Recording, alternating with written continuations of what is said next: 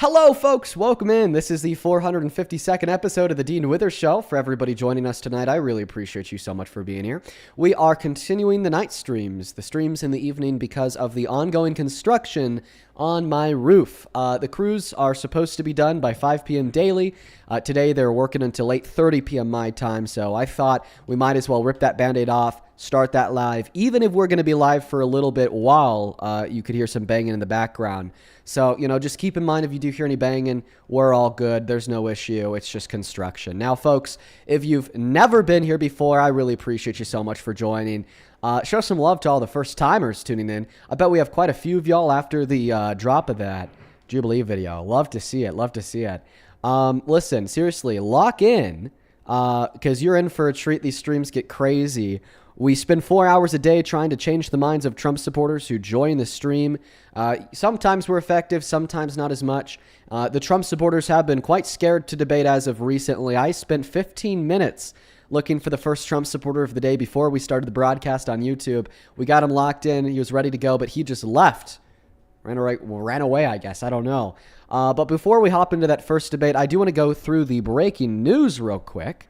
Wow. Donald Trump's America 250 celebration, his celebration starting tomorrow, in fact, has been completely fucking ruined. So I'm sure that many of you guys are familiar with the fact that they announced 10 headlining singers for his America 250 event, and essentially every single one of them dropped out because they don't fuck with Trump, they don't fuck with his administration. Well, they have finally gotten a replacement singer, and you guys have to take a look at this.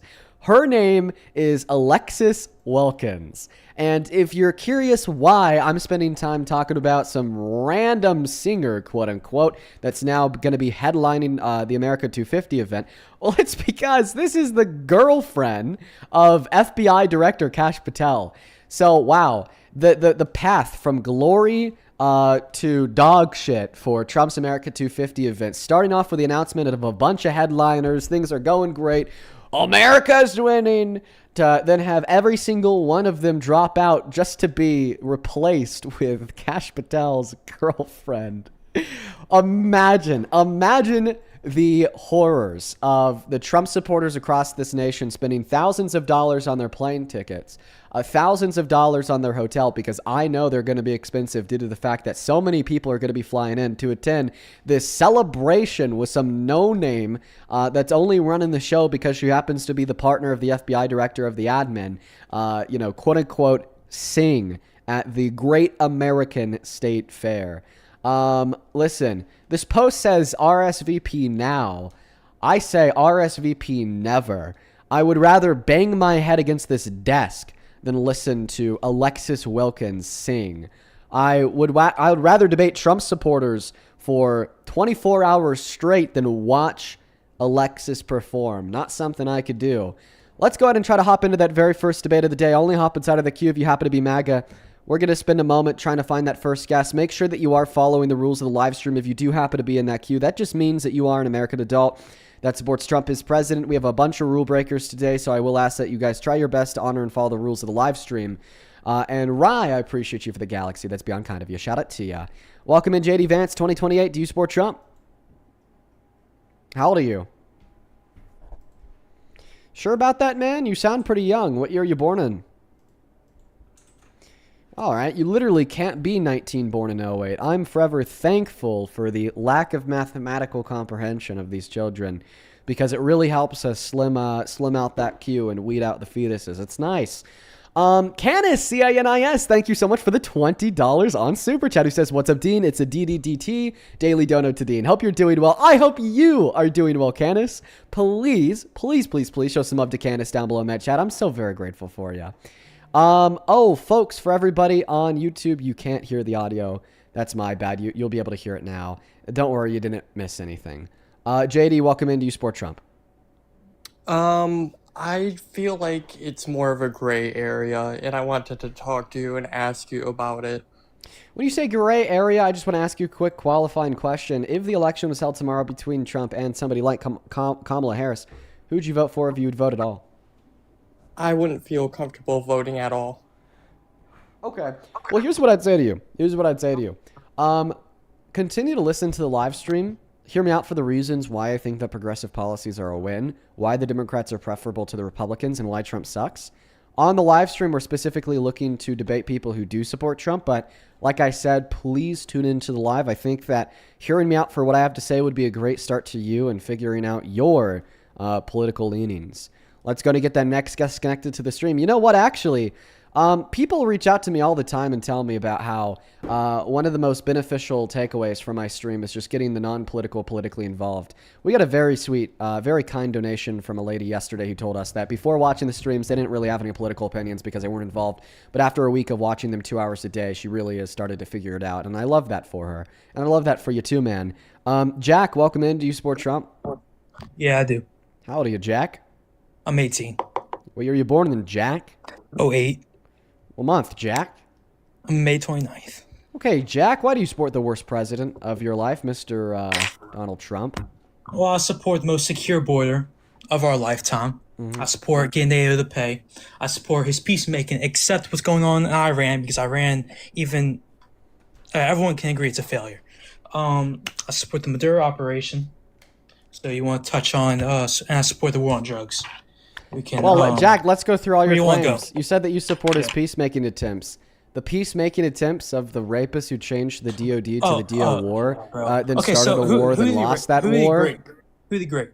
Oh, well, that's easy. A woman by the name of Eugene Carroll. Eugene Carroll, the same woman that said the majority of women, or the majority of people, find it smexy to get raped, right? That same woman? No, not because to I think get anyone who raped, says that rape. shit is out of their mind. They can't be So trusted. you're wrong about what you just said. She didn't say that she thought the majority of people find it now. sexy to get raped. It's sexy to rape. She did say that on an Anderson Cooper interview. No, she said the majority of people find it rape is smexy. sexy. Yeah, you think that's the same person?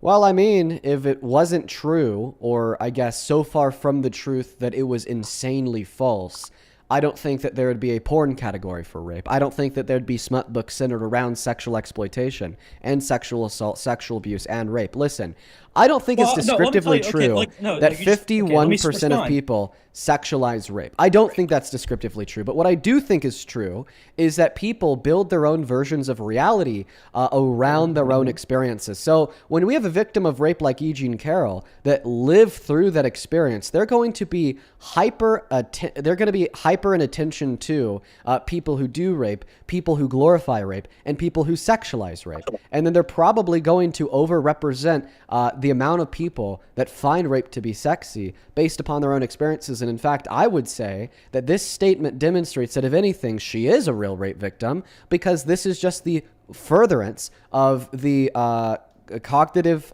consumption and work through process of complex traumas. And I don't think that you could use a statement made by Eugene Carroll to dispute the validity of the claim that she proved to you anonymous jury of 9 in the slightest.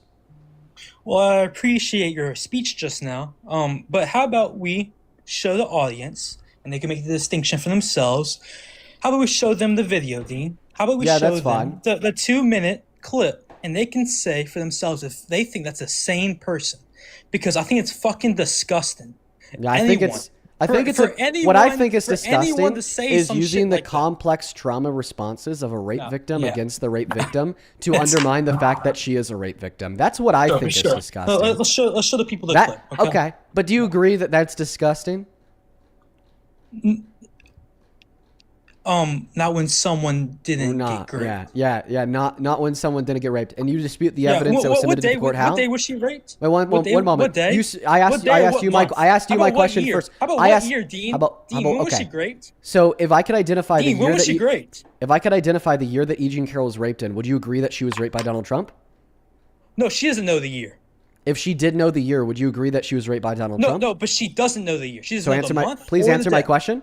If Eugene Carroll knew the year that she was raped in by Trump, would you agree that she was raped by Trump? No, because I would believe the lawyers told her some shit. Right. So what I think is absolutely... I think that this is very telling because you're just exposing yourself as an idiot who doesn't really care about the evidence that exists to justify the claim that Donald Trump raped E. Jean Carroll, that doesn't really care about the fact that this was proved to you on a mystery of 9, and then you attempt to manufacture talking points against the verdict of the jury to dispute her claims. But even if and when your talking points are false, you still don't concede that therefore it's true she was raped. Can you agree that the definition of the word year would be a container of 365 days? That's a calendar year. No, a calendar year is January 1st through December 31st. A container of 365 days could be September 1st to September 1st. Do you agree that the definition of the word year is a container of 365 days? So how about this? What calendar year was she raped? Can you please answer my question? What calendar year was she raped? Why are you not answering my question? No, repeat it? Like, I don't... What the fuck are you... Do you agree that the definition of the word year is a container of 365 days? I don't know why we're getting stuck up on this. Why are we getting stuck up on this? Because you won't answer the question is why we're getting stuck up on this. No, it's a dumb fucking question. I'm asking... No, I don't think it's a dumb question at all.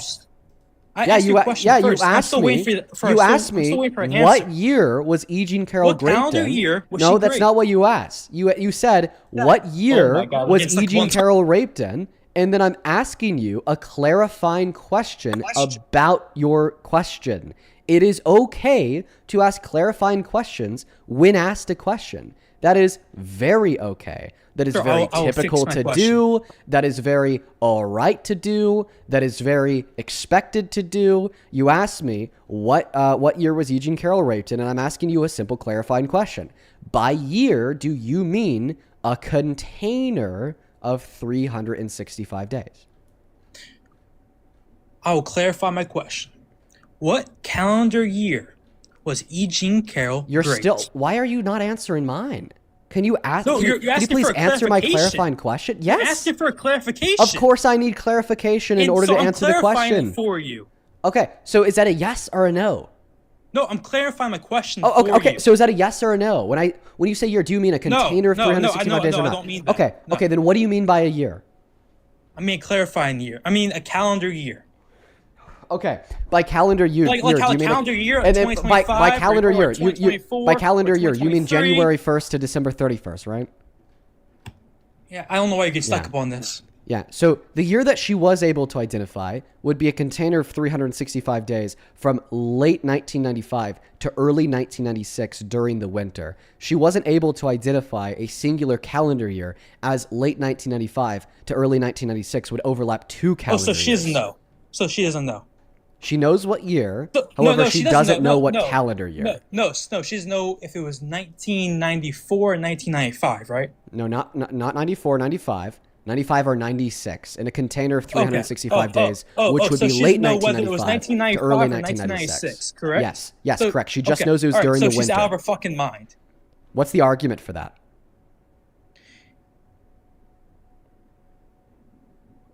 If someone got raped, it would be stained on them for the rest of their life. Like the specific date that it happened on?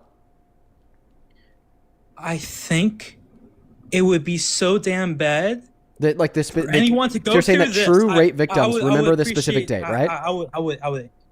Give me a chance to let me answer you. Sure, that's fine.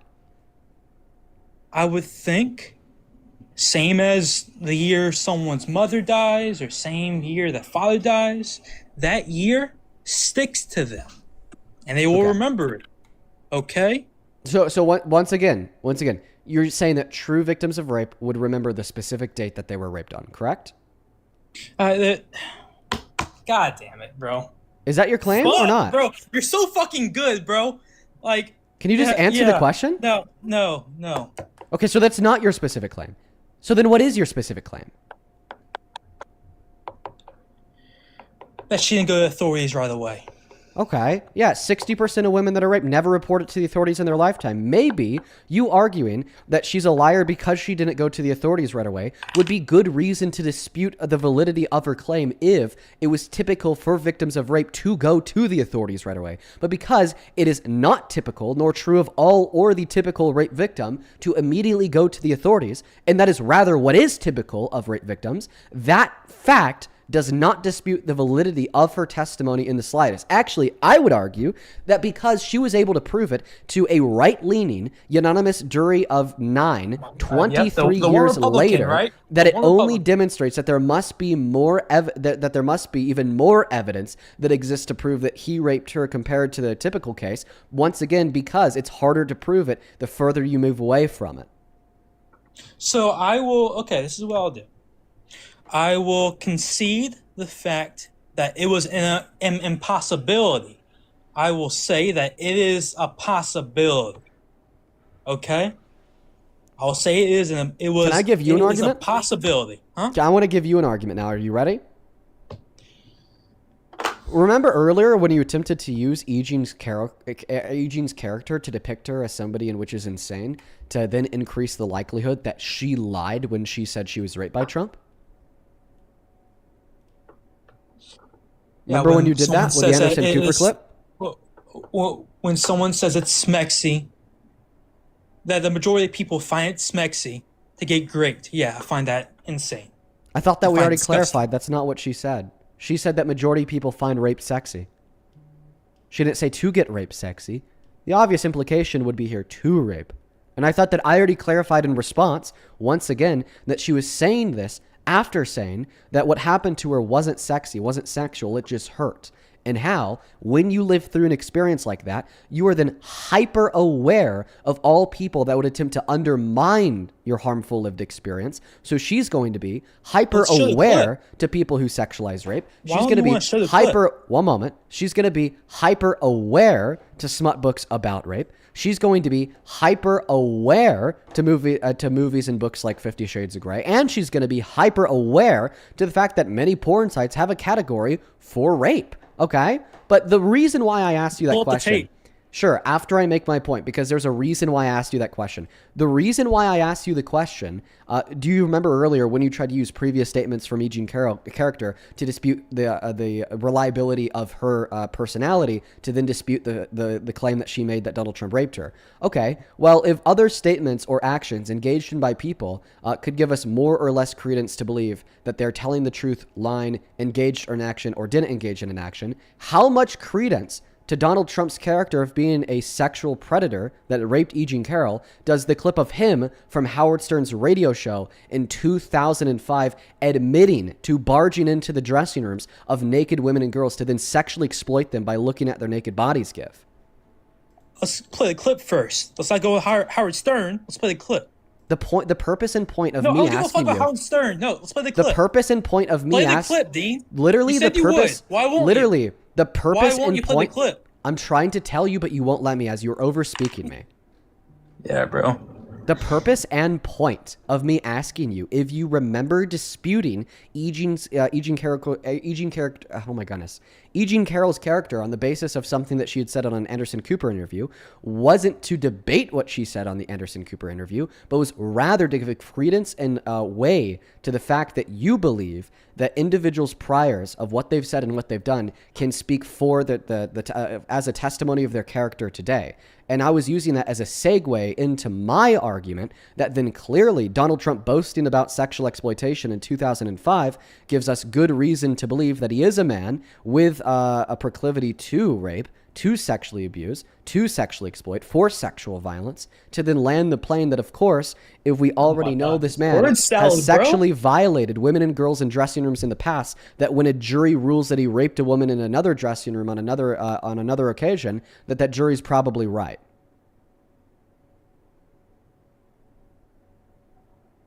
Play a clip, Dean. I thought I just explained. Oh my No, goodness. only play the clip. You said you would accept. You said you would play the clip. I know Yeah, you. after I I know why make you my clip. point. The purpose you of my agreed to point. at the start. The purpose of my point, bringing up you mentioning the Anderson Cooper interview, was not to debate what was said on the Anderson Cooper interview.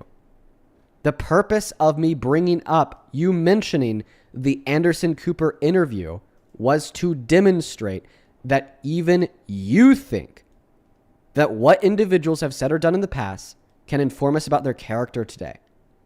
Therefore, because Donald Trump has said he sexually exploited women and girls in the past, this greatly increases the probability that the jury was correct in their judgment that he raped E. Jean Carroll. Play the clip. I will answer. I your literally points. just gave you an explanation of why me playing the clip is not clip? relevant to the point. No, it is. The reason why it's not relevant to the point is for the fourth time, I did not mention you pointing towards the E. Jean Carroll clip on Anderson Cooper to debate what E. Jean Carroll said on Anderson Cooper. I mentioned that point to point out the fact that you think what individuals have said or done in the past can inform us about the nature of their character today.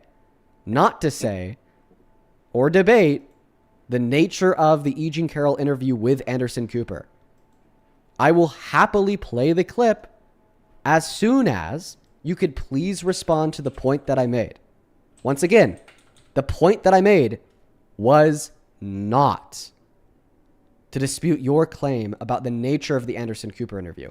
The point that I made was to demonstrate that you think what individuals have said or done in the past can inform us of their character today, indexed and referenced to Donald Trump going on the Howard Stern radio show to boast about sexual exploitation in 2005.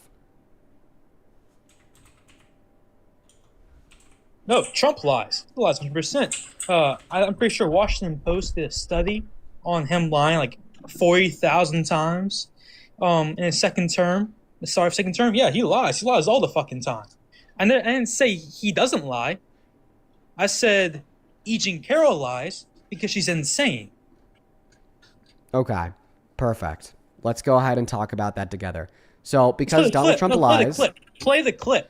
Oh my God. You were going to throw the point about my claim about the dressing rooms off. Okay. I will play the clip just so we could go back to the debate about the Howard Stern interview with Donald Trump and how that relates to the rape case. After I play this clip, you will see that I was right in what I said about how E. Jean Carroll brought up the fact that what happened to her was not sexual, was not sexy, it just hurt. And then Anderson Cooper says, well, I think most people think of rape as harmful. And then she says, no, I think most people think rape is sexy. Fine. I'll finally play the clip so then we could get back to my argument that you want to dodge from so hard. Let's see this crazy bitch. Yeah, now we have this fucking idiot calling rape victims crazy bitches and rapists the best president in the history of the U.S. She didn't get raped.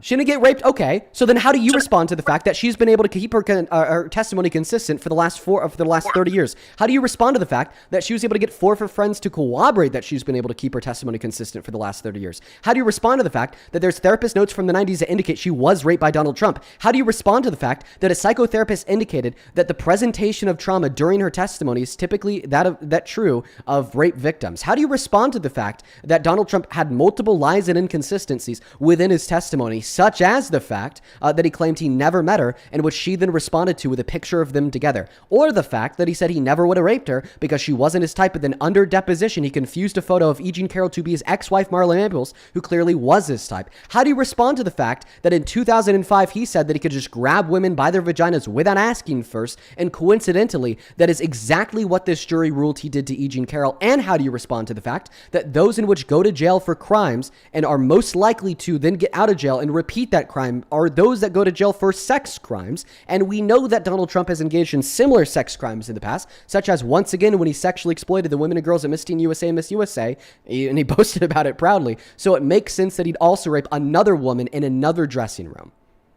Since you want to call her a crazy bee, I'm going to go ahead and have you respond to all of the evidence in which she provided to the court to corroborate her claim. Because if you cannot debunk that evidence, you can't describe and you can't prove that she's crazy, and you are just truly calling a rape victim a bitch and the rapist the best president.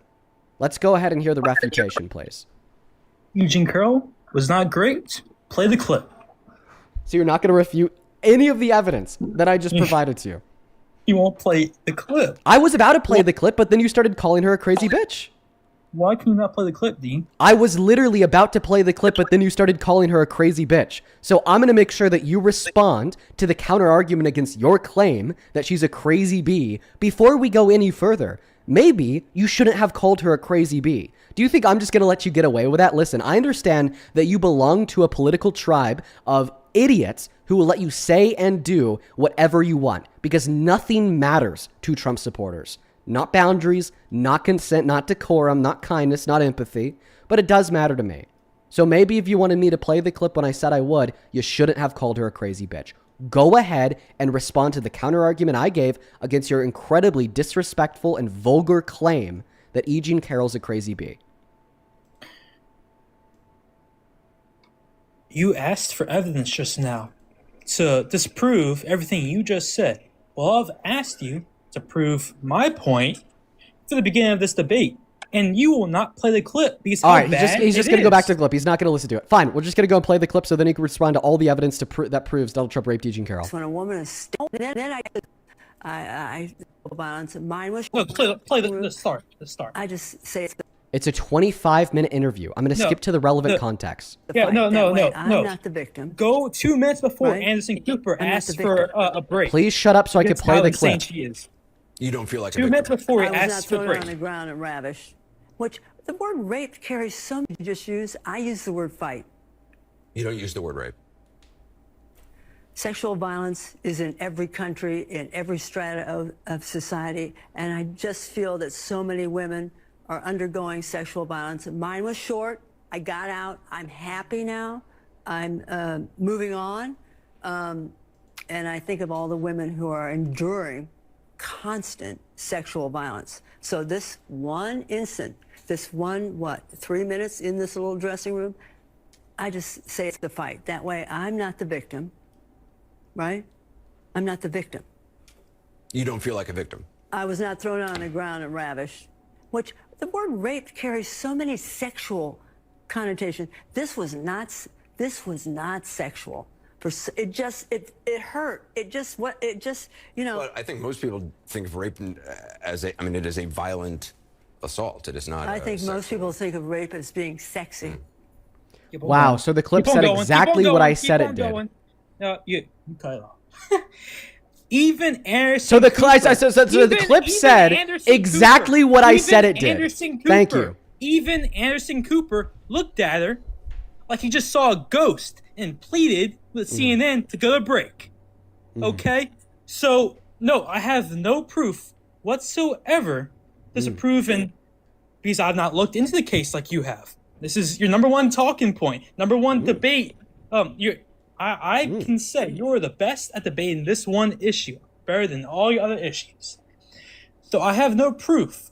Now he's spiraling because I finally said. played the clip, so he can't use that as a pivot anymore.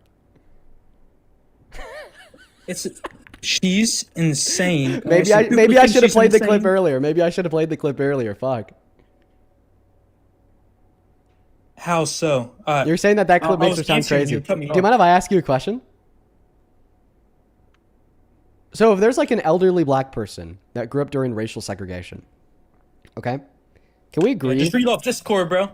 How about show? Oh different, yeah, show I'm reading off Discord right now. You got I'm gonna Discord, go back right? to what I was saying, but this time with my eyes closed. Let's assume that there's an elderly black person who grew up during racial segregation. Would you agree that this person would be hyper tuned into racism? Matters where they live. If they live down in Mississippi, They're going to be hyper aware of racism, right? More aware than white people that didn't grow up in segregation, right? White people were never segregated. You agree that this person would be hyper aware of racism because it personally impacted them to a very high extent. So if there was an elderly black person that was sitting down on an interview and this elderly black person said, I think that most people think of racism as convenient.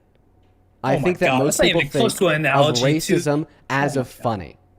And then they said, well, racism isn't convenient. It's not funny. It just hurt. And then the interviewer goes, well, I think most people think of racism as hurtful. And then they say, no, I think that most people think of racism as funny and convenient. Are they saying that they think of racism as funny or convenient? No. Are they just communicating the fact that they grew up in a society where they were hyper aware and still are today of the racism that exists in the world around them and how that racism has been so personally impactful to themselves and how other individuals have undermined the meaning and the value of said racism? Yes. Same thing is true for rape victims. You can't. When you are raped, when you undergo and experience a sexual violence, you become hyper aware of all people who undermine that sexual violence. You become hyper aware of all the smut books. You become hyper aware of all the movies, hyper aware of all the porn categories. So when she says that what happened to her was not sexy, was not sexual, it just hurt, and then E. Jean Carroll says, I think most people think of rape as hurtful. Then she says, no, I think most people think of rape as sexy. She is pointing out the systemic failure of this nation. She is pointing out the rape culture that exists. She is pointing out the rape categories on porn websites. She's pointing out that smut. She's pointing out those movies. She's pointing out how so many people in society undermine what she lived through.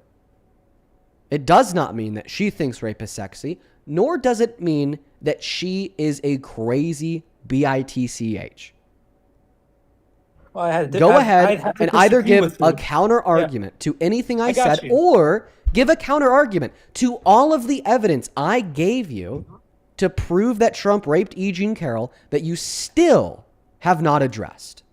No, because I'm not aware of it. I gave it all to you. You are aware of it. I said every piece of evidence. You were rapping. Okay, so let's slow down. Let's go back to my first point. Do you agree that what individuals have done before and what they've said before can inform us of their character today? I'm not going down this whole thing. Answer the question. No, answer the question. No. He was found civilly liable. Do you agree that what people have done or said before inform us of their character today? Can we move on, bro? It's funny how you want to move on right after I play that clip. I gave you 4 different arguments. Talking about one issue for 30 minutes. I gave you 4 different arguments. And in response to every single argument I gave you, you just said play the clip. But now that I've actually played the clip and given you an argument that nothing insane in that clip was said, yes, now you just want to move on? What? How many people have you heard say the exact quote that she used, or any kind of idea of what she just said? That any rape victim said again, great. Most people find it sexy. Where did she say? Where did she say that most people find getting raped sexy? Rape sexy? And that is different from the claim that majority of people find getting raped sexy. No, what I asked is she specifically said that culturally the word rape carries sexual connotations. I could point you towards a billion different rape victims that say culturally rape carries sexual connotations in the way that people have discourse over it because of smut, because of it being a porn category on websites, because of rape culture. I have never heard any other rape victim ever because you don't spend your time talking to rape victims about what they live through. You spend your time supporting rapists as presidents. You do? You talk to rape victims all the time? Yeah. In fact, I do. In fact, I do. I don't have to tell you anything about my personal experiences outside of this live stream. Because you're lying. You're trying to act like some kind of Superman. How the fuck could you possibly say that I'm lying when nearly every woman and girl in society has a story to tell? You have not helped. How the fuck can you say I'm lying when nearly every single woman and girl in society has a story to tell? How can you say that I'm lying that I haven't when I say that I've spoken to rape victims about their lived experiences recently? Because you're a speaker for the DNC. You understand that you could walk out your fucking door. You could walk out your fucking door. You could walk out. One moment. Shut up. You could walk out your fucking front door. Go find a random woman in the mall, and I would bet you that there's around the chance of a flip of a coin, that woman would have a story to tell about sexual violence. Why? So Because people like you undermine it, people like you ignore it, and like people me like you undermine it. empower I the want- I predators want and capital put them in punishment. positions of power. I want a capital No, punishment. you don't want capital Yes, I punishment. do. You want the I promise you I presidency. do. He was found civilly liable. He was not criminally prosecuted.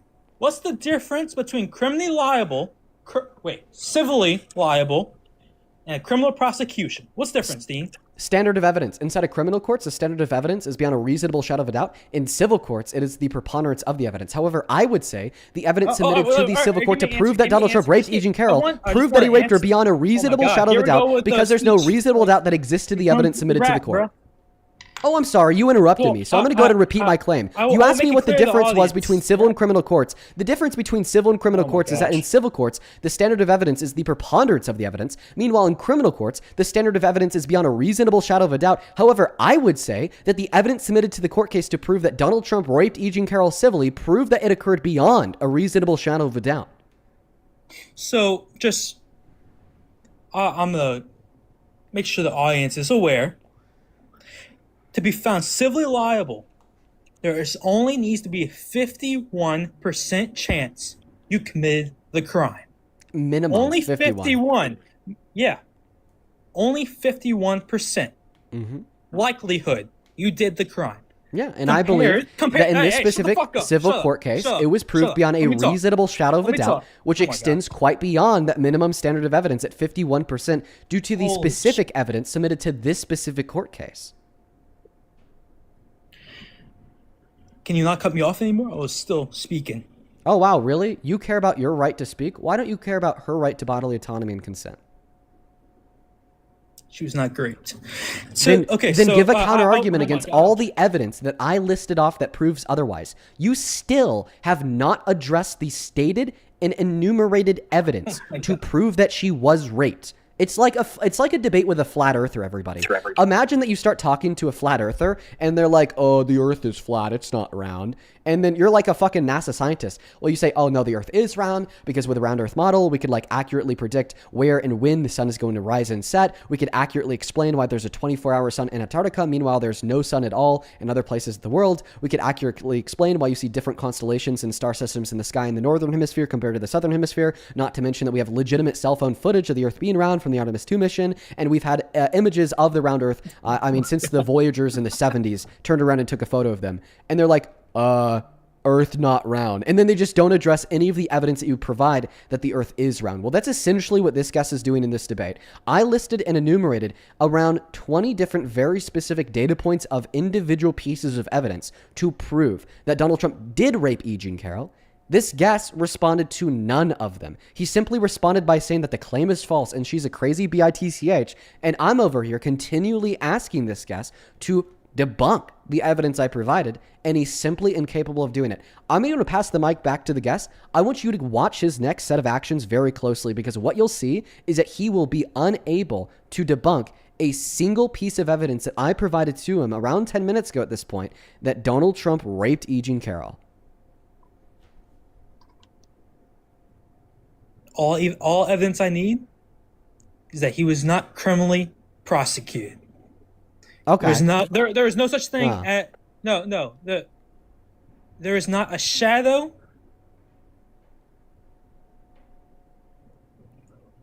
of a doubt that he did not commit the crime. Can I ask you a question? I'm going to go ahead and ask you a question because it seems like your argument is clear. You're saying that regardless of the specific evidence that was submitted to the court case to prove that he raped her, because it was proven in a civil court and not a criminal court because of the statute of limitations, by the way, that you will not believe that he raped her. So let me ask you a question. If the evidence that E. Jean Carroll submitted to that courtroom was literally a video authenticated by forensic experts of him raping her, would you still argue that you would not believe he raped her because it was not proven in a criminal court? If there is video evidence of him committing the crime, I would believe her. Okay, so you are saying that you would believe the outcome of the civil court. One moment. You are saying that you would believe the outcome of the civil court if the evidence that drove that outcome was compelling, correct? If there was an actual video, or if there was DNA Just answer the question. You are saying that you would believe the outcome of that civil court A forensic if the video? What are you evidence talking submitted to that court was sufficiently compelling, such as a video, such as DNA, or such as any other mixture of evidence in which is sufficiently compelling to demonstrate that it occurred beyond a reasonable shadow of a doubt, correct?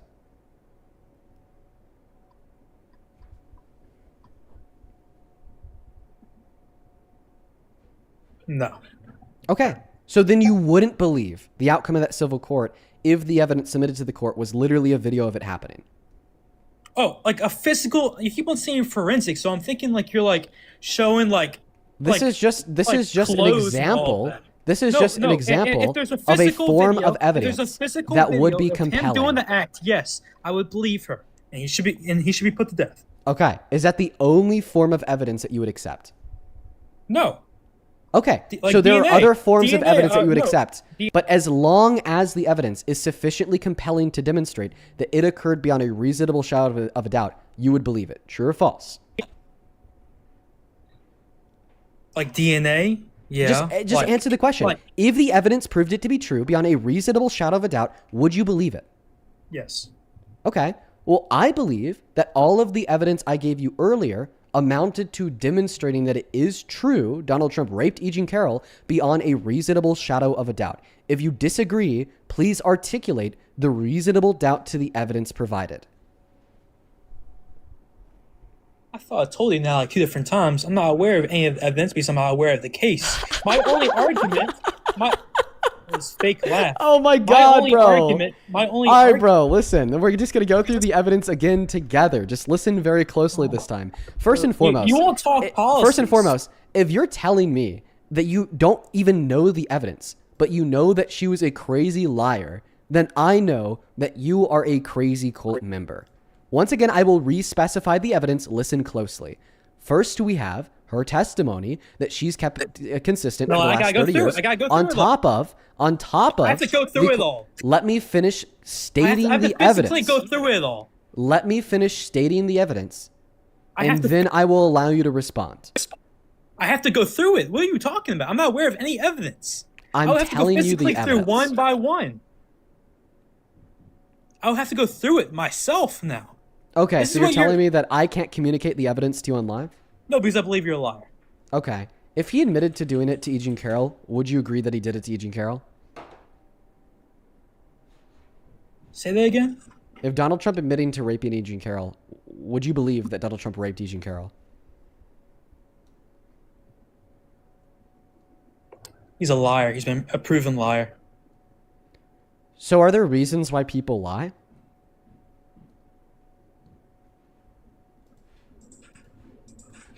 No, I mean, I'll take that back. If yes, now you're gonna talk about Howard Stern. Just But answer the question. If he admitted to raping E. Jean Carroll, I'll answer you. would I'll you answer believe I'll that he take it raped back. E. Jean Carroll? I'll take back what I just said. But you're about to bring up Howard Stern though. So If he we're not admitted going to that. raping E. Jean Carroll, would you believe yeah, that he like- raped E. Jean Carroll? Same thing if he admitted to a murder. Yes. Did I just get a... Okay. Yes. You would. Yep. So let's if talk about Howard Trump Stern now. So if Donald Trump admitted about to Howard it, Stern, you huh? believe that he did Talk it? about Howard Stern. Let's talk about Howard Stern. Yeah, well, I think that you're a liar because yeah. earlier when I told you about Howard how he Stern. admitted to sexual violence by barging into the dressing rooms of naked women and Howard girls, Stern. you didn't believe that he did it. Yep. So I think that the goal shift is forever moving with you guys. It doesn't matter, okay, if he admits to it, you call him a liar. It doesn't matter if he's found guilty in court, you say that the court is wrong. No, because there's difference. Even though, what was the crime for barging into a woman's restroom? Well, the specific crime would be voyeurism. And what is that? Like, The how action many, of looking at somebody in the nude without consent. how many years are we talking about? I It's don't like know. 6 months in I would jail? assume it would depend on the state. Can you Well, please respond to the fact that you told me there is that a you would giant- believe okay. that Donald Trump raped E. Jean Carroll if he admitted to it, but you wouldn't believe that Donald Trump sexually exploited naked women and girls if he admitted to it? There is a giant difference between raping someone and looking at someone when they're in a nude position. So what reasons would he have to lie about sexually exploiting naked women and girls that he wouldn't have to lie about raping women or girls?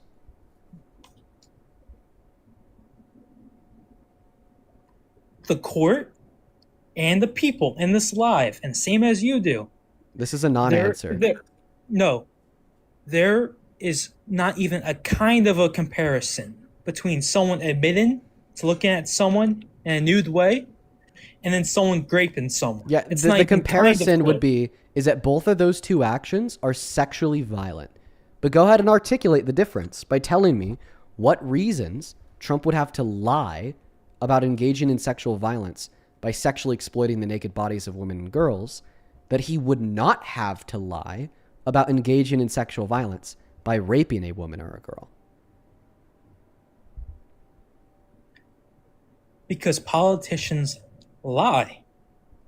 Saying that politicians lie would be a reason that would apply in both circumstances. Because in both circumstances, the claim that he raped somebody and the claim that he sexually exploited somebody would be two claims made by the same politician.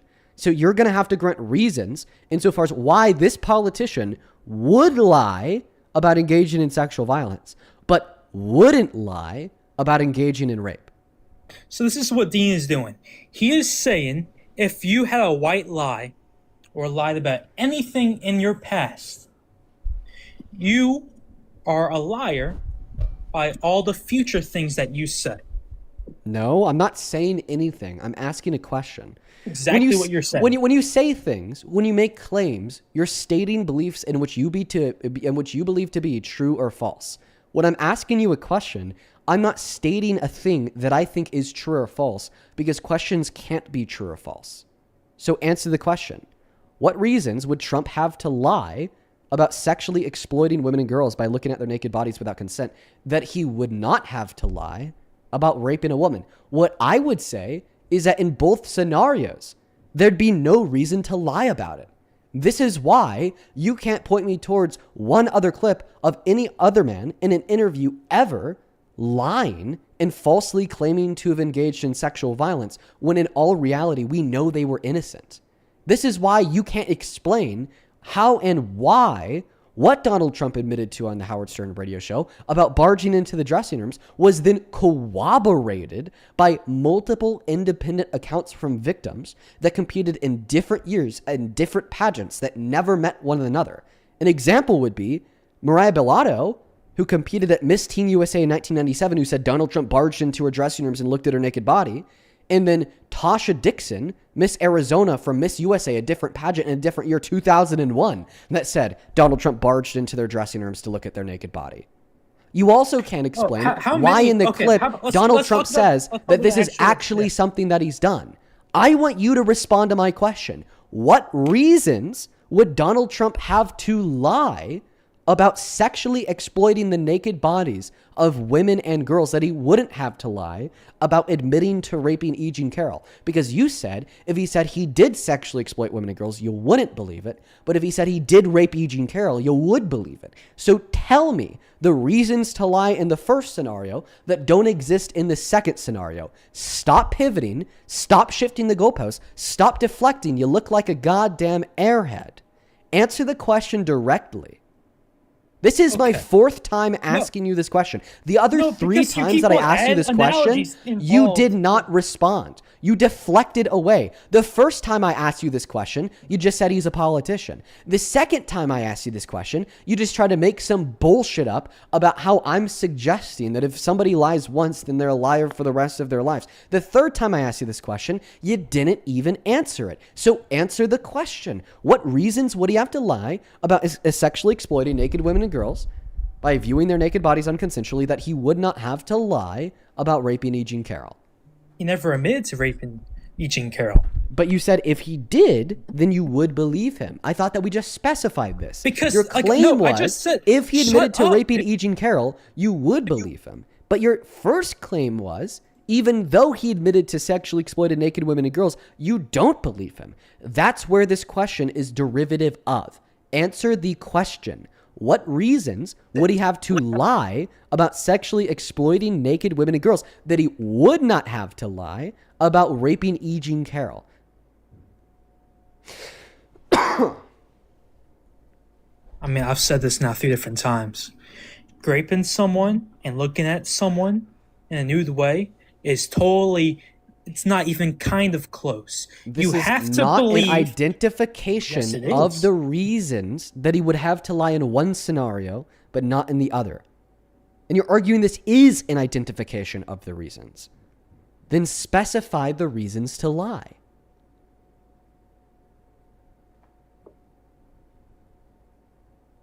because he is a bad person. And he does stupid things and he says stupid things. Okay, let's see. Let's see if that is a legitimate reason to lie about engaging in sexual violence when in all reality they're innocent. You're saying that that reason to lie is that they're stupid. Do you agree that there are a lot of stupid people? Yes. Okay, so if stupidity was a reason to lie about falsely engaging in sexual violence when in all reality they didn't, give me one other scenario of a stupid man falsely claiming to have engaged in sexual violence when in all reality they didn't. If you can't give me one other scenario of a stupid man doing this, then it must be false that stupidity would be a reason to falsely claim about engaging in sexual violence when in all reality they didn't. I'll find you someone. Do it.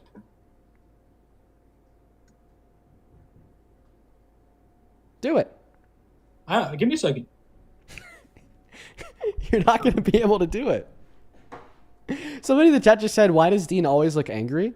Because I am angered by rape apologists.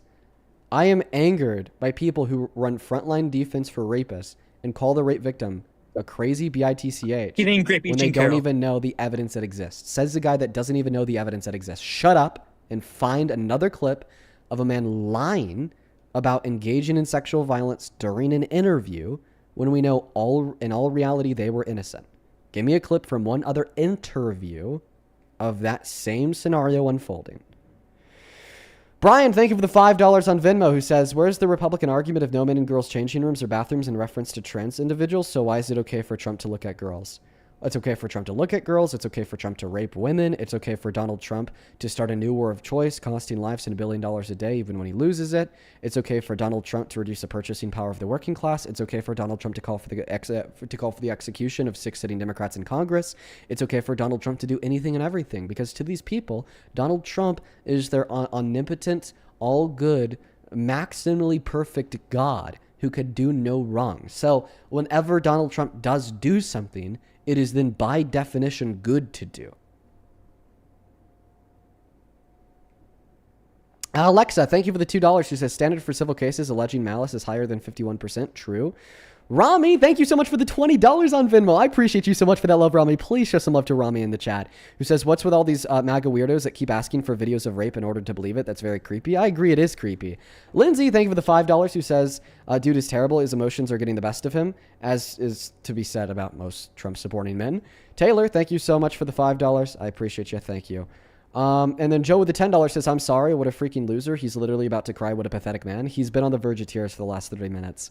Carolyn, thank you for the $20 on Venmo, says, on behalf of the rational women everywhere, please accept this donation as a formal apology for the brain cells you lost when debating the 20 idiots on Jubilee. You deserve hazard pay. Thank you for your service. Well, I appreciate you for the $20, Carolyn. That is beyond kind of you, and I'm very grateful for you. Let's get 200 Carolyn W's in that chat. That is actually not Carolyn, that's Karen. Caryn. Thank you so much, Karen. And then Ashley, thank you so much for the $25 on Venmo. Thank you so much. And that's awesome. I can't wait to look through it. Ashley, thank you for the $25. Olivia, thank you for the $10. Lindsay, I appreciate you for the $10. And Felicia, thank you for the $20. She says, thank you for continuing to be a voice for humanity. Well, thank you so much for being here. I don't know if I'd say I'm a voice for humanity, but I do think that I'm a voice for what's best for humanity. And I try to convince as many people as possible on a daily basis to understand that maybe rape culture is not what's best for humanity. At least that seems to be what I'm doing right now. Thank you for the $20, Felicia. Jason with the $5 says, this guy's so angry. Jason sent that donation in 40 minutes ago and he still hasn't calmed down. Lol. Melissa, thank you for the $10, who says, hey, Dan, I used to love watching you with my grandmom. She died earlier this month at 81 years old. Oh, man. I'm really sorry to hear that, Melissa. Best thoughts, prayers, and wishes to you and your family. I understand what that's like. My grandma passed away earlier this month. I wish you guys the best of luck Vivian, thank you for the $16 donation on PayPal, who says, hey, Dean, I was looking forward to today's stream and I'm currently watching. Always one of the best parts of my day. Keep going and I hope you have a great day. Well, I hope you have a great evening as well, Vivian. I hope that you enjoy this stream and thank you so much for the $16 dono. Please show some love to Vivian in that chat. Same thing to Kaylin. Thank you so much, Calyn. Thank you so much for the $2. And then one person to quickly thank over on Super Chat, Miss Jenna. Thank you so much for the $100 donation. Jenna, you are the GOAT. That is so much fucking money. Jesus, Jenna.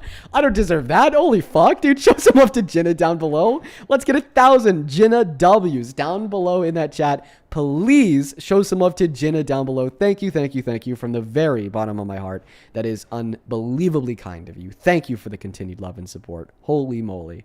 Wow. All right. Jack, it seems like you're back. Go ahead and provide us the clip of one other man sitting down on an interview. One moment. On an interview. All right. And claiming that they falsely engaged in, that they did engage in sexual violence, when in all reality, we know they were innocent. I have no, you asked for evidence. You didn't ask for a clip. Yeah. Well, I'd assume like a clip is the only evidence that you could provide of this happening. No, I didn't. I found evidence. All right. I mean, if there's other evidence that works. Would you agree that hiding something from your partner is a lie?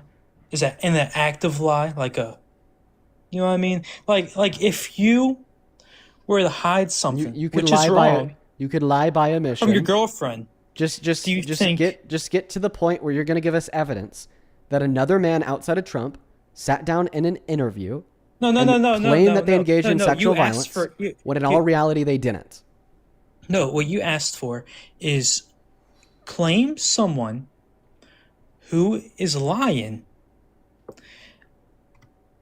about unconsensually looking at naked women. Right?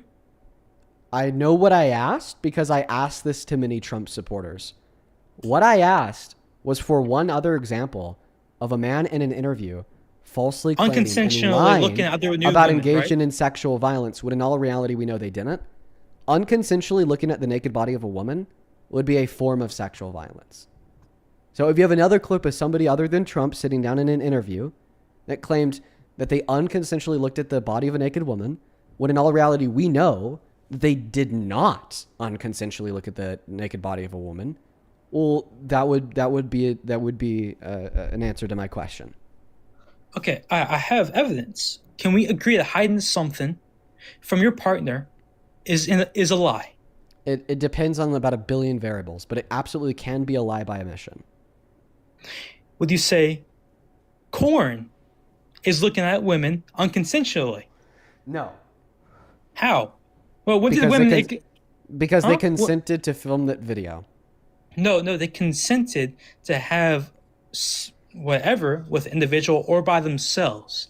We didn't ask for and the consent, and they consented and for they didn't give it to us. and they consented for that video to be filmed. Wrong. Oh yeah, Not that wrong. is correct. That's correct, but I didn't ask for consent. You didn't ask for consent? What do you I mean? mean, like, individuals didn't ask for consent to look at... Like, you didn't ask for their consent to watch the video? Well, you have it because they made the informed decision to film that video knowing that you might see it. But we didn't ask for consent, right? They gave you consent without you asking No, they for didn't it give us... by consenting to that footage being filmed, knowing that you could see it. It's implied consent. So it is a form of consent. So... They do give consent for you to watch it, yes. Not for the individual.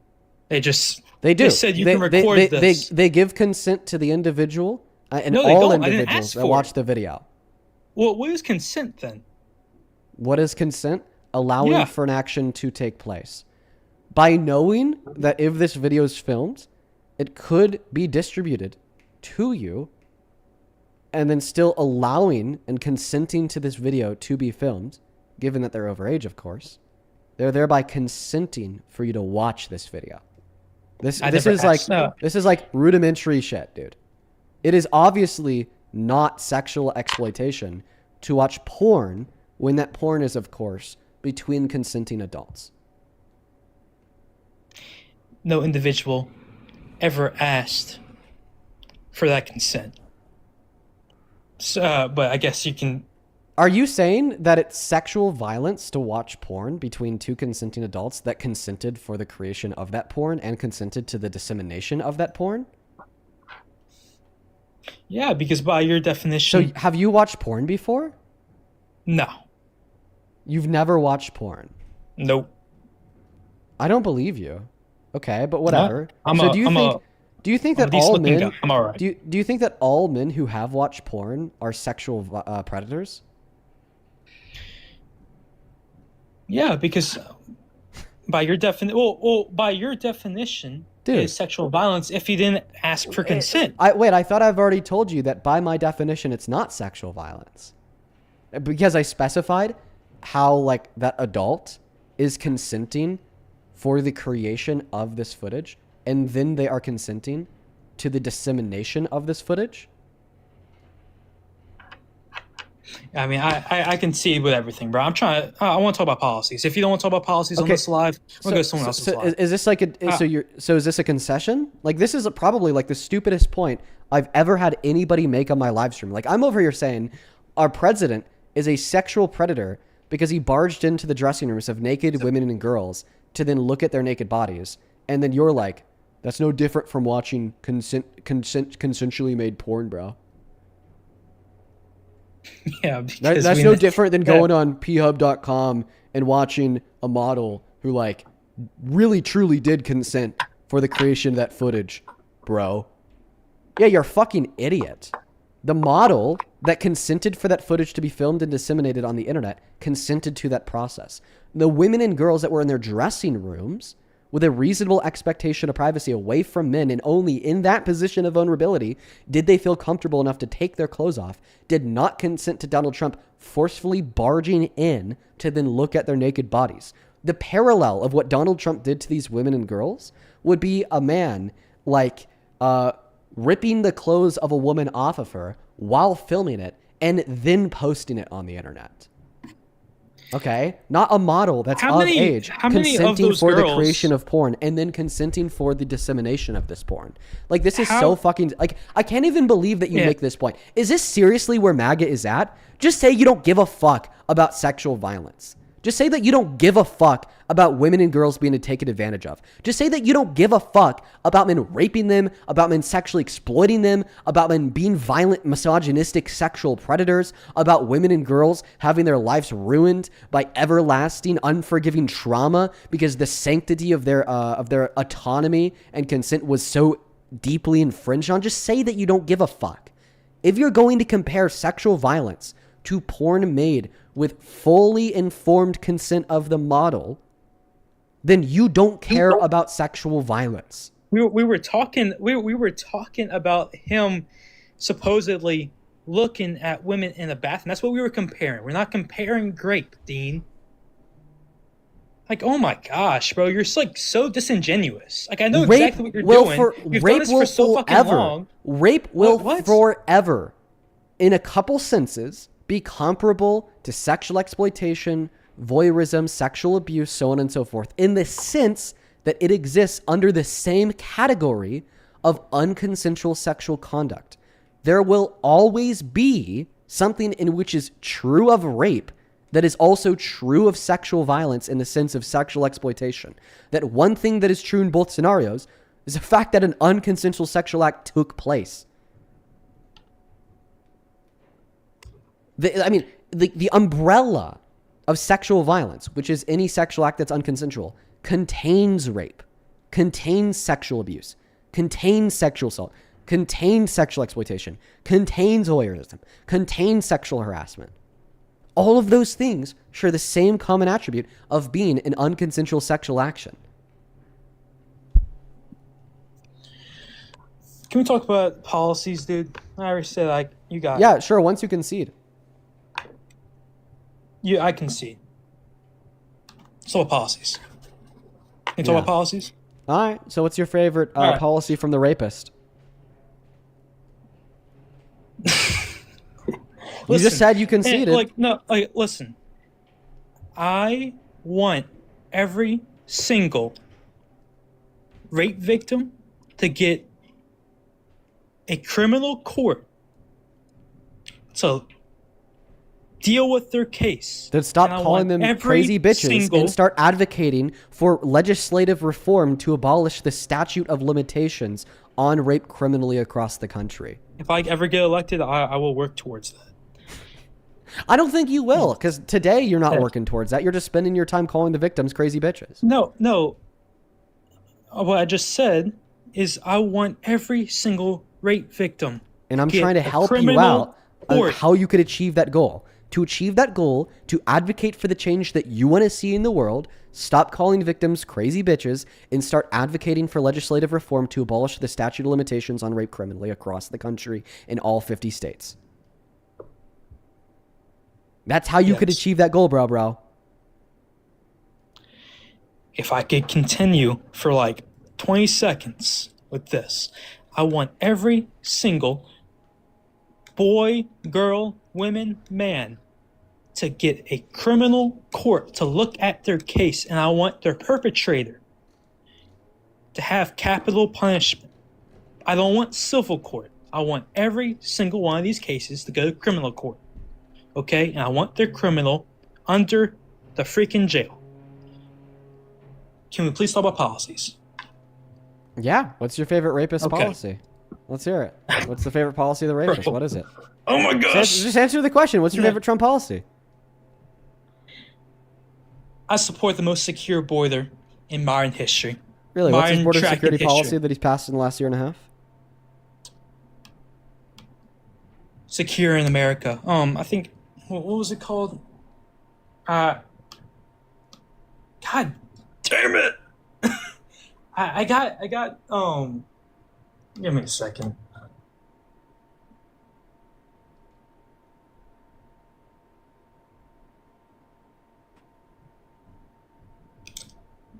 You wanted to talk about policy. Then we start to talk about policy, and then you can't talk about policy because you don't know the policy. No, I got you. I got policy.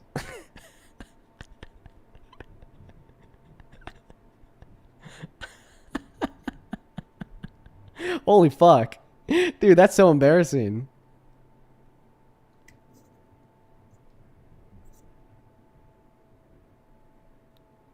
Brother. What are we doing? What's the name of the policy, bro?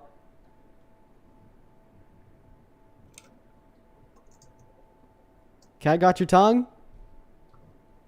Yeah, a little bit. Give me a second. He's Googling it. I'll let him Google, folks. Let him Google. No, I mean, it is the most secure border in modern history. So I name just the don't know policy he the passed policies. to secure the border. I got That's you. fine. Okay. You could Google it.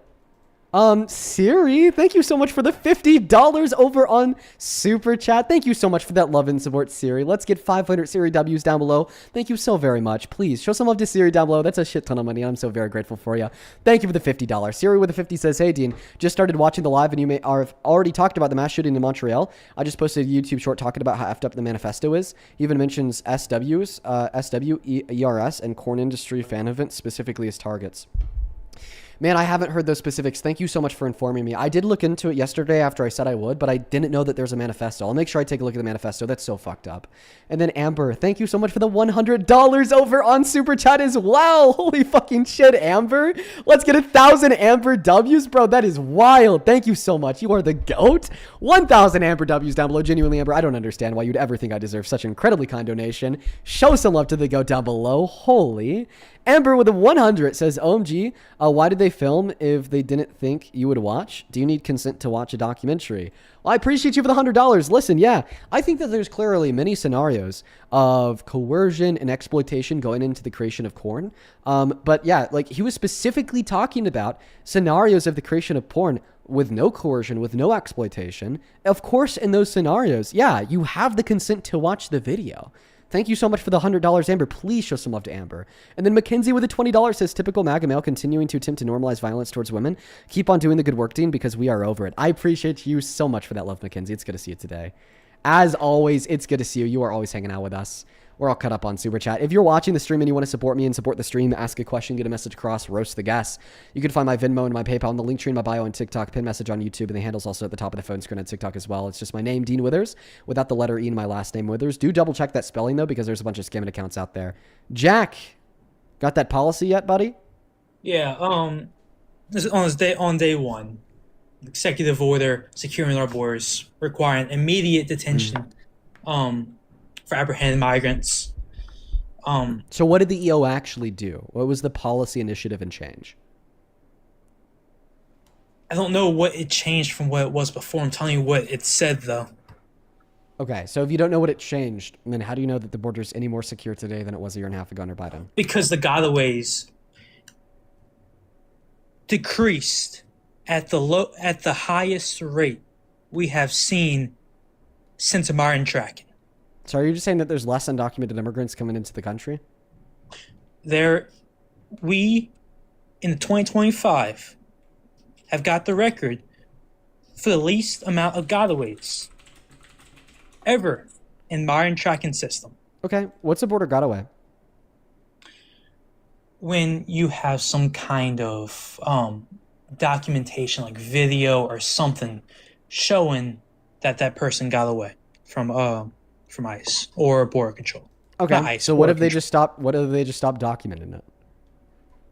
What if they just stopped documenting them? Because You have any proof of that? if You have they any weren't proof of that? documenting You them, have any proof well of that? then there'd be less I need gotaways. proof of that. This I need is proof of that. well, I actually, need proof. you'd I need have to proof.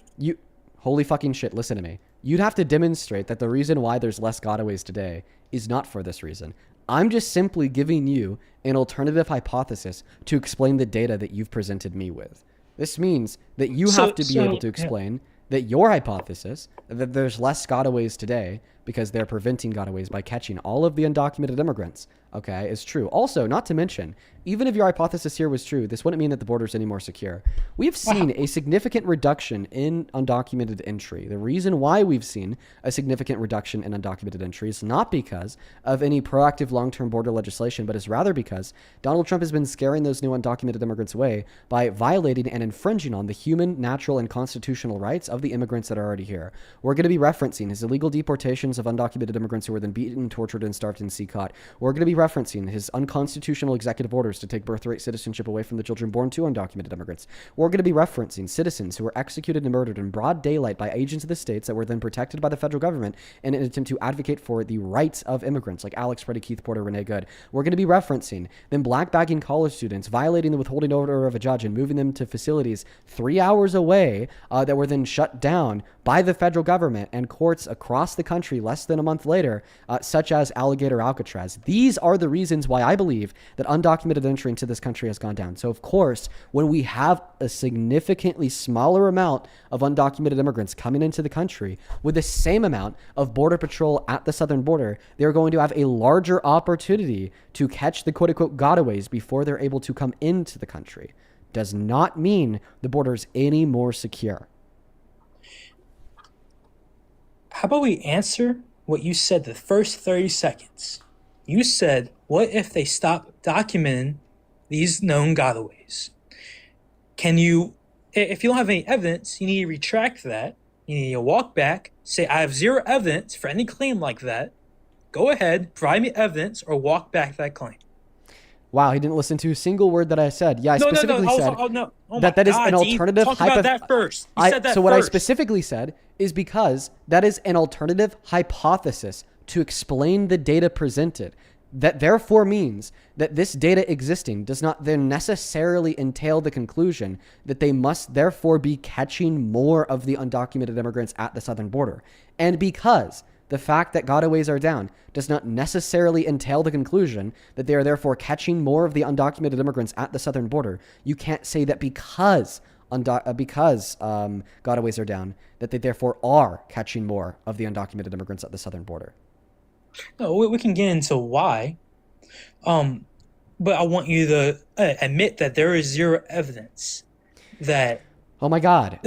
For the third time, the point of me bringing it up was not to say that there's evidence that this is the case, but it was rather to say that because this alternative hypothesis exists that could possibly explain the data, this therefore means that the data doesn't necessarily entail your hypothesis.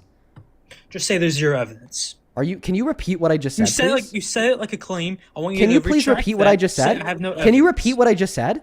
You just said fucking 100 words in 30 seconds. No, I said less than a sentence. I'll repeat it for a fifth time. The reason why I brought up this hypothesis was not to say that therefore this hypothesis is true. It was not to say therefore this hypothesis explains the data. What was to rather to say that because this hypothesis could possibly explain the data doesn't necessarily entail your hypothesis. And because the data doesn't necessarily entail your hypothesis, you have to give evidence on top of the data to demonstrate that it does entail your hypothesis.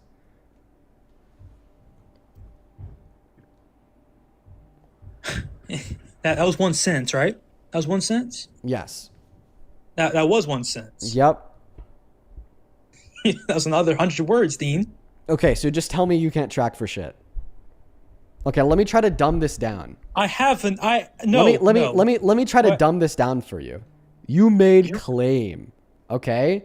I have evidence. Claim was. You made claim.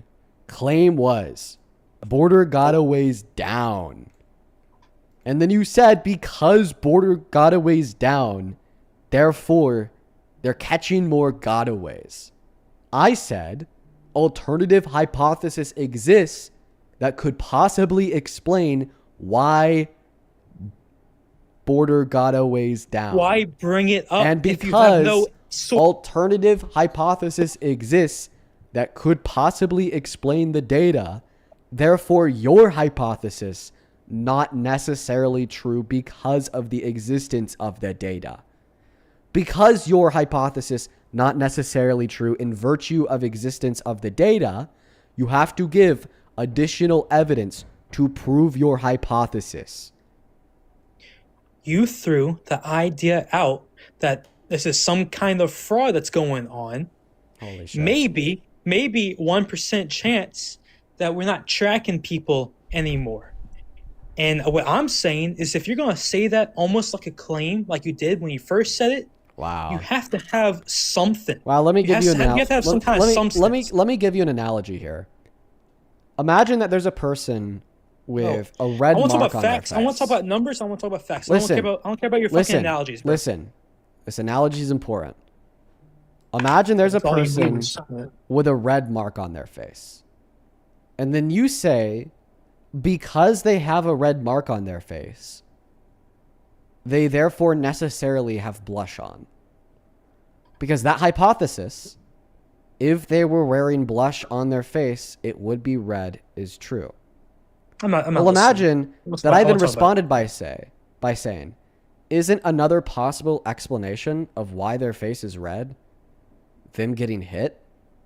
It's like, yeah, that is another possible explanation of why their face is red. It's just not true. So because the secondary possible explanation of why their face is red exists, we therefore cannot reasonably conclude with the lack of further evidence that because their face is red, they are therefore wearing blush. Even if I have no evidence to prove that they were hit. Do you understand the point now, child? Disingenuous, and you know that. What's disingenuous about the nature of the analogy granted? Not the analogy, bringing up the possibility of that there is some kind of fraud going on and we're not tracking people anymore. It's disingenuous. The reason why it's not disingenuous. The reason why it's not because disingenuous it's just wrong. is because it wrong. You have no evidence that even the reason why it's not disingenuous is because what it demonstrates is that you can't say that because border gotaways are down, that therefore they're necessarily catching more gotaways.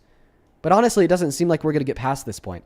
So I would really appreciate it if you would respond to the argument I gave you that demonstrates how Donald Trump's border is not secure, even if your claim was true. Do you remember that argument? Please respond to it. Fuck your hypothesis. I don't care what you think may be a possibility. Cool, bro. Could you please respond to the argument I gave you to demonstrate how even if your claim was true, this wouldn't mean that the border is any more secure? A good thing. No, you're running? Hey, buddy, you're running. Please respond to the argument. No. Fuck your question. What a runner. Less gotaways is a good what a runner. thing.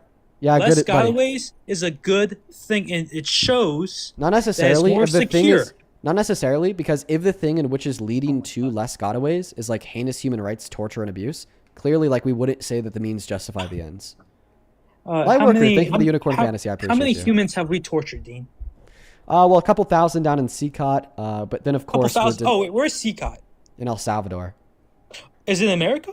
Right? It's in Salvador, right? Yeah, the place that Donald Trump got $1 billion do we have contract any kind of with. jurisdiction over El Salvador? Well, actually, Nayib Bukele did tell the UN that the U.S. does control the treatment of the detainees at CCOT that are deported there from America. But America would actually still yet be responsible in part for the torture of undocumented immigrants deported from America to CCOT, given that they knew of that torture and the fact that it realistically might take place prior to the deportations, which they absolutely did, because there's been human rights watches across the globe recording and reporting torture and heinous human rights abuse inside of CCOT since it was built. Also, not to mention that even after reports breaking on the world stage about inmates that we have illegally sent to CCOT in El Salvador being tortured, beaten, and starved, like Abrigo Garcia, by the way, we're still continuing to send people there, and the administration does not give a fuck. It is not our problem what goes on in different nations. We are absolutely in part responsible for that outcome per the argument that I just gave you. Please respond to the argument that I just gave you that demonstrates that Donald Trump and the Trump administration share the responsibility for the torture of Abrigo Garcia and other inmates of CCOT sent to CCOT from the U.S.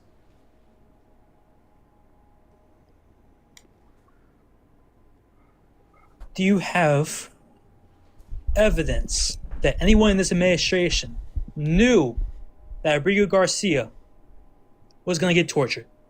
Yeah, the reports from the UN Human Rights Watch, as well as other human rights watches since give me something to look the up, conception give of me something to look CCOT. up. Need something to look up. Human rights violations in CCOT 2024.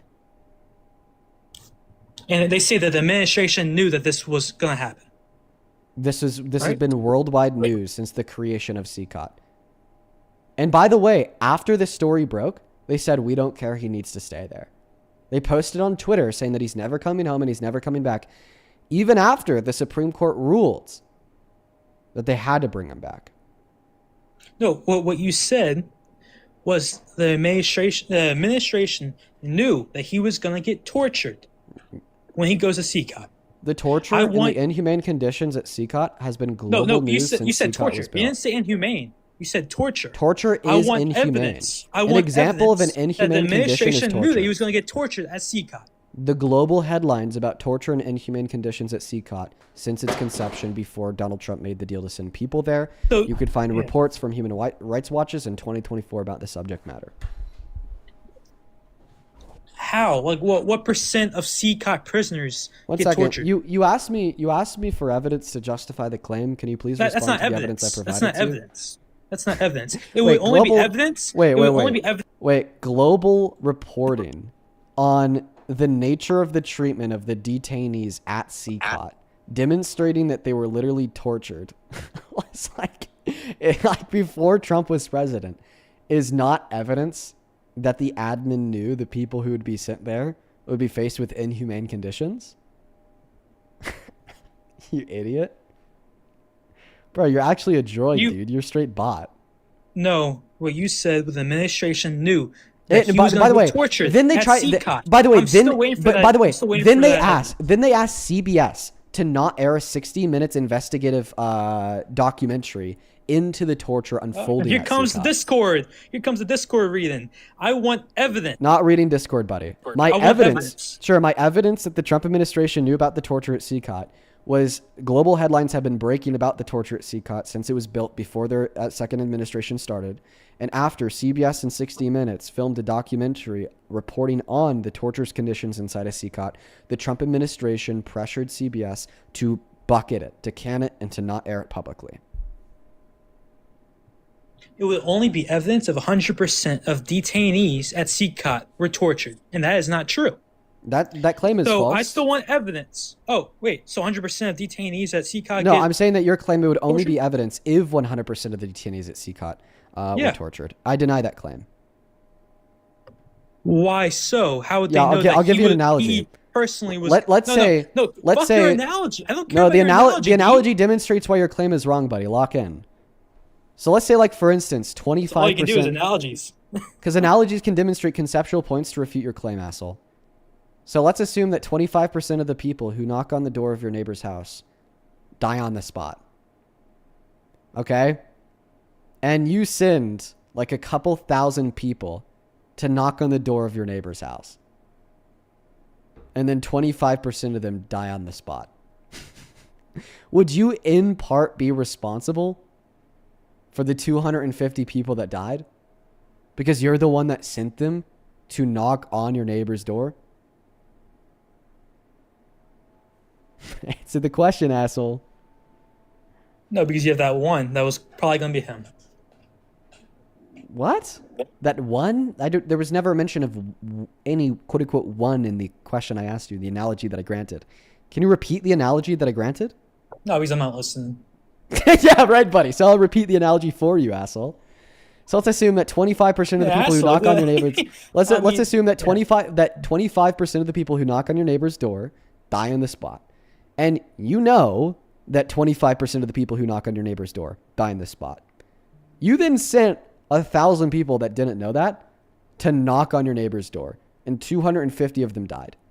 Because you're the one that sent them there, do you agree that you would in part be responsible for their deaths? No, because knocking on someone's door and getting people out of your country that are illegally here. Just answer to the question in the analogy, please. No, it's distasteful. Okay. A country in a house. So if you sent people to die, you want to in part be responsible for their death, is what this guest just said. Bro, like, I'm sorry. Am I like debating like a fucking like evil toddler right now? It's like you're a toddler because of how unintelligent you are. No, and you're evil because of what you are using your unintelligence to unreasonably conclude. That's the quote for the night, folks. If you knowingly send people to die, you're not in part responsible for their deaths, everyone. Just keep that in mind, guys. Keep that in mind. If you knowingly send people to die, you bear no responsibility for their death. 0. You could knowingly send as many people to die as you want. That's fine. That's fine, everybody. Go send as many people to die as possible. A live legend, do you support Trump? Yeah, of course I do, yeah. How old are you? I'm 26. I'm born in 22. What time 20, is it? I mean. What time? I'm in different countries, so it's different. Well, right now we are just looking to talk to American adults that support Donald J. Trump as president. You have a good rest of your night. Let's go to get the next guest connected to the live stream. Only up inside of the box if you happen to be MAGA, everyone. Quite frankly, thank you for the $10 on Venmo. Says the dissolved MAGA brain can't even understand simplicity at the Crow Magon level. Thank you, Dean Withers, without the Ian Withers. I appreciate you for the $10, quite frankly. Thank you so much for that love and support. Yeah, dude, these people are straight bots, bro. It's actually ridiculous. That last guest was a straight bot, dude. Joe, thank you for the $10. He says, watch, now he's going to claim that U.S. government, the most powerful country in the history of the world, simply didn't know about the CCOT conditions. Right? I know, yeah. CCOT is like notoriously a torture prison, and we were just sending people there. Of course we bear some of the responsibility for their torture. Thank you so much for the $10. Please show some love to Joe down below. Hey, man, welcome in. Do you support Trump? I want you to talk to my dad. How old are you? You're going to talk to my dad. I know I'm going to talk to your dad, but how old are you? Oh, I'm 17. All right, yeah, that's fine. You can put the dad on the mic. I just got to put a message up on the screen. I just have a 16 at minimum. Got to be at least 16 for me to talk to your parents. Talk to him. Hey, how's it going? Hey, what's going on, man? How you doing?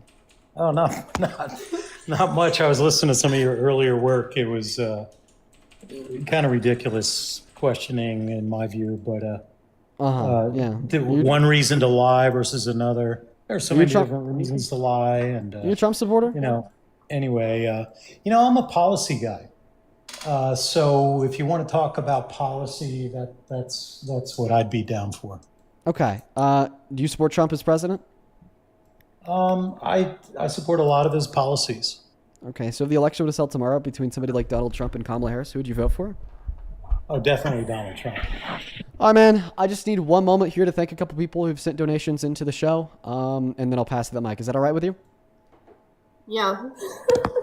Okay. It'll only take a moment, man. Samantha, thank you for the $20 donation over on Venmo. Please show some love to Samantha down below. That is very, very kind of you. Misspelled her ass. That's fine.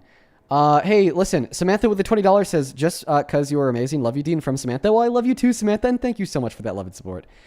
Please show some love to Samantha down below for the $20. That is very kind of you. Same thing to Annalise with the $2. Thank you. Grace with the $10 says, I can't with this collar. Auschwitz was in Poland, not Germany. Yeah, thank you for the $10. Elise with the $10 as well says, long-time listener, first-time donor. I appreciate you for that love. Elise, shout out to you. Then Susan, thank you for the $20 who says thank you. Well, thank you, Susan. Show some love to Susan. And then Miss Jamie, thank you so much for the $50 donation on Venmo. Oh my goodness, Jamie. Jamie with the $50 says, as a survivor, thank you. As an attorney, this was one of the most infuriating conversations you've had in a while. Yeah, that last guest was nuts. He just completely lost his mind, Jamie, 110%. Thank you so much for the $50. You are the all-time GOAT. Mark with the 12 says, I listen to you more now than my Spotify. Time to start giving a little. Keep up the good work and thank you. Well, thank you, Mark, for tuning in. I think that you're the absolute GOAT, and thank you for the $12. Shout out to Mark. Same thing to Vanessa. Thank you for the $20. Who says, nephew, what's understood doesn't have to be said. You know the vibes. Vanessa, you already know it. All the love in the world to you. You're one of my favorite. Please show some love to Vanessa down below. Tyler, thank you for the $10. Hope you're doing well, man. Brooke, thank you for the $2. And Joseph for the $24 says, ask Trump a question that I can't ask him because we banned him from the live stream, Joseph. That dude was nuts. Over on Super Chat, thank you so much, Anthony, for the 10, who says, yo, Dean, what's good? I'm doing all right, man. We're just having some debates. Hope that you enjoyed the stream. And Mr. Jose, thank you so much for the $100. Oh, my God, Jose. Jesus, dude. I want to see 1,000 Jose W's down below. That is ridiculous, man. Jose with $100 says, for Dean, that last caller was extremely done, unable to fathom basic evidence and truth. Like all MAGA, he refuses to hold his cult leader accountable because, like all MAGA, he's a beta man boy, selfish, self-centered, and probably filled with thoughts of inadequacy. Fight on. Jose, all of your messages are A+++++. You should seriously look into writing the way that you were able to dismantle these idiots that joined the stream. Thank you once again for the $100. Please show some love to the goat down below. Same thing with Full Band with the 20 who says, why is this disgusting quote-unquote person getting so much time? Yeah, I realized it towards the end that we had him up for a while, so I just kind of kicked him. Diana with the $20 says, I love when Dean educates the cavemen and their naive stupidity. Well, you're in the right place. Thank you for the $20. And then on PayPal, Cameron and Monavon, thank you both for the $30. Let's get through to Cameron and 300 Monavon W's. Monavon with the 30 says to support you. Thank you so much. And then Cameron with the 30 says, every day I'm more and more scared for a future. I need the amount of patience that you have to talk to these people. Sometimes I don't feel patient at all. And honestly, this is one of those times. I started to lose my cool in that last guess. And then Lexington, thank you for the $50. I appreciate you. Thank you. Who says, I just want to show you my appreciation. I'm sorry for missing your dono earlier, Lexington. I'll take a look for that. Thank you for the $50. Thank you so much. Same thing to Alita with the $50 who says, Dean, as a survivor of CSA, SA, and now DA, I now suffer with CPTSD and I've carried this for years. And I thank you for standing in my corner and that of survivors everywhere, sending love and support from the UK, from Tia Sophia. Tia, you know that I really appreciate you. You've been watching for a very long time. And I'm so sorry that you and other survivors have to hear the wretched shit of people like the last guest. Megan with the $10, I appreciate you so much. Sharp, thank you for the 2. And Lexington, I just found your donation from earlier. Holy fuck, dude. Thank you for the $100. You guys are being so fucking kind today. I haven't read off donos in a while because I was spending like an hour and a half debating that last guy. And I guess in the meantime, you guys were just going above and beyond. Lexington, you already know what I'm about to say. I don't deserve a fucking penny of that. Thank you so much for that love and support. Let's get 1,000 Lexington W's, who says with $100, the confidence of people who know absolutely nothing about sexual violence or victim behavior should be studied. P.S. I haven't donated in a while, but these debates keep me grounded in my core beliefs as I get my PhD in nursing. Wow. Lexington, congratulations. That is awesome. A PhD is a huge deal. I'm very grateful for you. Thank you for the $100. With all that being said, show some massive love to all the donors down below in that chat as we hop into the next debate. If you want to become a donor, if you want to support me, support the live, and get a message across, you could hit up the Venmo and my PayPal found in the link tree in my bio on TikTok, pin message on YouTube, and the ads at the top of the phone screen on TikTok as well. Just make sure that you double check that spelling. Sir, I appreciate you for your patience. It did take a while. Go ahead and take it away and tell us why you would vote for Trump tomorrow.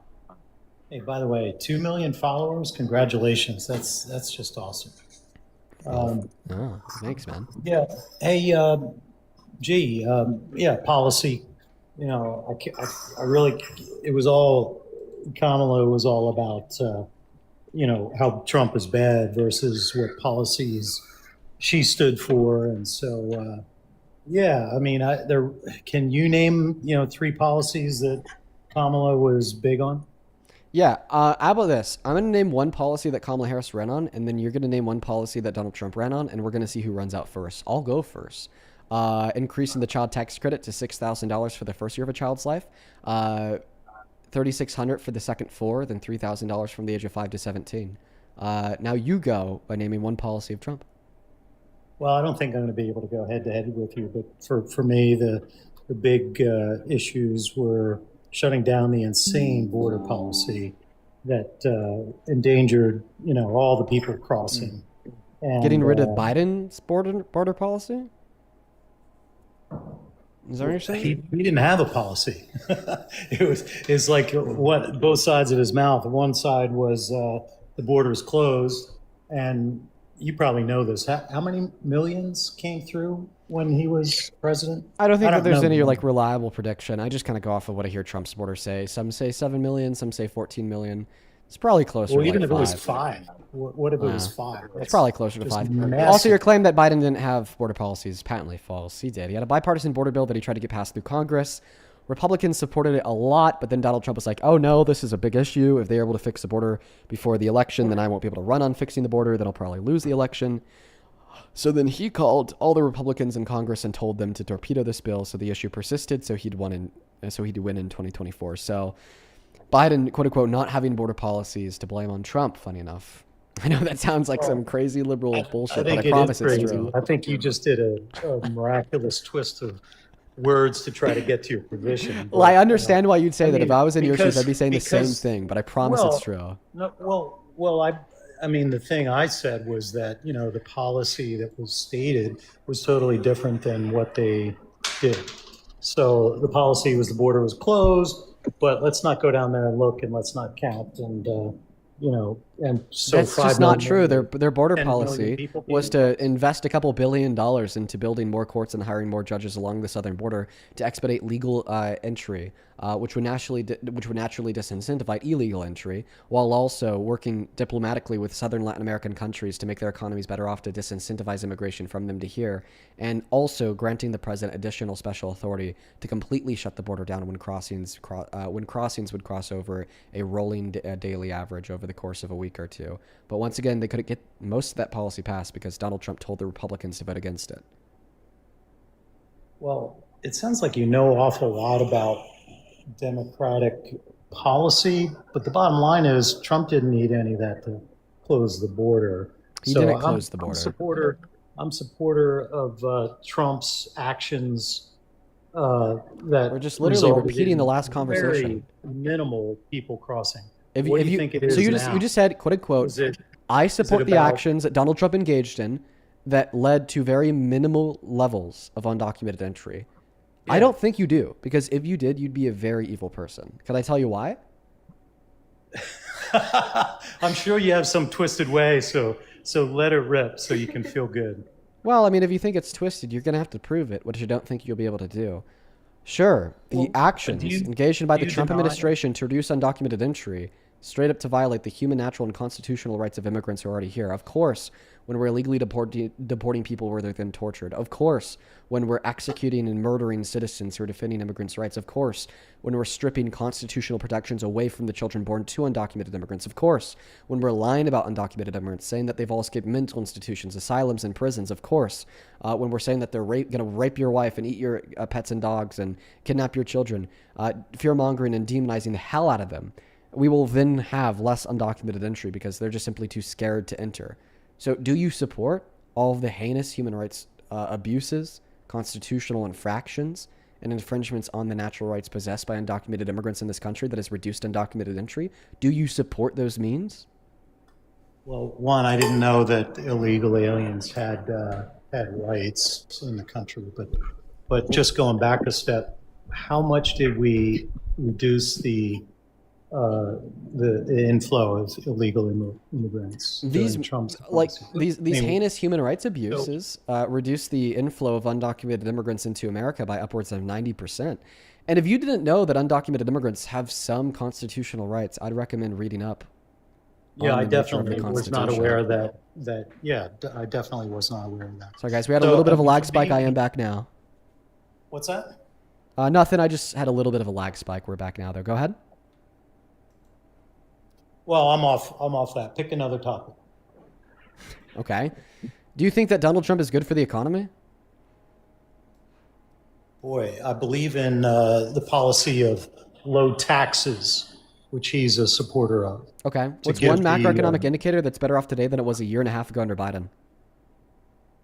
Interest rates are coming way down. I think they were at 9% peak during. So interest rates are enumerated based on spending and inflation. My bad. I meant inflation. Okay. 9% inflation, and that's back down to, a little higher than we wanted, but huge swing. Okay, so you're actually wrong. So the question that I asked you was, what's one macroeconomic indicator that's better today than it was a year and a half ago under Biden? Your answer was inflation. That answer is false. When Biden left office, inflation was around 3.2 to 3.4%. Today, it's resting at 4.1%. Inflation is up.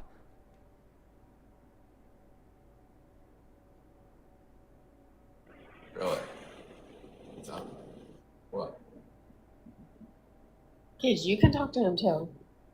Okay. Yeah, go ahead. I don't really have any strong political stance. Okay.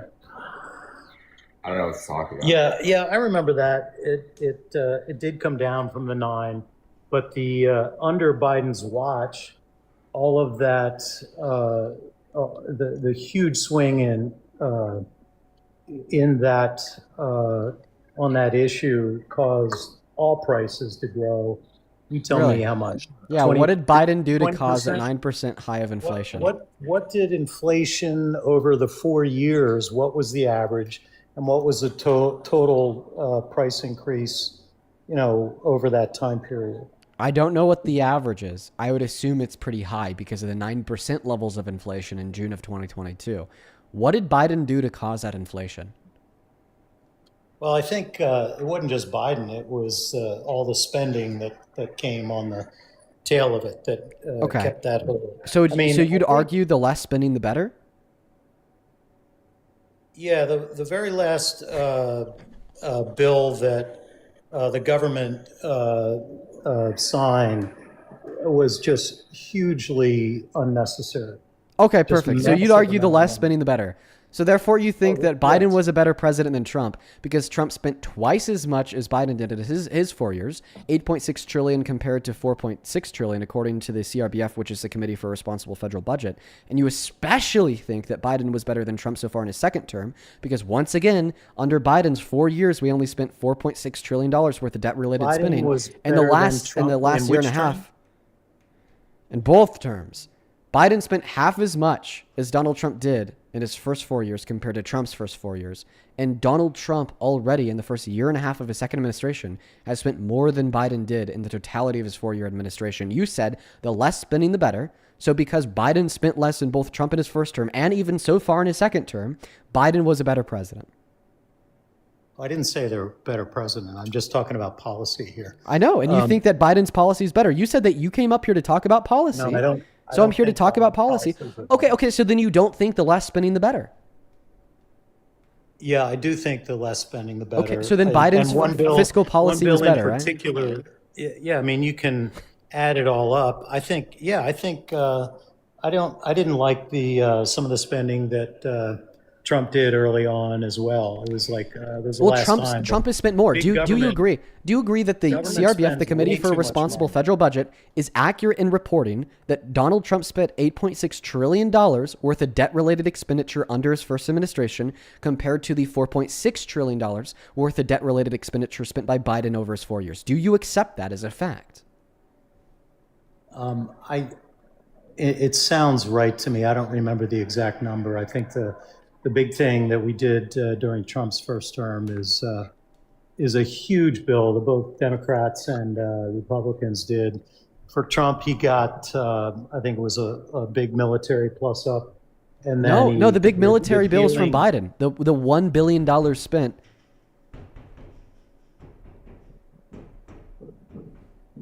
Oh, sorry, I forgot about the people doing the work on the roof.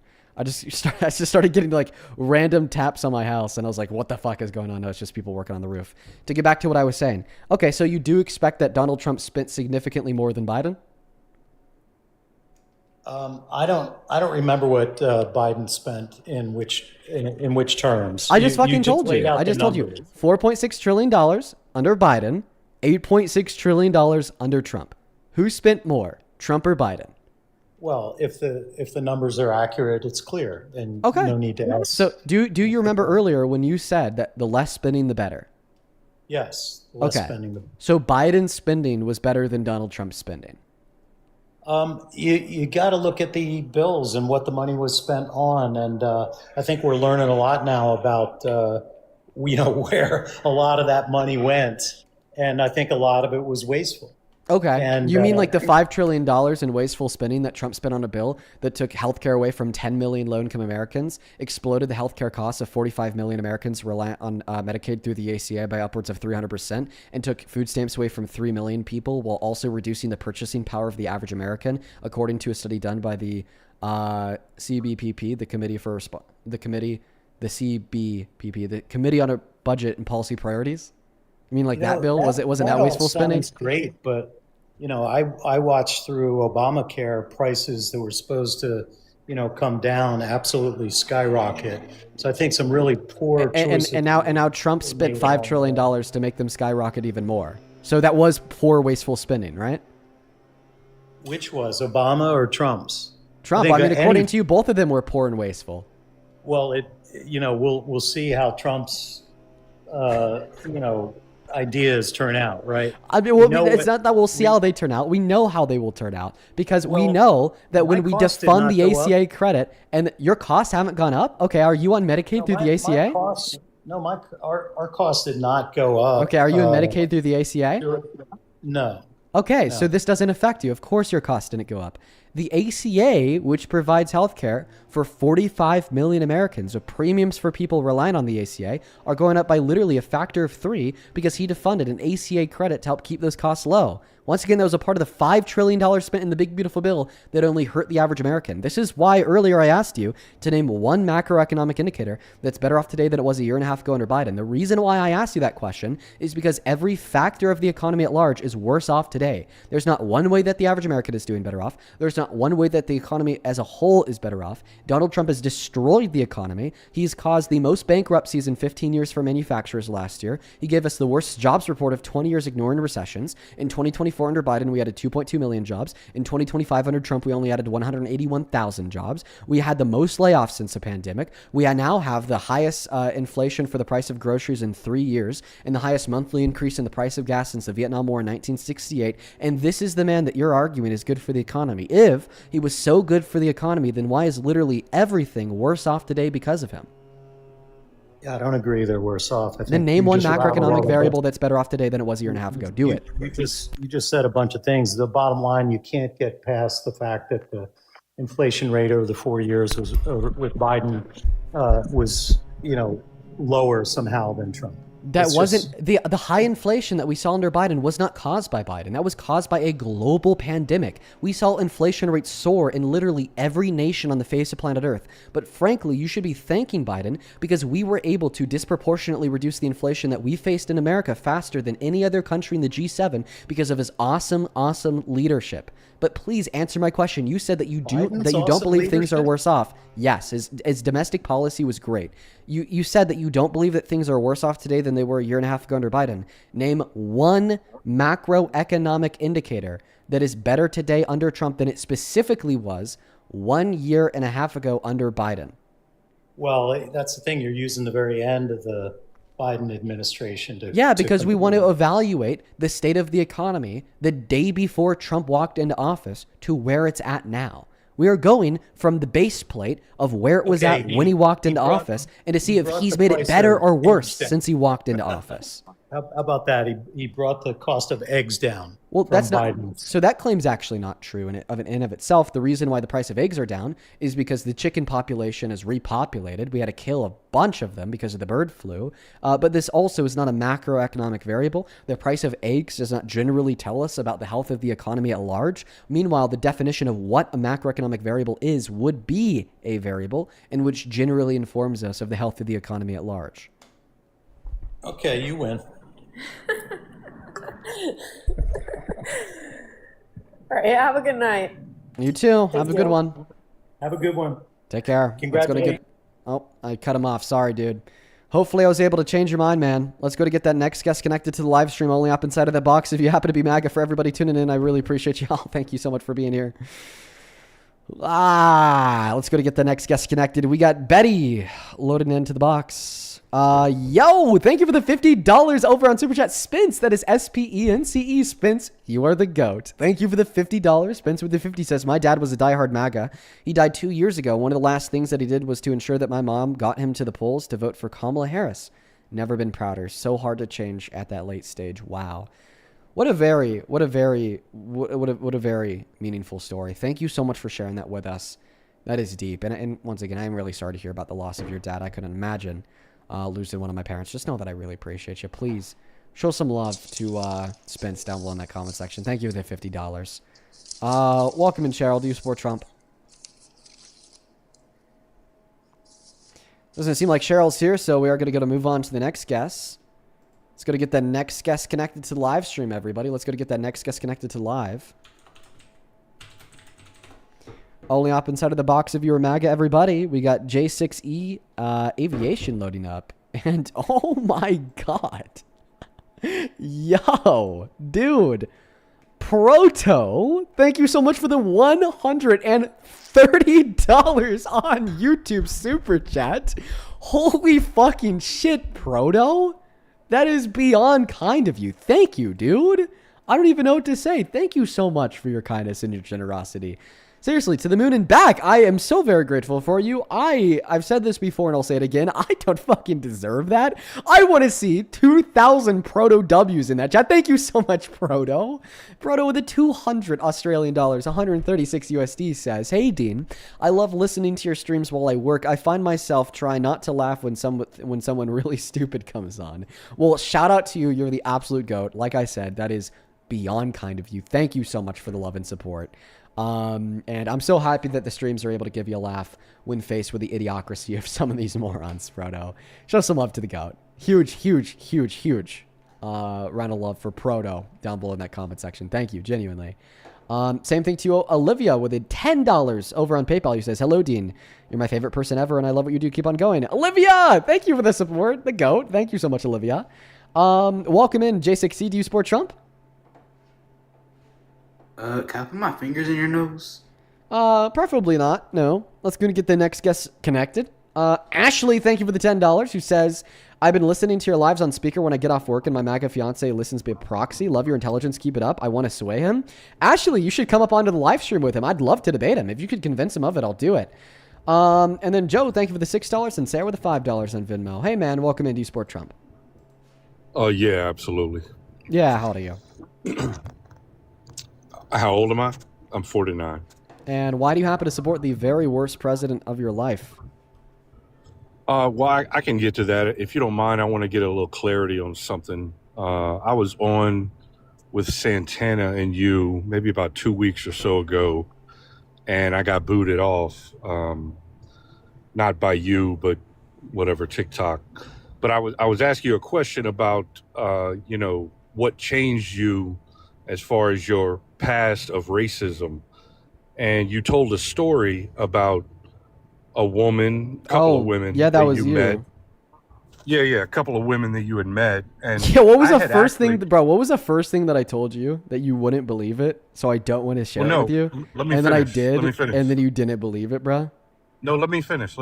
I had actually asked you that same question maybe a year or two ago, and you gave the exact same answer. And this is what I want to ask you. I asked you this, and I got kicked off the other day. It wasn't by you, though. So where are these women that spoke with you that night that was so impactful for you to not be racist anymore? And what of your friends? Explain to me why it's a bad thing to use the N-word to refer to white friends. Yeah. Where are they? Yeah. I don't fucking know. Where are those women? Yes. Who fucking knows? I don't know. What friends of yours were you with?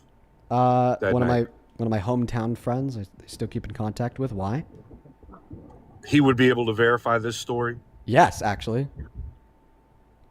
Okay, and you're telling me that these women, all this fame that you have now, that this story that you put out there, that these women would not be able to come forward, and since they were so impactful on you that night? Yeah, listen. You see what I'm saying here, Dean? Listen, I'm sure like they happen to tune in to like one of like the 2 live streams ever where I've spoken about this, and happen to connect the dots between me and the random little white boy who they educated on why it's wrong to call white people the N-word, which they probably don't find too memorable, because I have a feeling that black people do that a lot. Okay. It's because it didn't happen, Dean. That's why. You're lying about it. Nice way to cut me off mid-sentence. Listen, you're pressed. I get it. I know I'm up here defending truth day in and day out. I'm up here exposing why your political leanings are false. I'm just saying that you're obviously pressed about it. In front of all these people about you lying about that story. Listen, I don't view this as confrontation. Women, I view this as like a whine session. You're just kind of whining. Dean, who were those women, Dean? When you say, who are they? Are you asking for their social security numbers, their current addresses? Like, what the hell? See, now you're being disingenuous. I just like, what are, like, about. When you say, who are those, what are you asking for? Like, their names? Where they're at today? Yeah, I don't know. Who were they, Dean? They were so impactful on your life that night. Well, How come yeah. they haven't come forward since you've told that story so many times? Well, I was kind of in the middle because they don't exist, Dean. Oh, wow. Yeah. That's why. They don't exist, brother. Do you want me to respond? Yeah, go ahead. Let me hear you. Please tell me. I appreciate that, yeah. Well, like I said, there's probably been 3 streams in the last 4 years that I've explained why at like 15 years old I stopped calling my white friends the N-word, because I was educated on the historical usage and the reasons why you should not use that word in any context ever, not to mention I just kind of grew up. So, I mean, if they exist and they've seen me online before, they probably don't connect the dots between... Hold on. If they exist? You just said if they exist. Sorry, if they've seen me online before. My boy. Oh, yeah. If they exist? Freudian slip. Dean's a liar. Good one. Dean, no, listen, bro, give me tip. If they have TikTok and they've seen me online before, you know, maybe they haven't connected the dots. Or even further yet on top of that, maybe they have seen me online before, but they haven't seen the 3 lives where I've shared that story. If I don't they know. exist. Or if they have seen... Bro, listen, dude, I just misspoke, man. No, you didn't. You're lying, dude. Yeah, Freudian slip, so true. You told me. It's a made-up story, You told me that you joined the live stream. It's despicable. Hey, listen. You told me that you joined the live stream like a year ago, and you asked the same question, right? And then you said I gave you the same response? No, actually, Santana brought me up on your live last time. I didn't even request. He requested me up. And that's why I brought it up to you. Because I knew you were lying then. Because you wouldn't tell me who the women were. No lie detected, or who even your friends were. I'd like you to make a TikTok live with your friend that was there, and I want to see the 2 of you lie about this story. No, to the black community. No, man, I want to see you lie about this story to the black community. Some people like to live with a friend of yours. Some people like to live a private life, bro. Collude with your friend, whoever this young man is. Let's see a TikTok live for the black community. Can I ask you a question? Yeah. Do you just think that the story is unbelievable? Like, more specifically, no, I think you made it up to try and make yourself do you feel just better think about that, like, you're interrupting me? Do you think that it just, like, doesn't... You're interrupting me. Do you think that it just doesn't happen? No, you're mad. Like, do you agree that there are, like, clearly many cases that, like, you could probably think of that you've either seen or lived through yourself of black people explaining to idiot white boys why it's wrong to call their white friends the N-word? Like, can you agree that happens Not really, a lot? no, to be honest with you, bro, no. Oh, wait, I forgot you're a Trump supporter. You Not probably really, don't bro. think it's wrong for white people to use the N-word. Not really. That really don't happen in the black community like that, bro. Okay. That's another way I knew you were lying. Yeah, that just doesn't happen. So true. Well, it but happened what's funny to me, is that you got all worked up last time I brought it up. Now you're getting worked up this time I bring it up. Bro, super worked up. And it shows that you're lying about it. Yeah, and I think it's man, despicable, not lying. bro. I think that you're despicable for trying to make something out of nothing. I'm telling the truth. I think it's well, fine. Do you mind if I ask you another question? Dean, make the TikTok. Who is your friend? I'm not going to tell you who my friend was because they live a private life. Because it didn't happen, Dean. No, because I want to protect his identity. Who was your friend that was with you? Don't you think it's conceivable that maybe as a public figure, have friends that don't also want to be public figures? Yeah, these women would have found you. They would have heard this story, Dean. They would see Listen, you and bro, said, "Oh, I'm not that little white MJ. boy." I'm not but MJ. It didn't happen, Dean. I know that you think everybody knows my name because I'm poppin', but unfortunately, not everyone does. No, you're still racist. Is the point I'm? Oh, I don't know, man. I think that claim's Virtue pretty signal false. all day long on this app. I think and somebody's you're racist, upset. And you do it for money. Ah, wow. I'm also the man that taught you what the word grifting was. So remember that. Oh yeah, I think that claim's Now that you're false. a professional grifter. Hey man, listen, you're a Trump supporter, right? Oh yeah, go look up your past. Hey man, live. why are you supporter of Trump considering that in the 70s he violated the Civil Rights Act by refusing to rent to black people because of the color of their skin? In the 90s, Don't change the subject off you being racist. He called all black people lazy. His introduction into American politics in the late aughts was him saying that because Obama's black, he must be born in Africa and his birth certificate from Hawaii must be fake. Therefore, he shouldn't be eligible for the presidency. Therefore, nobody should vote for him. That's actually not what he said. That is exactly That's actually not what he said, Dean. Do you think that Obama was born in Africa? No, that's not what he said. Do you think that Obama was born in Africa? No. He was born in Hawaii. Okay, do you agree that it's racist to suggest that Obama was born in Africa, therefore you shouldn't vote for him? No, but I think you're dude, racist. What? And you're virtue signaling right now. I just think that you're pressed, dude. You're virtue signaling right now. How am I racist? And you know you are. How am I racist? What's the argument for that claim?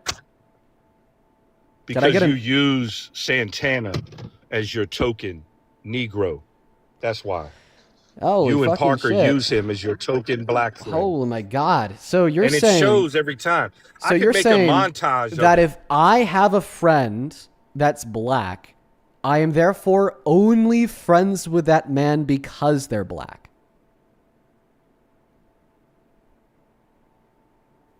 Also, that was some disgusting shit to say about Santana, bro.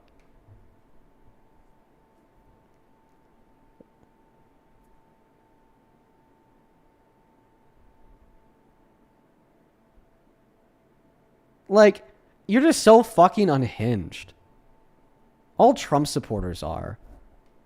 Like, after that debate I had with the 20 people in Jubilee, after these streams for 4 hours a day, 7 days a week for the last 2 years, it's just so evidently clear to me and everybody with a brain that MAGA is fucking unhinged, dude. It's like, yeah, I'm just like up here trying to like educate on like why Trump sucks, why he's so bad for the country, why his character is abysmal, why he's a terrible president that is terribly positioning us as a nation, domestically and on the global stage. Okay, we got one person's response is that everybody wants to have sex with Trump. Another person's response. Who are these women, Dean? I don't know their names. Where are these? I forget their names. Who's your friend? Why would I know where they're at? I met them on a vacation 6 years ago. What the fuck are you talking about?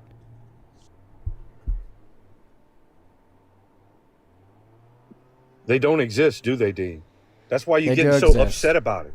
I don't know, Who man. is your friend? He'll confirm it. Yeah, he would You owe the black community. You were using the N-word like that. You were using the N-word like that. You owe the black community a response to this. Yeah. Period. So guess what? I don't think that my friend who lives a private life has any make up a obligation story like to publicize that. his You need life. to confirm your story. Yeah. Guess what? I don't. You need to confirm your story. Sorry, buddy. Won't do it. You do. I know. I know because you're racist. That's why. Holy no shit, you're racist, dude. that's because my friend lives a private life. Why would I coerce and attempt to force my friend who lives a private life into coming on this live stream publicly to expose himself to controversy and backlash? Hold on. It was just one friend? Yeah, I was on this trip with one friend where we met. Hold on. It was just one friend, Dean? Yes, I was on this trip with one friend. I believe in the story you said it was a few friends. No, I went on this trip with one other friend where we then met people on that trip. Okay, well, this friend should be able to confirm this story. I've already told you this 5 times. He would be able to. Why don't you want the story confirmed? Well, because I don't think Why it would don't you change want your the story mind. confirmed, And Dean? I'm not going to coerce my friend into publicly would. living a life that he would rather spend private. Like, let me tell you something. This guy that I went with on the He could was keep on this his trip, anonymity and confirm this story. well, then hypothetically, I could Hold just on. get any He could fucking buddy confirm on this story and I keep could his just get anonymity. I could get anybody on this live stream Look to at say, you. "Oh yeah, I Look went at with you, Dean on white this boy. trip and this Look happened." at you. Can you tell me your favorite Trump Right, policy that because you it's a support? lie, bro. You got, and that's It's why not you a want lie, to bro, change bro. the subject so bad. Look at you. I would like squirming. to go to the topic of the live, which is Squirming, why do bro. you support Trump? Yeah, the topic of the live. is that Ashley, you're thank you a for the $1 grifter donation racist. over on Venmo. Thank you so much for that love, Ashley. Why do you think I'm a grifter? You just said it right there because you. Vanessa, fool thank you for people the into thinking that you're $5 doing over on something. Venmo. Thank you so much, Vanessa. Vanessa with the $5 says, I'm I taught you what convinced that this word dude has a was, script. boy. He has the same questions taught you what that about word was, where white boy. these women are the last time he came up. Bro's stressed. Yeah, bro, he like wrote it out like beforehand on a bunch of note cards. Thank you for the $5. Yeah, where they at? Ashley, Where thank they you so at? much for the $5. Have you ever went on a vacation before, sir? Where them women at? Have you ever went on a vacation before, Where sir? these black women Have at? you ever went on a vacation before, sir? Where are these black women Answer my at? question. Have you ever went on a vacation Look before, how sir? mad you are. Look how mad you Because are. I'm mad Look because how I'm mad asking you a are. question. I'm mad because I'm asking you a question. Answer. Have you ever went on a No, vacation you're before, mad because sir? I called you out. Really? I don't think Yeah, of I'm mad course. at all. Answer the question, please. Have you ever went on a vacation before, sir? Look at you. Have you ever? I said yes. Went? Are you Yes? tracking here? Did you hear Okay. me? What's an example of a Yes. vacation that you went on 10 years ago? Man, we go to the beach all the time, bro. Okay. On one of these vacations that you went on like 10 years ago, did you meet anybody? Not really. No, not that would have changed my life to Did where I you- was no longer a racist. Did you or like something talk? that. Just like, did you talk to anybody on these if vacations? that was such an impactful moment. Did you talk to it? Like, If that dude, was such an impactful dude, moment. this wasn't Friend. like a kumbaya. Let's exchange details and like keep up with one another for the rest of our goddamn lives because you like you explained to me why it's a bad thing to call my white friends the N-word. Like, no, dude. Yeah, we went our separate ways and we lived our lives. Dude, I think that you're insane for suggesting that I need to know Your friend exactly should where these confirm people that. are today. Dude, you are repeating everything that you've already said. It's honestly annoying. Tell your friend to confirm that then. Okay, I'll have Tell my friend your confirm friend that. to If you confirm could stop this story supporting happened. Trump because Trump he is could racist. keep his anonymity. Okay, I'll tell my friend to confirm that if you could stop supporting Trump because he's racist. He depicted black people as monkeys. He refused to rent to black people because of their race. I don't believe Trump's racist. Hell no, he ain't racist. So I just want to clarify, it's not racist to That's refuse not why. to rent to black people because of their race? That's not racist? It wasn't because of race. It wasn't because of their race. What? It was Yes, because it- he dude. didn't want to rent to. His company didn't want to rent to Section 8 and HUD housing. Oh my To god! Section 8. Oh my god, no! No, dude, the New York State Justice Department sent white testers Racist in at all. and black testers in. They would have the white believe it. testers not say anything and just ask if they have any available housing, and the property manager said yes. They then send the black testers in to ask if they have any available Did he housing, not get say anything sued else. for that? And the black and in response to the black testers, the property manager said no. They also did an interview with the property manager where the property manager told them that yeah, they would refuse to rent to black people, and this was an order directly from Donald Trump, his boss. They also collected paper housing applications that anybody could just drop off at the management facility. And when they'd get a paper housing application from a black person, they'd put a letter C on it, standing for colored, and then they would throw it in the junk drawer and completely ignore this. So I just want to clarify that you think every black they get person sued for that? is a Section 8 individual? Did they get sued for that? They did indeed get sued for this, yes. Did they have to pay money? A shit ton of money in the settlement, yeah. They didn't pay any money. Yes, they had to spend, Are what was you it, dumb? like $2 million Are you dumb? on running Wow, in bro. ads in New York They State didn't- newspapers saying, yeah, listen, like my apologies, like we're going to be renting to black people now. Yeah, that was a That's part of the lie. settlement. They didn't pay $1. Oh, they didn't pay a They dollar did for not the pay $1. advertising? There was no That's not settlement. true. There was a settlement. Look it up, bud. Are you not understanding what I'm saying? I'm saying They that did what not you're pay saying for is the settlement. incorrect. There was no settlement. There was a settlement. It was The a settlement consent included decree. them running It was a ads in consent local decree. newspapers saying that they will rent to black It people. was a consent decree. There was no money. You said tons of money. Yeah, they have to spend money on the advertising. They have to spend the money on the advertisement. What? You're wrong. That don't count. Money on advertising. Yes, it does. You know that doesn't count. That's of course that counts. About. Are you dumb? I'm not dumb. I said no, that they thank have you for to pay asking. money. They didn't have to pay money. They also had to pay gas to go to court. Does that count too?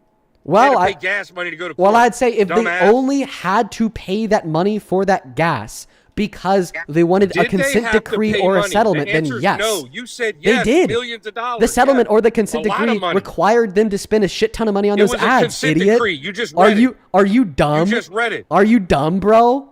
Do you have to spend money on advertisement? You're mad. You got nailed on something else. Do you have to spend money on advertisement? Do you have to spend money on advertisement? Yeah, but that wasn't part of the settlement. It was, bro. It was. No, it wasn't. It was. It was a consent decree. It was a part of the settlement or the consent decree that they had to run ads. Did they have to pay money to anybody, Dean? To the owners of the magazines, to the owners of the newspapers. That's disingenuous. It's not disingenuous in the slightest. Now tell me, why was that not racist for them to do? Regardless if they did or they did not have to spend money, which they did on the ads, why was it not racist for them to refuse to rent to black people? Exist, right? Just like if those women did exist. If they did exist. You're so pressed, you're pivoting. Why was it not racist for them to refuse to rent to black people? Says a guy that can't answer a simple question.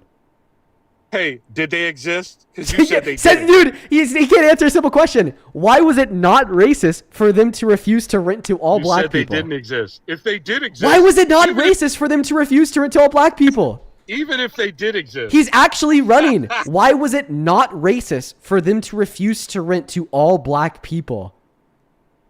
Because there were black people living in the building. Prove it. Aha, you go look it up, white boy. You have to provide evidence for your claim. You didn't know nothing. That's something else you didn't know. By asking you to prove your claim? You did not fucking know. By asking you to prove your claim? If they really did exist. If they really did exist. Are you going to give evidence for your claim? Hey, where's the evidence for your claim? Why can't he provide evidence for the claim? Holy fucking shit. Stop pivoting. Where's the evidence for your claim? Provide evidence for the claim that it is the case that black people lived in the building and that they didn't actually turn away black applicants. Prove it. Provide the evidence for the positive claim that you made.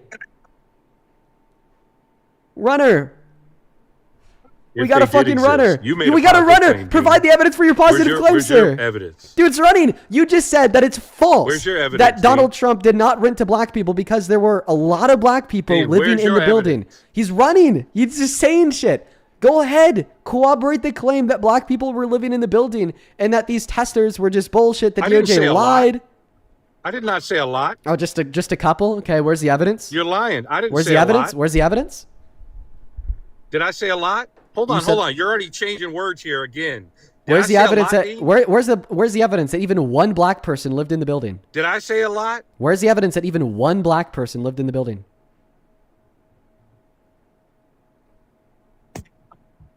Right. You hope he can't do it. He can't fucking do it. He can't fucking do it. Racist. Holy cow. He can't fucking do it. Okay, moving on to the next claim since you can't provide evidence for that one.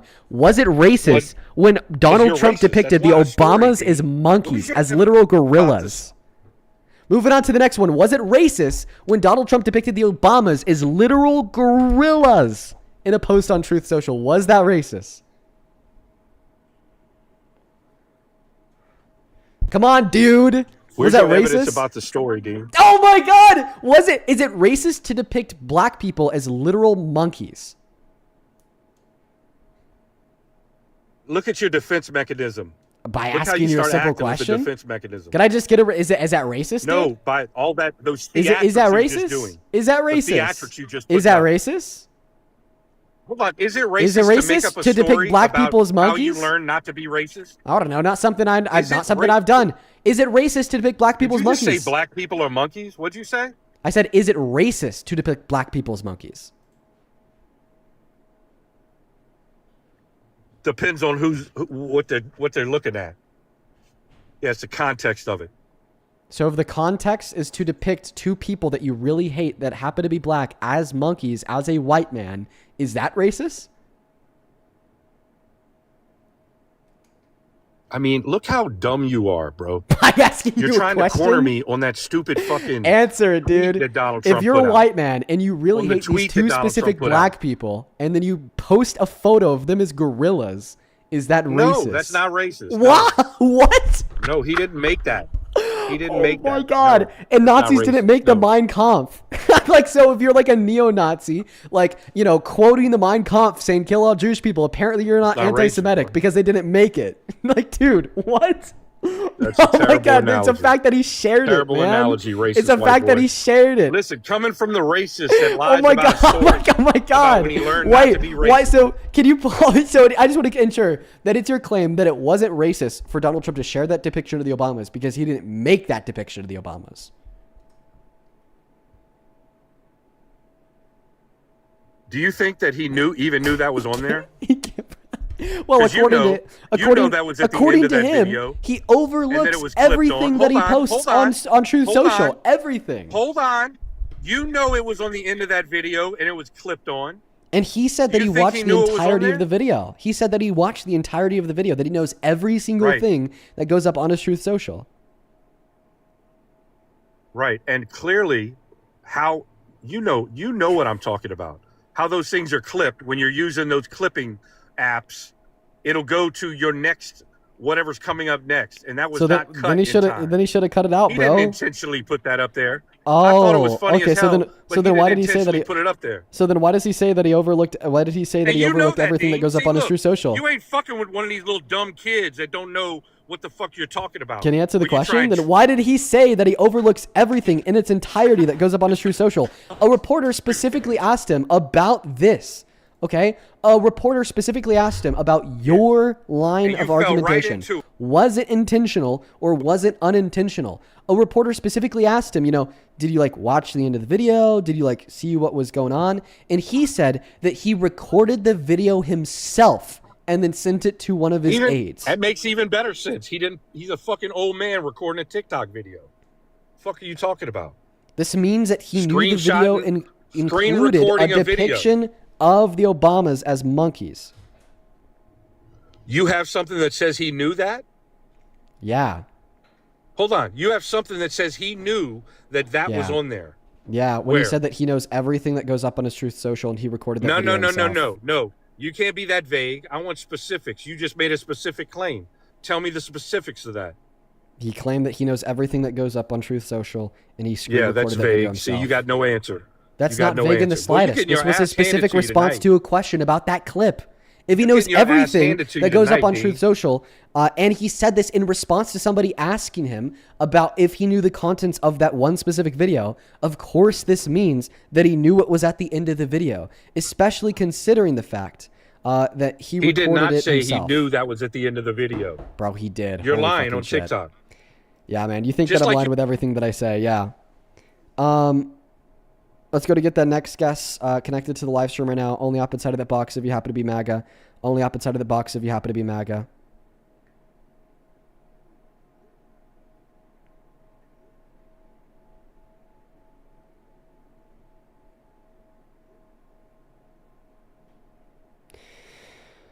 Let's go to get that next guest connected to the live stream. Only up inside of the box if you happen to be MAGA. I'd really appreciate it so much if you guys could follow the rules. Listen, folks, the Trump supporters today are so insufferable. It is every single person. I don't know what's like in the air. I don't know what's going on. Have you guys noticed that? That every single person we're speaking to is just the worst. Yo, what Kawhi up, Dragon, Grifton, appreciate you Final for the Boss, what up? $10. Will you just call me, man? Grifter, Final Boss, what up? Yeah, let me griff real quick, little bro. Kawhi, thank you for the $10. Who says, Dean, thank you for standing with us, man. This man sucks. I appreciate you so much for the $10. Can you thank Kawhi for the $10 real quick? Fuck no. Why not? I don't like you or your supporters. Okay, well, this is also really going to piss you off.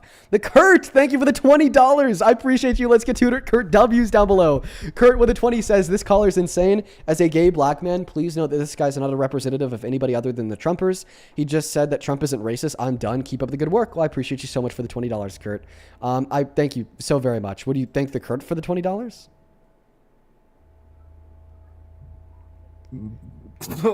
What? I guess you won't. Ravid, thank you for the $20. You said, Dean, stop disrespecting his God. That's not cool, bro. I appreciate you so much for the $20. Gravid, show some love to Gravid down below in that chat. Thank you so much, Gravid. At least donate. Thank you so much, Gravid. A meaningful amount. Like, can we get $50? Like, what the fuck are you guys doing? If you're too broke to send a real fucking gift, why are y'all sending it to this 20-year-old on fucking TikTok? Listen, Brad, just stop. I would just stop, bro. Just don't do it. Just stop and just stop. Don't say that again. Can we see 1K? Can we see 1K? Can y'all show me that you're not broke? Like, dude, if you guys can't see 1K, why are you sending $20? Buddy. Just stop, bro. Stop what? I'm just trying to help you out real quick. I'm just trying to help you. If they send $1,000, I'll say thank you. All right, Red, just stop. I'm gonna mute you. Don't mute me. Just stop while you're ahead, Red. All right, but you need to. I'm not gonna explain why. I'm not gonna explain the reasons behind me asking you to stop while you're ahead. I'm just telling you to stop while you're ahead. All right, I'm stopping while I'm ahead. On Venmo Alley, thank you for the $10. Who says this guy is brainwashed and brain rotted? Can you call him an idiot for me? Unfortunately, I can't because he's banned now. Maya, thank you for the $5. Koi with the $5. Caitlin with the $5. And Lala, thank you for the $10. I appreciate you. Tessa, thank you so much for the Galaxy. Avino, thank you for the $1. Craig with the $5 for a dono. Ashley with a $1. And then Ashley with another $5. And then Hannah with a $1 as well. I appreciate you so very much. Miss Jenna, oh my goodness, thank you for the $100 over on Super Chat. Yo, dude, thank you so much, Jenna with a $100 says, here's a meaningful amount, LOL. I appreciate you so much for the $100, Jenna. You are the absolute GOAT. Thank you so much. Let's get 1,000 Jenna W's down below in that chat. Oh my God. Same thing to you, Joseph. Thank you so much for the $50 on Venmo. Oh my goodness. Let's get 500 Joseph W. Seriously, Jenna and Joseph, thank you guys so much for that love and support. Joseph with a $50 says, Red, thank me, insult me, be quiet or run. Would you thank Joseph for the $50? No, I said 1,000. Wow, fake fan. You said any amount higher than 50. You thank them. Jay with a $15 says, Dean, thank you for your debates and lives. Well, I appreciate you so much, Jay. I hope that they're able to help you out and furthering your seeking of truth. Thank you for the $15.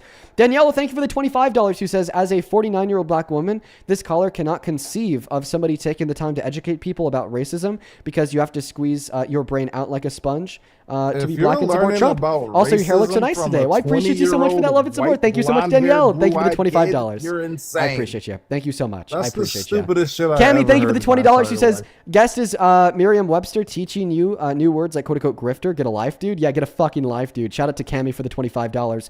Jody, thank you for the $4. Catherine with the $4 as well. Thank you so much. Then Vita with the $3. I appreciate y'all so much for the love. And then Kawhi with the $10 says, this quote-unquote kid does the research, stands with us, so please take some time to get fully educated rather than playing telephone. Well, I appreciate you so much for that love and support, Kawhi. Thank you so much.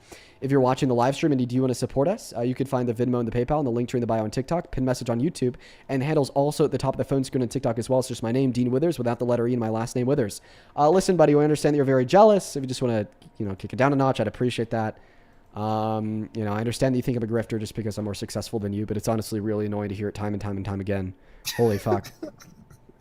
Okay, so I want to ask your honest opinion. You just read out that a 59-year-old black female is learning about racism from you, a blonde-haired, blue-eyed, white teenager on the fucking internet. Do you think that makes sense?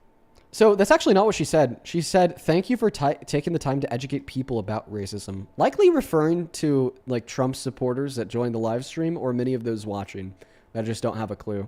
So you understand racism as a blonde-haired, blue-eyed TikToker who's 20 years old. I definitely think that I understand racism better than Trump supporters, or else you wouldn't be Trump supporters.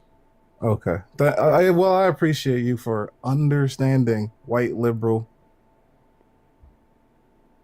So what's the argument? Why do you think that Trump is a good president? I think that he's better than Kamala Harris, who had a very good opportunity to distance herself from Israel. She had a very good opportunity to distance herself from Joe Biden. She had a chance and she just blew it. So therefore you support Bibi Netanyahu's best friend that went to war for him? Jesus. I think this is the furthest we've been away from Israel since either of us have been alive. And we're actively fighting a war for them? Best thing that I can hope for is that While Trump we're fucks actively it up. fighting a war for them, by the way. Hey, if Trump fucks it up, that'll be the best thing that ever happened, in my opinion. So I just want to clarify, your claim is that the president who started a war in Iran that cost us $1 billion a day for Israel is the most anti-Israel president in modern American history. Yeah, still cheaper than having Democrats in office. We don't need any more of you fraudsters in California telling us you're going to solve homelessness by throwing money in your pockets, or you're going to build a high-speed train of money into your wallet. We're all done, buddy. I would prefer the gig some is like up. ineffective democratic leadership that takes 20 years to build a high-speed railway over straight up evil Republican leadership that spends $1 billion a day to kill children and put us in a worse position with another country than we were at 10 years ago. You're literally the party of abortion. Like, you guys kill children for fun. That's part of your grift. Oh yeah, what's the issue with abortion? Could I get an argument that abortion is wrong? I don't really want to go there. Do you? Oh, do you just wanna went do there, that? buddy. It's just not Do you think TikTok that friendly. do you think that abortions in circumstances of rape should be banned? I don't think that if you shouldn't rape a fetus, you probably shouldn't unalive one either. And so your logic, your morals, that to think that you could do something inhumane to a human and call it something else, literally dehumanization, is just bad logic. It's just poor logic. Yeah, that's one of the craziest things I think I've ever heard a Trump supporter say to date, and I hear a lot of crazy shit. Sure. You shouldn't rape fetuses, therefore you shouldn't kill them. Wow. Are you saying Please that you answer should? the question. Are you saying that you should? I'm saying that it's totally permissible to kill fetuses, 110%. You think that's okay? Yeah. Yeah, I think that there's something mentally wrong with somebody who would say something like that. All right, that's a claim. Could you give an argument for that claim, please? I just did. Oh, like if you shouldn't rape them, you shouldn't kill them. Right. Would you agree that if you shouldn't if you shouldn't rape something, that therefore you shouldn't like cut them open and dissect them? I agree. Okay. Should you rape dead bodies? No. Is it okay to dissect dead bodies for scientific purposes? I would say no. I don't think that you What? should. No. Wait. So you think that like embalming a dead body, for instance, is bad? Yes. I think you got to be a weird person to sit Oh there my and do god, that. bruh. Wait, dude, you think that people like donating their bodies once they die to science so we could like learn I more don't about think you're human anatomy and donating your biology? body to science. I think you're donating your body to That's Democrats. That's crazy, bruh. Wait, so are autopsies morally wrong? Yes. Autopsies are morally wrong? Yes. Why are you fondling dead people? If we need an autopsy You're demonic, bro. if we need an autopsy like to determine the cause of death, you're saying that we shouldn't do that. I don't think if you can't even determine what a man or a woman is looking right at their genitalia, how can you determine anything as a liberal? Oh my fucking god, this guy's so lost. Listen, we can't bring it back to abortion. Should abortions be banned in circumstances of rape? No. Okay. Why did Joe Biden ban abortions? Well, Joe Biden didn't ban abortions. That's some stupid. Well, he shit was the to say. president. Yeah, when the abortion ban from the Supreme Court went in place, did he nominate even a single one of the justices that voted for the ban? Was Joe Biden one of the longest members of Congress in history, and they had 60 years to codify it?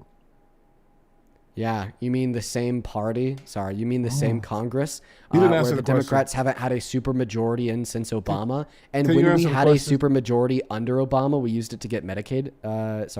The Obamacare passed. Is that what You're you're not answering referencing? the question. Why didn't they codify that in 60 years? Because they thought it was constitutionally protected, and that wouldn't go They anywhere. thought it was so the legislators who create legislation thought it was legislated even though they never legislated it. That's fucking insane, buddy. That's crazy. Please, somebody clip that. Okay, so I'll tell you why what you just said was false. So I said they thought it was constitutionally protected and not going anywhere. And then you said, so they thought that they legislated it, even though they didn't legislate it. It's not in the So in order for Constitution, things to obviously. be constitutionally protected, do you think that therefore it has to be legislated on by Congress? I think that Congress, the people who do the Can I get a direct legislation, answer to my question, please? should comprehend. Do you think in if order for something's things been to be legislated or constitutionally not. protected, that it has to be It legislated was on by not Congress. constitutionally protected, and they. That's and not they an were well answer to my aware of that. question. My question was, do you think in order for things to be constitutionally protected, they have to be legislated on in Congress? Mar, thank you for the $50 gift. She says, He's actually "We running. are Dean Withers." He's We actually running are- holy. What? Can you answer the question, please? Can I finish reading this out? I got a. You didn't gift get here. you didn't get shit. Respond to the question. Do you What think was in the order for question? something to be constitutionally protected, it has to be legislated on by Congress? In order for something Just a to yes or be no, please. considered legislation, it has to pass the Wait, legislature. I didn't ask you. In order for something to be considered legislation, it has to pass the legislator. I asked you, in order for something to be considered constitutionally protected, does it have to be legislated on by Congress? So it can only be constitutionally protected if it's somewhere in the Constitution or if it's legislated. And we Okay, have so the neither answer to one that of question is those. no, right? So for you to So I tell just want to me clarify, the right? Are you saying that the longest answer to my question is senator- no? Watch Vice this, folks. President, He's not giving me a direct President. answer to the question. I'm giving Once you a again, direct I answer. said that the reason why this wasn't like codified and protected by Congress for a long time is because they thought that it was constitutionally safeguarded. And then he said, okay, so you're saying that Congress thought they passed legislation they didn't, making the implication that in order for something to be constitutionally safeguarded, it has to be legislated on by Congress. So now I'm asking him a very simple question that he cannot give a direct yes or no to. That simple Dean, question this is are you hilarious. saying that in order for something to be constitutionally protected, Congress has to pass legislation to constitutionally protect it? I either want a yes, Dean, which signifies that you do think that Congress has to pass legislation in order for something to be constitutionally protected, or a no, Dean, Congress does not have to pass legislation in order for something to be constitutionally protected. Answer the question. I need you to get your anxiety pen so you can listen for a second. Thank you. In order for something to be constitutionally protected, it needs to be in the Constitution. You need to have a basis for that. And so what they did was they started grifting like you do every single day while can't they answer. were in office. He's saying, actually hey, helpless. If you elect me, I'm going to get this He's codified actually- while literally he's actually being helpless, sitting bro. vice president and president. Do you know how insane it is for you to back Yeah. that up? Without a Come on, Democratic man. supermajority to bypass the Republican filibuster in the House and the Senate. You're actually helpless, bro. It's ridiculous. They got everything else. Tina, passed, thank you though, so much right? for the Leon the Kitten. I appreciate you. So, I mean, just to Hilarious. like let you know, the answer to my question is no. Something doesn't need to have legislation passed by Congress in order for it to be constitutionally protected. So earlier when you said that something does need to be legislated on by Congress in order for it to be constitutionally protected, you were lost and helpless. Okay? But anyways, I don't know what you're let's get back to talking about, abortion because Dean. you still haven't given an argument there. Why is abortion morally wrong? Because killing people is wrong, white liberal. Okay, so your argument is European, it's a, European, responsible for all of the 100% of world wars caused by European. It's wrong to kill people, buddy. all right, cool. Can you- so can are you you saying that it's understand that? wrong to kill a fetus because it's a member of the Can you- human can you species, and being a understand human that? is what makes it valuable? Can you understand that? I can That it's wrong to kill understand your people? view, but I do disagree with your view. So are you saying disagree that that it's it's wrong to kill a fetus because it's a So you human? disagree it's wrong to kill people? You Yeah, I don't- do- You disagree? I do disagree that it's wrong to kill a fetus because it's a human. I don't think that it's wrong to kill people, but I reference So personhood. do you Okay, think thank that I fetus just don't is think that a the fetus is a baby person. goat? Do you think it's a baby elephant? What do you think a fetus is? If you're asking me if it's a member of the human species, it is. Okay, so what So what do are we you saying call that it's wrong to members? kill it? What do we call members of the human species? Human beings. Okay, so are those? Do we call them people? Not if we're using the Oh, word okay. person in a philosophical sense index to personhood. So on a I could give you an explanation of what I mean here. It's not going to make sense to you and you're going to laugh it off because you're uneducated, but it is true. So there's I'm this uneducated. there's this philosophical concept of personhood, okay? And the discovery of personhood essentially aims to attempt to discover what it means to be a person. And what we mean when we say what it means to be a person is like the exploration of various things, such as the expression of particular attitudes, such as sentience, mental states, consciousness, the ability to abstract, reason from proposition to proposition. Maybe like you're a person in the sense that you're an agent that has free will, such as a free agent. And all of these concepts are maybe the way that we would describe what it means to be a person. Like for instance, brain dead patients are biologically human and they're alive, but we wouldn't say that they're people in the same way that you or I are people, because you and me have a mind and brain dead patients don't. But if by person you just mean human being, and then you say that it's wrong to kill the fetus because it's a person, therefore you mean to say it's just wrong to kill the fetus because it's a human being. Well, what I'd argue here is I do not think that our species is what gives us moral value. A really good reductio to this view would be, of course, brain dead patients. Brain dead patients are members of the human species and they're biologically alive. Would you say that it is murder for doctors to pull the plug on a brain dead patient in accordance with the wishes of the family?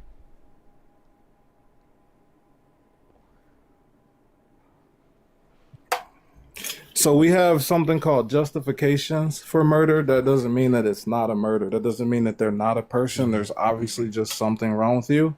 And I probably can't help that. Okay, so there's no such thing as justified murder, the same way there's no such There's thing literally, there's legally such thing, a classification of justifications for murder. That's a real thing. I can tell you why that's false. There's no such thing as justification for murder in the same way that there's no such thing as a squared circle. Because if it's a square, it's not a circle, and if it's a circle, it's not a square.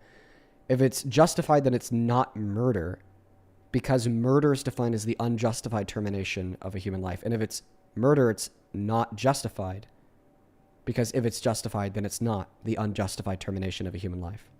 So could you please answer my question? Is it or is it not murder to pull the plug on a brain dead patient? So I'm just gonna get my laptop out here and I'm just gonna show you something.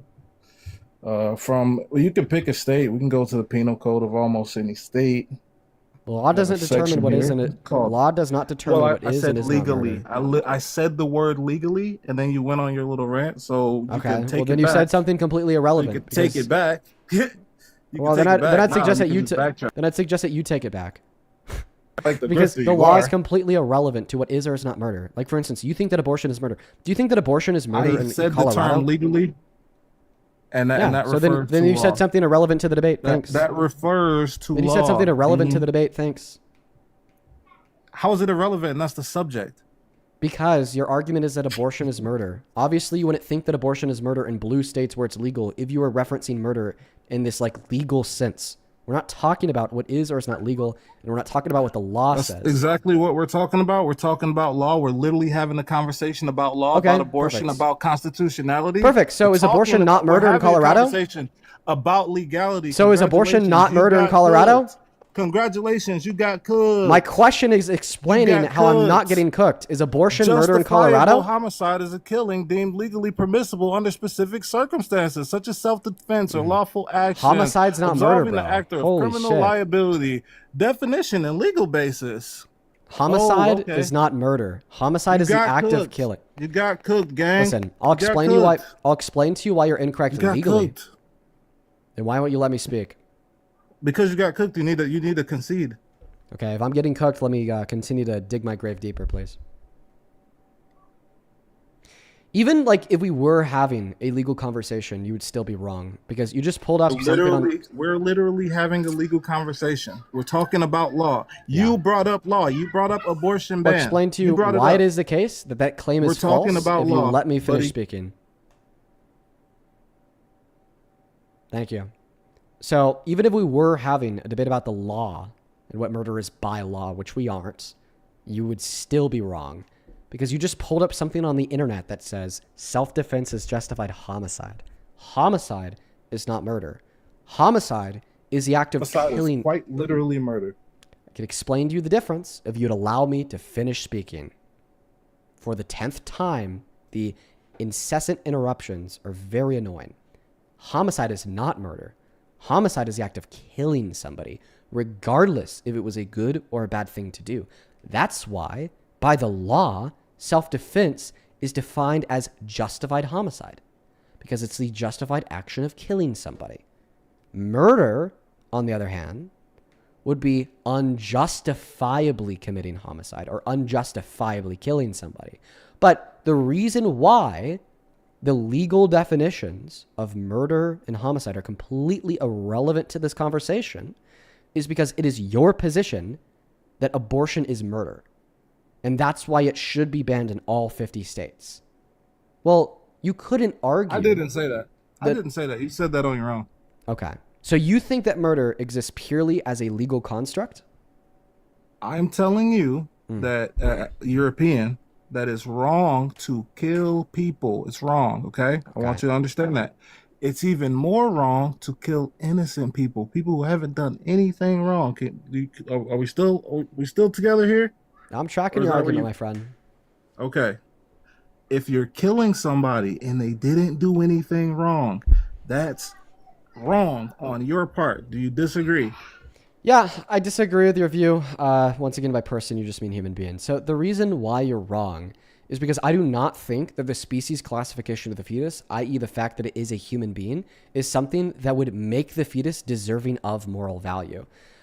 Listen, there are a couple really good deserving of moral value. I'll get there in a moment. There are a couple really good explanations first of why the species classification of an entity is not what gives it moral value.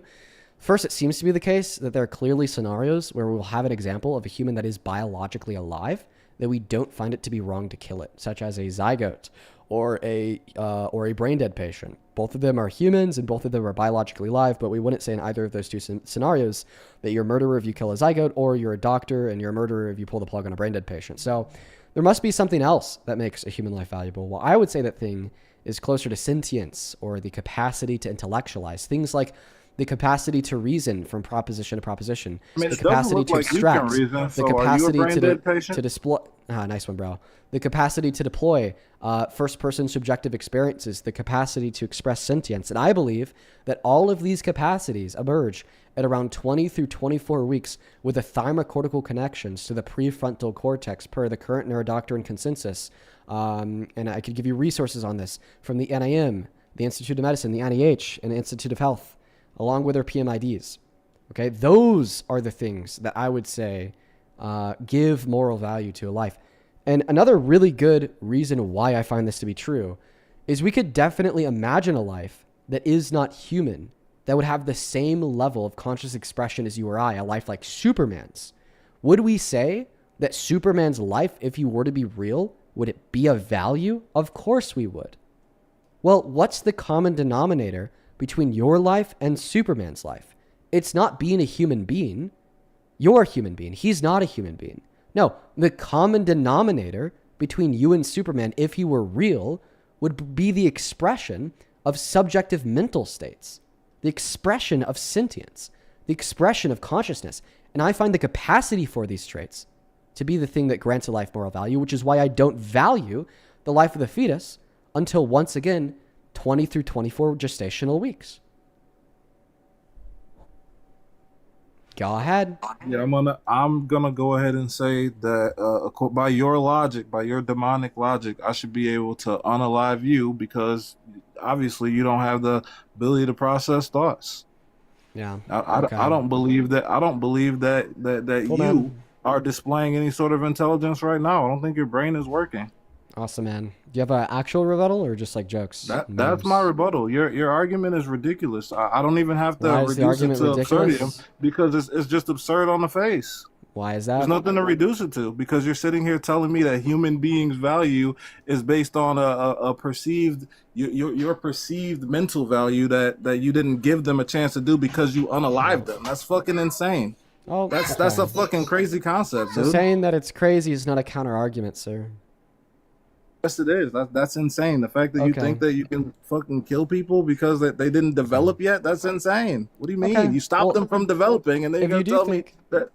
If you do think that a valid counter argument to my position is just simply to say that it's insane, therefore my valid counter argument to your position that abortion is wrong is quote unquote, it's insane. Now all of a sudden it seems to be the case that your position is just as justified as my own, since we have both provided valid defeaters to each other's beliefs. My position isn't homicidal. It's insane. Sure, if letting people stay alive is insane by your therefore it's false liberal, because I say it's insane. Liberal mind, I believe you. Wait. I believe that you believe that. You don't think that me calling your argument insane actually makes it insane or actually makes it false. So very similarly, I don't think that you calling my argument insane actually makes it insane or actually makes it false. Could you please give an argument to describe why it's insane? Unaliving. You're arguing on behalf of unalive innocent human beings before they're Bro, allowed to develop. remember earlier? Remember earlier when you claimed that it's not murder to pull the plugs on brain dead patients? So if I somebody was, I did not argue that. Okay, I so then you evaded the told question. you that there's justification for it. Okay, so if it's justified, then it's not murder. According to you, there was a such thing as murder before the law, before America. According to you, that's what you said. That's what you no told fucking us. shit. Do you agree? So, do I agree with what? That the concept before the of murder law is existed, older than the word? Murder Yeah, existed? I do. Yeah, okay. I agree. Yeah. So it's not according to me. It's according to both of us. Go ahead. Well, you're the one who brought it up. It's called an admission. You admitted to that, so that's why I'm using your word. Yeah, do you think I'm the truth maker of the claim that murder happened before America existed? No, you idiot. I'm not the thing that makes that claim true. Having a conversation, instead of me appealing to some outward source, I'm appealing to what you said yourself. It's called an admission. Well, I'm not the source of that claim being true. You are the source in this conversation because you're the one who said it in this Sorry, conversation. that's just like wrong, but whatever. Continue. That is correct because you're the one who said it. But just continue. Well, it's called an admission. That's how it works. When you say that the Earth is something. flat, are you the thing that when you say that the Earth is round, are you the thing that's making the Earth round? Rules of Evidence 201. When you say that the Earth is round, are you the thing that makes the Earth round? Are you the thing that said the Earth is round in this conversation? Is what I'm talking about. Then Okay. So then it's not according to me that murder existed before the United States of America existed, because I'm not the thing that makes that claim true. But just, bro, I need you to calm down. I think I'm sufficiently calm, bro. I'm just waiting for a counter argument. You're tweaking out. You're grabbing your eyeballs. You're trying to pull your eye out. You're picking your zits. Like, I need you to just relax for a second. Yeah, buddy, I'm all good. Just give a counter argument. We're waiting. Literally, all of us. Have a good day, buddy. Yeah, you're kind of run, bro. I know it. You're gouging your eye out, like you're tweaking. I can see. Yeah, just bro. If you're gonna run, just do it. I know that I intellectually outclass you. That's why you're gonna leave. It's fine. You're more than welcome to stay on the live and continue. He left. Bro, I'm honestly over it. I'm over it for the day, dude. I'm over it. I'm over it for the day. These Trump supporters are like so low IQ. It's ridiculous, man. I'm like trying my best to be patient. And honestly, like I think I was like I appeared rather patient in that last conversation. But like I don't even think I was patient in that last conversation, just more like less like defeated. It's like it doesn't matter if like I kicked him off because he was being annoying. Like we've had annoying people on all day long. Stop. Oh my Dean Withers for president. Like that was just defeat, bro. Doesn't matter if I kick that guest off based upon the other conversations that we've had today. We're just going to get some other like crazy fucking person in the live. It's every guest, man. It's like, this isn't fun for me. This is like holy shit, man. Thank you for the $25 over on Super Chat. Celeste says, okay, kick this demonic ass at. Love you, Dean. Love you too, Celeste. I appreciate you so much for the $25. It is very kind of you. Please show some love to Celeste down below. I'll be spending that on some fucking therapy. Carroll with the $20 says the way that he's talking to you like you can't follow when he's the one that's not tracking his crazy work. Yeah, bro. For any of these low IQ MAGA men to assume that I can't follow their incoherent argument on abortion is actually insane. If there's one topic that I have truly refined to the ability that I believe I legitimately could dispute any argument on the position, it would be the abortion debate. I don't think that there's even one pro-life argument that I could not successfully refute. And then these MAGA men with their massive egos think that they're going to be able to own me with some white belt fetus matters because it's a human person argument. Get out of here. That's some bullshit. That's why he left, by the way. Because I was just refuting what he said with ease, dude. Virginia, thank you for the $20 over on Super Chat. Thank you so much for that love and support, Virginia. Virginia with the $20 says, you really hide your dislike of other humans well. we love you, bro. I appreciate you, Mason. Where'd that last one go?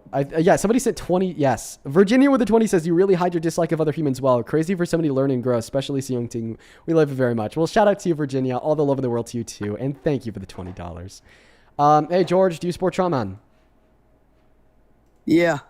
George, how old are you, man? I'm 20. Yeah, bro, for sure. Definitely 20, dude. Trust him. Trust him, you guys. That guy's definitely 20. 100% 20. 100% 20. Davina, thank you for the $6 on PayPal. I appreciate you, Davina. And then Lucky Lazy, thank you so much for the $50 donation on PayPal. Oh my goodness, Lazy. Lazy with the 50 says, this is for everybody who wants to donate but can't. And for the Jubilee, still drawing while listening to your streams. Thank you for everything. Well, thank you, Lazy. I know that you've been watching for a long time, and you have been very, very kind to me as time has gone on. Just know that I appreciate you, as always. Please, for everybody watching, show some massive, massive love to Lazy Double on that chat. I am beyond grateful for you. Thank you for the $50. Well, do you support Trump? Yes, I do. Well, how old are you? I'm 35 currently. Okay, let me thank a couple people. That'll pass that mic to you. Thank you so much, Jay, for the $15. Who says, Dean, thank you for the debates and the lives. I appreciate you, Jay. You're awesome. Jenny, thank you for the $5. And Dekayla, what an interesting name. Thank you for the $20, Dekayla. Shout out to you and your sibling. Thank you so much for the $20. Please show some love to Dekayla down below. On Venmo, Timothy, thank you for the $20, who says, I've been watching you and Parker for years now, but this is a first-time dono. I appreciate everything that you do and the difference you make every single day. As of midnight, I will be 21. Can't wait to continue to tune in every day and grow with y'all. Timothy, well, happy early birthday, man. The 21st birthday is a big one. Seriously, a big, big, big birthday. I remember mine. It was like a couple months ago, and I had so much fun, and I hope that you do too. Thank you so much for the $20. Joseph, thank you for the $10. I appreciate you. And then Feza, thank you so much for the $3. Sydney with the $20 says, that last guy had no idea what Congress and autopsy or a fetus is. Thank you for putting up with this crap. Dude, yeah, he was so unintelligent and uninformed. Sydney, thank you for the $20. You are awesome. And then Allie with the $10 says, why are you getting all the wackadoos today? You could literally tell they aren't even listening to you, just waiting for their turn to speak. And geez, do they like the sound of their own voice? I know, dude. It's been driving me insane. I'm so fucking tired because of it.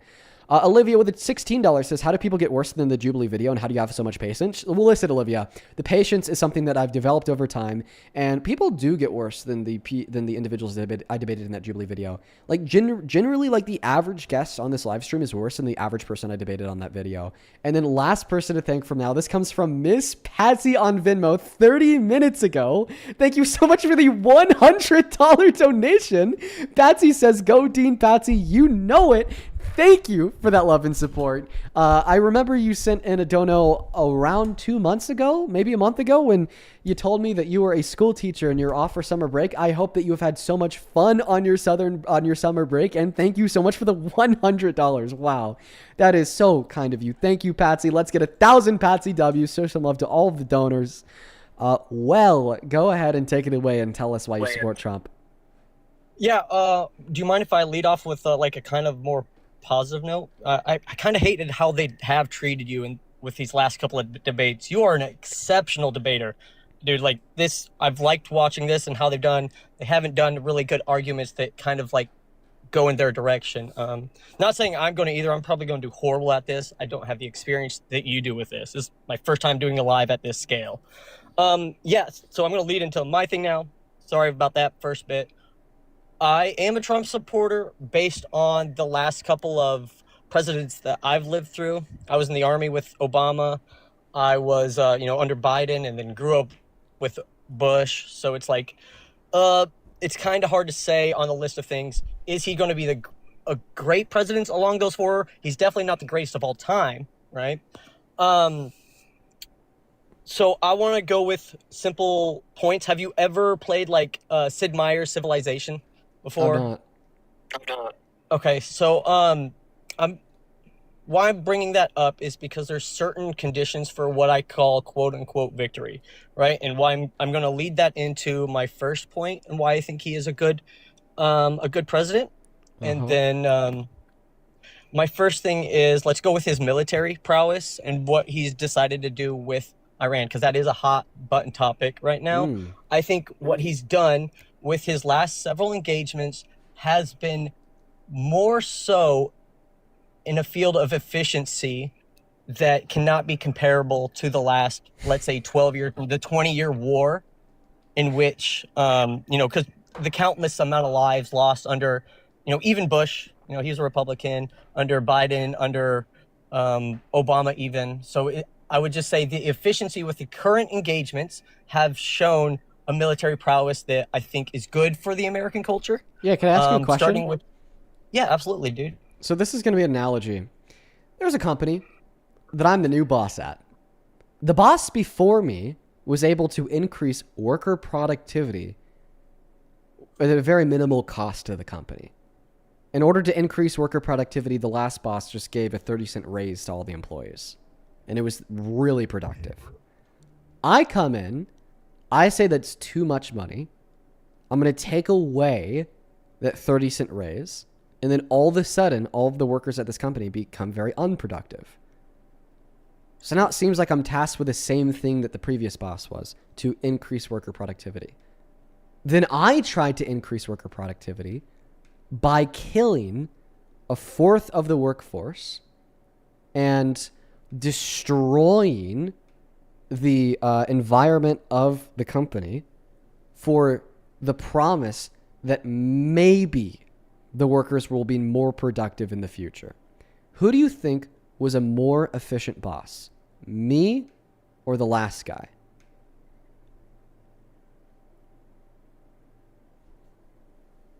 That is a great analogy. That's a good analogy, dude. I'm gonna have to side with probably the last guy. Right, yeah. In order for him to make the workers more efficient, you just gave him a little pay raise. And then for me to make the workers more efficient, I'm like killing a bunch of them, destroying the company for the promise that maybe they'll be more efficient in the future. Okay. Yeah. So here's the reason why I gave you this analogy. Obama, the last boss, was able to prevent Iran from building nuclear weapons by just simply getting them to agree to a denuclearization agreement. No war involved.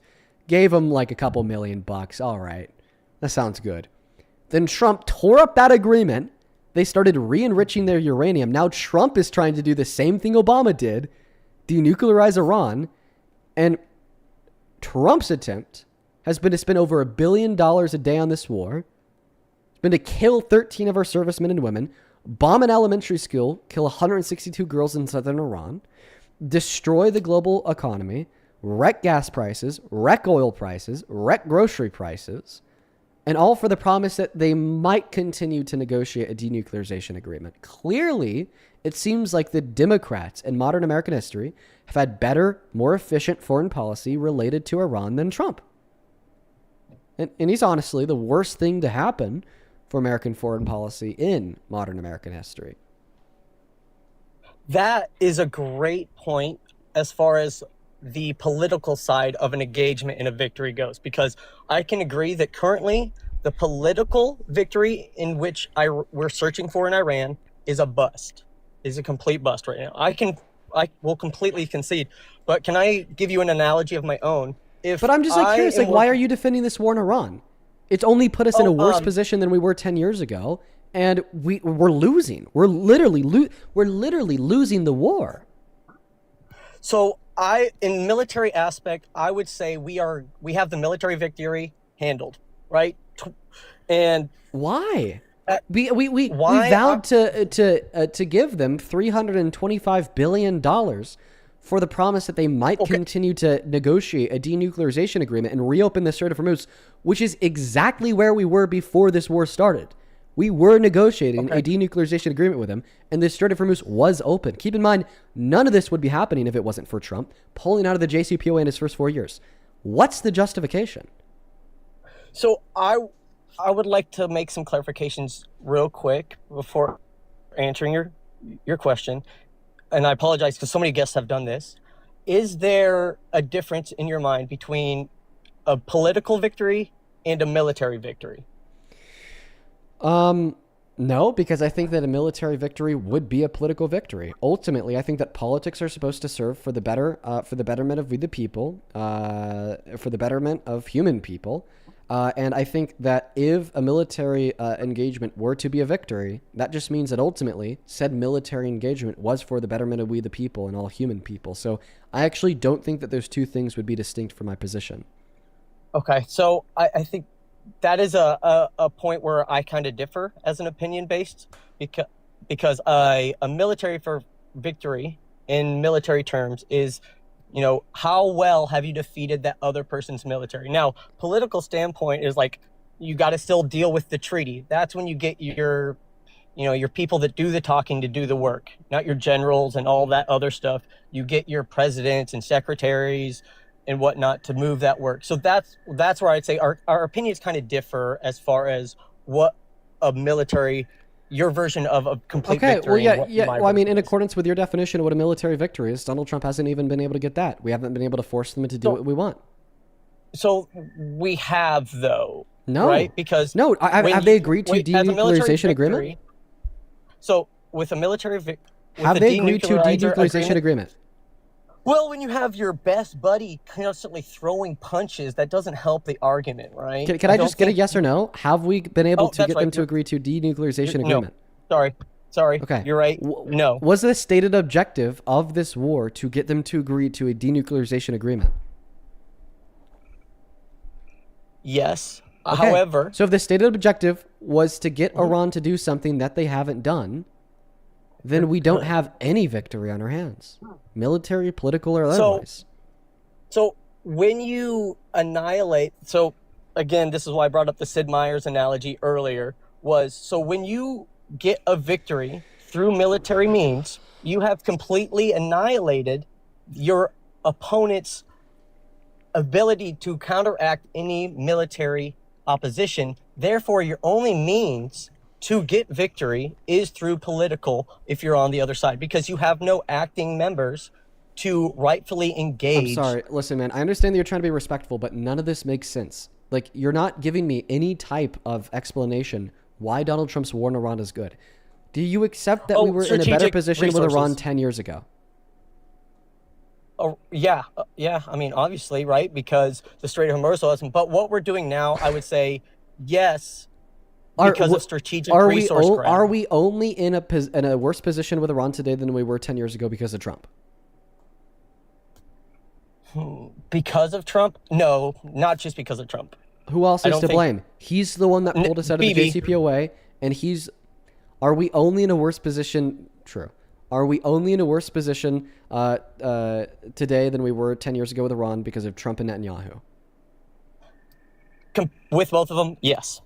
Right? Okay. Right? So if we are in a worse off position, okay, with Iran today than we were 10 years ago, and the only reason why we're in a worse off position with Iran today than we were 10 years ago is because of Donald Trump and Netanyahu, then how can you possibly justify your support for Trump because of his position on Iran?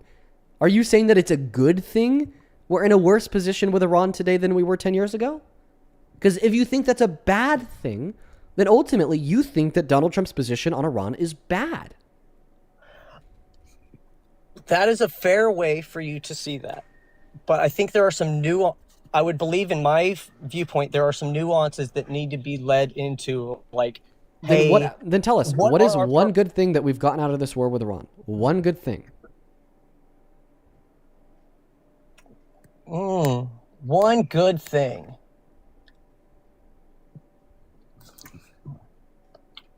Oh, because if I use I don't want to use the nuclear agreement, because not the nuclear agreement, but the nuclear, like, they don't have capabilities, because that's kind of stupid. That's like the only thing really out there. We didn't even get that out of this war. We destroyed we destroyed their nuclear capabilities last summer. Yeah, that's why So what's one good thing that we've gotten out of this war? Use that. I wasn't going to. I'm going to think for 1 second. Sorry. I would say, in some opinions, would you? No, because hang on, forcing them to the table continuously to try to renegotiate, I think would be. That's going to be hard for me to argue, though. So no. If you wanted to argue, okay. So you can't really name any good things then. Trump has done. No, really no, wrong. because Okay. nothing. It's so not over. If you can't It's not name any over, so- benefits that we've gotten from the war in Iran, then why is the war? And by the way, we can name a bunch of detriments: dead kids, dead servicemen and women, highest monthly increase in the price of gas since Vietnam, soaring grocery prices, soaring oil prices, soaring fertilizer prices. Well, We can only name bad things and we can't name any good things. Then why would that be the reason you support Trump? Well, I would. One thing, real quick though, that gas thing is kind of blown out of proportion because I do believe that corporations see an opportunity to gouge the American people while there's conflict going on. So I think that kind of gets blown out of proportion. I disagree with you. American oil companies were able to make the most money that they have ever made at the end of the Biden-Harris administration by drilling as much oil as they ever have in a 4-year term, and then they restabilize the price of a barrel of oil globally from $85 to $65 because it made them much more money. Fun fact. But do you agree that if you can't name any good things that we've gotten from this war, only bad things that we've gotten from this war, then this war would not be a good reason to support Trump? That is difficult to answer because I don't know what tomorrow lies. So I can't give an answer. Like, if it's not over and they haven't done anything, I can't look at it as a complete victory on an ongoing. You're not going to call a game in the middle of a game. Okay. Listen, man, I think I'm going to move on to the next guest. I'm not. I apologize. You've been respectful. I just think that your points have been completely incoherent. Okay, I have been smoking, so that's probably my fault. You have a great night. Sorry, Dean. Yeah, you too, dude. Let's go and get the next guest connected to live stream. Only up inside of the box if you happen to be an American adult that supports Trump. Honestly, bro, I just kind of feel defeated. I just feel like I haven't been able to get a productive conversation, even in the slightest. Even in the slightest. Since I started the stream. Every conversation today has been very rough. But that one was, of course, better than the others, because although all of them have been unproductive, at least that guy wasn't some asshole. Let's gonna get the next guest connected right now on the opposite side of the box. If you happen to be a Trump supporter, please and thank you. Do follow the rules of the live stream. Let's go to get the next guest connected. Here we go. Over on Vimeo, thank you, Marcus, for the $5. Who says, much love, brother. Much love to you, dude. Russell, thank you for the $20. Who says, debating MAGA is like playing chess with a pigeon. No matter how well you play or argue, the opponent will knock over the pieces, make a mess, and strut around acting like they won. Yeah, I think that does describe it pretty good, Russell. Thank you, man. And then Pamela, thank you so much for the $25. Who says, thank you for being an advocate for women. I appreciate you, Pamela. Pamela, I appreciate you. Thank you for the $25. I hope that you enjoy the rest of today's stream. Please show some love to Pamela. Dean, I just gave you a rose. Thanks for the rose, I just gave Trey. you a rose. Hey. Thanks for the rose, Trey. You sound about 14, so I'm going to kick him. Thanks for the rose, though, Trey. Let's go to get that next guest connected into the live stream on the opposite side of the box. If you happen to be MAGA, do follow the rules. Here we go. Evan, thank you so much for the $14 on PayPal. Hello? Welcome in, man. Give me one moment. Who says, although I'm a strong Republican, I appreciate what you do contesting people's views. Evan, you should join up. Have a debate with me about why you're a Republican. Seems like you might be willing to hear me out. Hey, man, welcome in. Do you support Trump? Oh, my house is on fire. Wow, you really set up for that one, didn't you? Too bad. The audio was clearly coming from a second device. Let's go to get the next guest connected on the opposite side of the box. If you happen to be MAGA, here we go. Here we go, everyone. Jeez. This person's name is Lil Fish. Let's go to get Lil Fish loaded up into the box. Oh, man. Oh, I'm a little tired, dude. I guess it makes sense. It's almost 9 p.m. It makes sense why I'm a little tired. These late night lives, I gotta say, I'm not that big of a fan of them. I like doing these live streams a little bit earlier. Hello? Age, please. I'm sorry. I'm not a Trump supporter, but I really do want to. Today we are just looking for Trump supporters. I hope that you take care.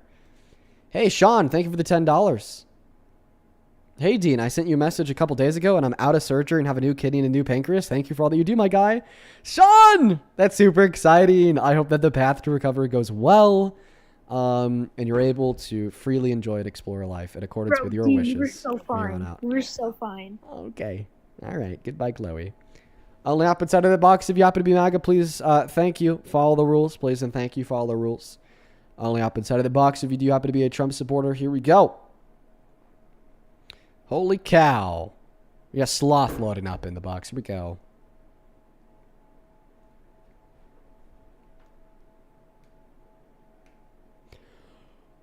Oh, man. Whew. Dang, dude. I'm yawning a lot. Hey, welcome in. Do you support Trump? Zach? Yes, sir, I do. Zach, how old are you? I'm 19. Dang, bro. You really got held back pretty far, Zach.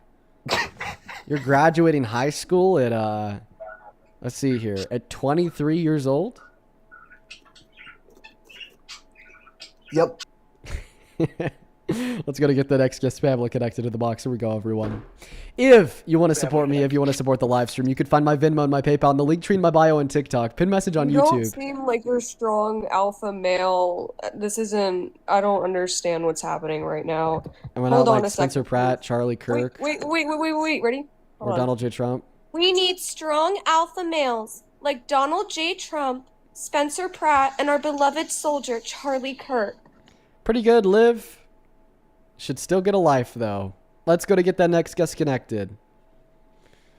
All right, here we go. We got London loading up into the box. Only up inside of the queue if you happen to be MAGA. You know, I thought she was going to get a job this summer. What happened to that, dude? I was kind of looking forward to not seeing you around. Whatever happened to that job, Liv?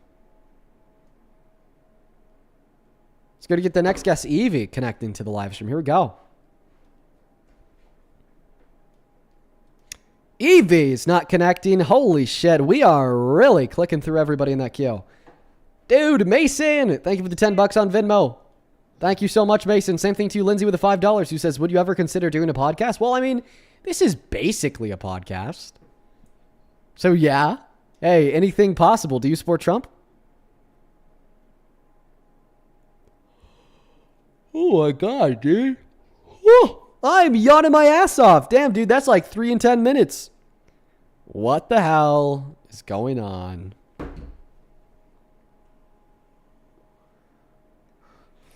Welcome in. Do you support Trump? Dean, just real quick, why don't you have a Cash App? I actually do. I do. It's Dean Debates. I just don't use it because they fucking banned me on it. Like, they've banned me on it like 3 times. They limit the amount of daily donations to like 10, so I just don't use it. Eliza with the $5 says, hey, Dean, Utah's on fire right now, and I'm actively preparing just in case we get evacuated, but nothing is going to stop me from listening and supporting you. Eliza, please stay safe. I was wondering why the clouds are so smoky. It is so smoky where I live, because I live really close to the Utah border. This is broad daylight. That's the sun. That little dot in the middle, that's the sun. And it's because of our whole sky is just completely smogged out. And yeah, I would assume that that's maybe because of the smoke from Utah. Stay safe, seriously. Let's go to get the next guest loaded up. Only up inside of the queue if you happen to be MAGA. Oh, hello. Hey, man, do you support Trump? Yes, I do. What year were you born in? 1980. Okay. I thought that you were about to say that you're 19 years old because I forgot the specific question that I asked you. It was like, there's no fucking way. Yeah, man, go ahead and take it away. Tell us why you support Trump. War. Completely. War good? No, not good, but like, war. It's great. Yeah, well, hey, listen. Whoa. Here's my counter argument. War bad. No. Oh, God, Lord have mercy. That was completely wrong. I'm sorry. When you say Lord, are you talking about, one moment, this Lord? Oh, God. Is this the Lord that you're talking about? You said that you're a Trump supporter. He depicted himself as Jesus Christ. I knew you were gonna do something like that. Is this the Lord that you want to have mercy? My days, dude. Is it? No, that's unfactual, man. No. Okay, this is not God. I just got confused. I thought it might be God. That's Okay. not God. Okay, so if that's not God, then that's blasphemy, right? Because he's depicting himself as God and he's not actually God? We're not this argument. Not this argument? I'm I talking know. about I am Dean. Withers. It's me. What's your middle initial? Bro, that's pretty Dean B. invasive, Withers. bro. You know what? You asked my year. That's invasive. But I'm saying this. What do you believe in for the Iran war?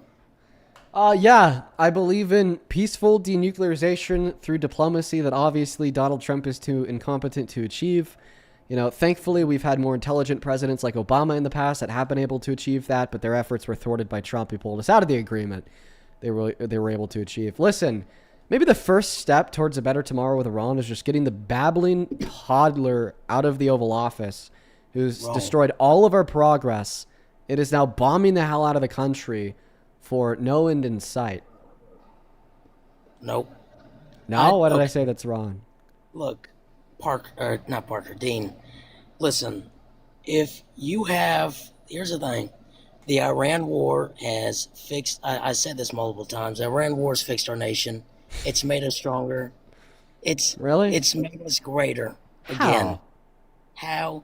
Because Donald Trump has went out there and stopped Iran from doing nuclear testing for uranium. Really? Oh, it's you! No, it You're isn't. a troll. Yes, I it am is. not a troll. I'm the greatest. How does he do so many different voices? Jesus. You know, it's like I want to be mad at him because he's wasting my time, but he's so skilled at doing these different voices. He comes up here with a different voice every time. Like that guy has to like actually be a voice actor. It's really impressive. Do you support Trump? On the fence. On the fence? How old are you? I'm 23. Okay, if the election was held tomorrow between Trump and Harris, who'd you vote for? Probably Trump. What time is it? Oh no, I'm in the States. All right. 10:47 right now. I'm in New York. What's the capital of New York? Capital of New York? I don't know. I'm not that good at geography. I live in Jersey at the moment. But What's I the work capital of Jersey? No, I said I live in Jersey at the moment, but I work in New York. So what's the capital of New Jersey? I don't know. But I'm on the fence, right? My thing is this: I come from. I'm the UK. I'm considering leaving you on the live because I kind of like your accent. It's appreciate rather that, soothing sir. to the ear. You kind of sound so like much. Alex. What the hell is his name? Alex O'Connor. I don't even know who that is. You I'm quite not making sound a good like account of him. myself right now. But we'll. So like I'm I said, all right. You've won me over. I'll leave you on the live because your accent is soothing. Why do you support Trump? appreciate that. Okay, so I come from the UK, obviously. I don't know if you could tell from the accent. But we have had in the past 10 years, God, nearly seven prime ministers in the last 10 years, right? Most of them are flaky. Most of them don't stick to what they say, you know, and the thing that I don't necessarily agree with all of Trump's policies, of course, but I do appreciate that when he says something, he kind of sticks to it and he does it. Yeah, mate. Sorry, but that claim is totally bonkers. Before the election, he promised no new wars. He gave us a new war. He promised to reduce the price of groceries so fast on day one your head would spin. Now we've seen the largest monthly increase in the price of groceries in 3 years. He promised a amazing golden age for the economy. Then he gave us the worst jobs report in 20 years. He promised to build a wall between America and Mexico to make Mexico pay for it. He built less than 3%, stuck it to the DOD budget. He promised to end Russia's invasion of Ukraine on day one. He didn't end Russia's invasion of Ukraine on day one. He promised an infrastructure bill in his first term. 4 years, going to get it passed. Biden got it done in his first year. So, I mean, I think that he promised the Epstein files. He gave us the Epstein hoax, claiming that we need to stop paying attention to it because it's all phony baloney. Do you know what? Fair play. I think you'd actually have a difficult time naming more promises that he made that he's kept than promises that he made that he's broken. Well, fair play. Obviously, like I said, I was on the fence because I'm from an outsider's point of view. Yeah. You know what I mean? We see different things that trickle through. You know what I mean? We have an immigration problem. Well, not really. I don't think immigration is bad. That is one thing I am a firm on. I don't think immigration is bad at all. But no, fair enough. That's stuff I wasn't aware of, you know, and that is actually good to see that, you know your shit. So I appreciate that. Now I kind of know that. Anything else you wanted to go over? I thought he did pretty good for taxes. Like that was the thing that we was heard in the UK, that he was good for taxes. He helped cut taxes. He did some things with that. Yeah, listen, man, I understand why you'd hear that, you know, because that's what he said. It was like every day cutting taxes for the working class, cutting taxes for the working class, cutting taxes for the working class, cutting taxes for the average American. That was his whole shtick. But according to the Center on Budget and Policy Priorities, his tax bill effectively increased taxes on the average American. Okay. Well, shit. I guess I can't call myself a Trump supporter. I appreciate you for educating me, sir. Yeah, you have a good rest of your day. You too. Thank you so much. Yeah, take care. Yeah, usually I don't take international guests, but like I said, I found his accent rather soothing, so I let him stay. I wish all my guests had that British accent and spoke in a similar cadence. It'd probably make me a lot less stressed out than I am. Let's go to get that next guest connected to the live stream right now. Only hop inside of that box if you happen to be MAGA.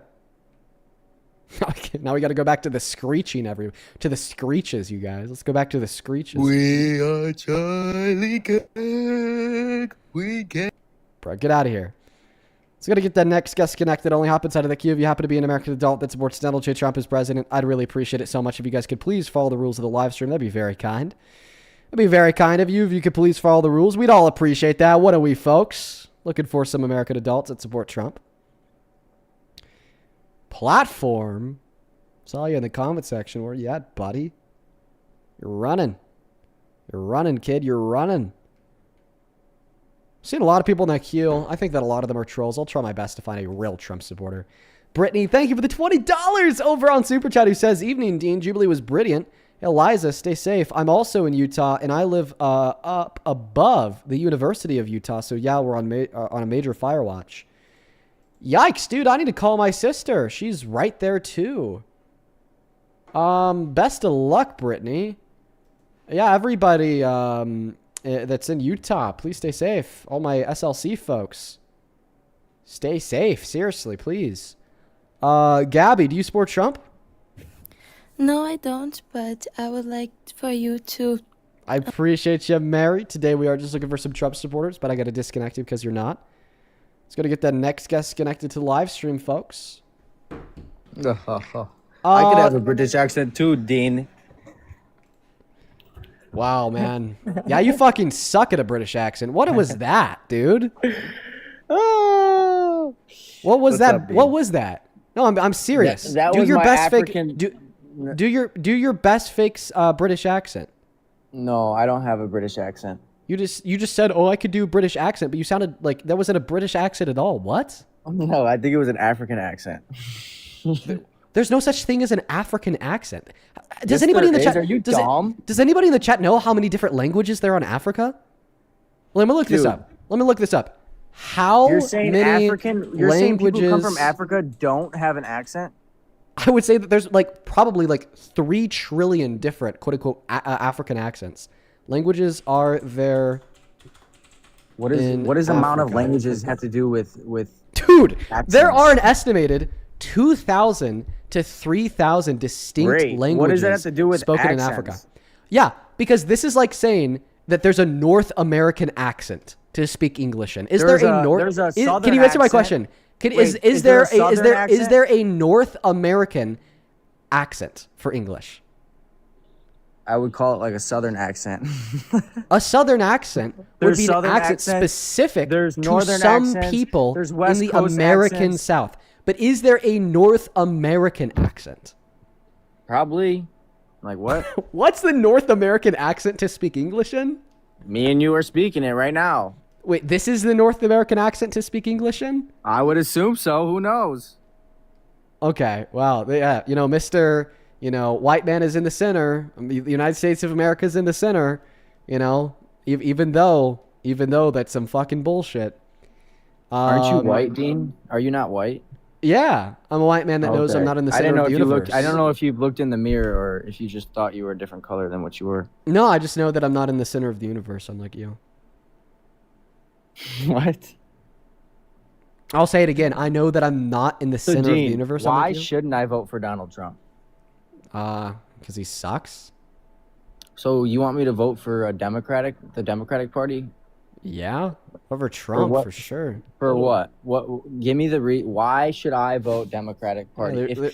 Their policy's better. We evade a constitutional crisis, and we avoid the moral dilemma of having a rapist serve as our president. Okay, fine. If Trump is a rapist, I completely agree on the third point. But the first point, you have better policy. So what's the difference between Democrats taking the citizens' society's money through inflation compared to Republicans going to war? I don't get the difference. I actually think either way, we're getting our pockets strained. So Biden's policy was less inflationary and more empowering to the average American than Trump's, who's very inflationary and takes power away from the average American. Give me stats. How? Sure. What drives? I'll tell you. Like what drives inflation is increasing the M2 money supply, more spending. Okay, yeah, under Biden, we saw that there's half as much debt-related spending than under Trump in his first term. Not to mention that his policy, and more so the economic policy that Kamala Harris ran on, was geared towards giving more purchasing power to the working class by cutting their taxes. Meanwhile, Donald Trump's is reducing the purchasing power of the working class. His tariffs illegally taxed Americans $92 billion, and this war in Iran is driving prices up to the highest point they've been in 4 years. Well, there was also a war in Ukraine. A lot of inflation, but that certainly wasn't because of Biden, but rather because of the global pandemic. Of course, it's not because of Biden. This is what they've like. Why should I vote? Fucking shit! It was not because of Biden. What about the Ukrainian war, where all the money was getting sent? Do you guys just stop talking about these things once it's not relevant to your podcast or page anymore? Yeah, is that just how it goes? The money that we had a contractual obligation to send to the nation, the money that Donald Trump has continued to send to the nation, and the money that also didn't inflate and devalue the American dollar the same way Donald Trump's war in Iran has, because it didn't shut down the Strait of Hormuz. It didn't restrict the global supply of oil. So are you against Donald Trump or are you against the Republican Party? I'm confused. I'm against the Republican Party. I'm against anything that impedes on progression. And you said why you should vote? Yeah, why should I vote if it's so evident that either way you vote, you're gonna get money taken out of your pockets here in America at this point, unless you're a very wealthy, rich person. I actually disagree with you, but let's just assume that it was true that both parties would take money out of your pockets. Because if you vote for one party, you're gonna get less money taken out of your pockets. It's better to do something and fight for progression than it is to just kind of throw your hands in the air and pout, right? Like you don't really do anything throwing your hands in the air and pouting. Fighting for progression is throwing your hands in the air and pouting. Because you can't do anything because we live in a democratic society where I don't think that throwing your hands in the air and pouting is fighting for progression. So you truly think I think that voting is fighting for progression. I think that doing call banking for progressive candidates is fighting for progression. I think that raising awareness around the issues that matter the most and then supporting candidates who run on fixing those issues is fighting for progression. Just kind of crossing your arms and shaking your fists and pouting is just crying like a baby. Like I don't think that toddlers are fighting for progression when they, throw a temper tantrum and cry all day. It's a very emotional and immature response. That's why, for the most part, it's something generally true of toddlers, but hopefully not true of grown men like you. Holy cow, you like to hear yourself talk. It's crazy. I do. Yeah, I know. It's crazy. I like one day the you're going to get truth, so sick and of I your think I own speak the voice, and truth. one day you're going to get sick of your own voice, and it's just going to go downhill from there. But when it comes to voting, you think our votes count? Yes. So what about the Electoral College? Because the Gulp. vote of the Why did electoral you just college. swallow before? Why did you just gulp when I said that? Go ahead though. Why do people like gulp and swallow it all? I don't know. Maybe because they have an excess amount of saliva in their mouth. Yeah, because The notion of somebody gulping when like they're God So talk to me or about the whatever the electoral fuck college. is something that you see in the fucking in like movies and cartoons, not something that you see in real life. This dude thinks he got me because I gulped. He went, "Oh, so tell me about the electoral college." Gulp, dude, get out of here. Listen, anyways. So yeah, I mean, even the votes in the electoral college are determined by the popular vote of the state. So still, Not yeah, really, their though. vote counts. It is. But it's not, Dean, because the It electoral is. college has the ultimate say. They just are guided by the public. And the electoral votes in the electoral college are determined by the individual popular votes of every state. Yeah, individual. It doesn't mean it's a guarantee. So if the individual popular vote is one way, the electoral college can still vote the opposite, right? Is that true or not? No. That's not true? That's not true. So if, like, for instance, in Colorado, if then I'm 51% of voters in Colorado vote blue, then all of the electoral votes go to the candidate that is blue.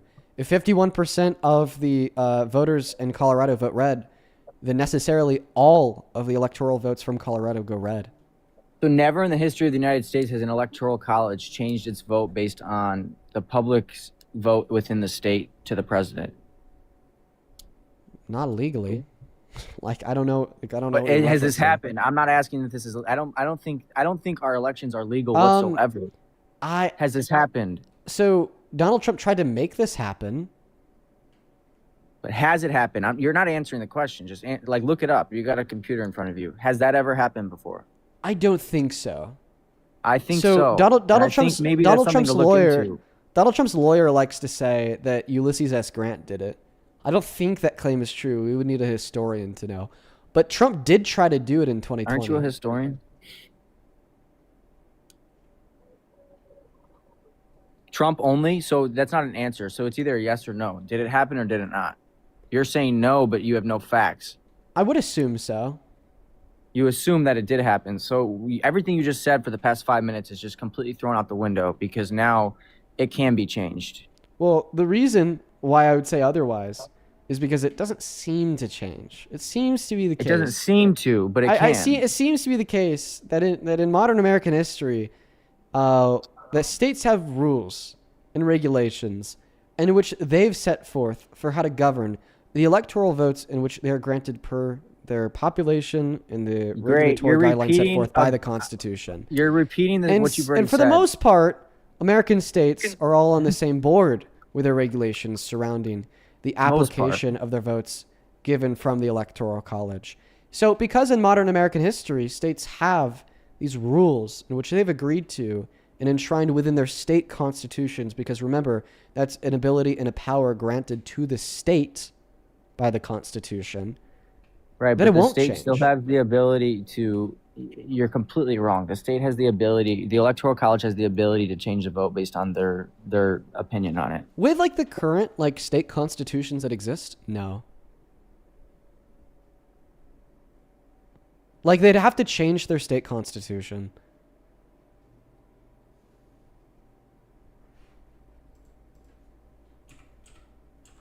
It's me. All right, there we go.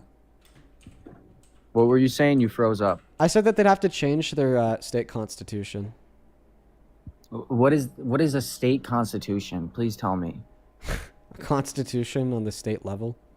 Yeah, but what within the Constitution says this about the Electoral College must follow most state the public vote. So most state constitutions. We're in the United States. Let's talk about all states. 1 second. Oh my goodness.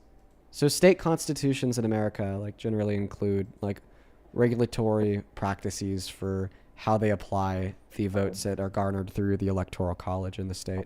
So are you just saying that like your vote doesn't? Are you just saying that your vote doesn't matter? Because even if like for instance, like what state are you in? Don't worry about it. Okay, just give me an example of a state. California. So are you saying that if you were in California, you wouldn't vote? Because even if like most people in California, you're running from the conversation at hand. I'm just asking you. I'm asking you a question about how this dialogue tracks back to the reason why you're arguing you shouldn't vote. Like, are you just saying? We'll get to that point. No, it's really important. Are you saying? No, it's important that we continue with the dialogue that we're on.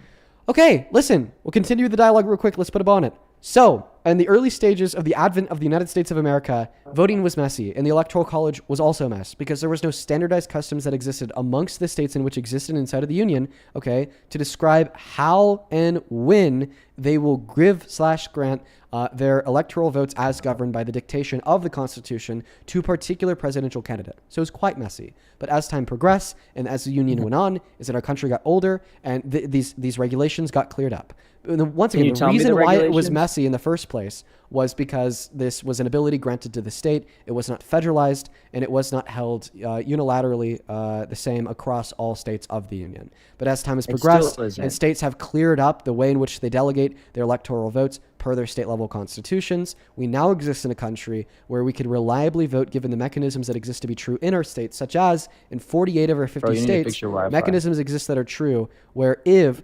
51% of the population votes for one candidate, all of the electoral states will go to said one candidate, and we reliably understand that this mechanism will occur and this outcome will be true. And if you want to know like what these regulations are, once again, in 48 of our 50 states, the regulations that exist are all electoral votes are granted to the candidate in which wins the popular vote inside of the state, and these regulations exist in their state's constitution. What two states don't have that regulation? One of them's Maine. I don't know the other. They do split. I think it's like Montana or something. Why would Maine have that? Why wouldn't they follow all the other 48 states? Because the way that they do it is they give, I don't know if there's anybody from Maine watching. I think that they give 2 of their 3 votes to the most popular candidate, and then like 1 vote to another. Not Montana, it's Nebraska. Why? That's just like what they agreed was best for their state. I guess to like prevent tyranny of the majority and like still represent the interests of the minority. So there's no federal law represent them to a lower degree. So Dean, there's no federal law stating that the states must follow this standard if the public vote. That's unconstitutional. Why? Why would that be unconstitutional? Why wouldn't the Constitution explicitly grants the ability to the states to like govern and manage elections? That's Article 2, bud. No, I mean, I'm asking you questions because I think you think that regulations mean that it's a must, and I don't think that's the case because we have 2 states out of the 50, like you said. What is the second state? You said Nebraska, maybe? Nebraska and Maine. That can decide what they do with their electoral votes. Well, they also have like regulatory guidelines. I think that Maine has ranked choice voting. I don't know what it is in Nebraska, but they still have like regulatory guidelines. So let's say I lived in Maine. Why would my vote matter? Because you want your candidate to get 2 electoral votes compared to 1 or no electoral votes. Duh. But is it guaranteed that they get 2, or is this just something you're assuming?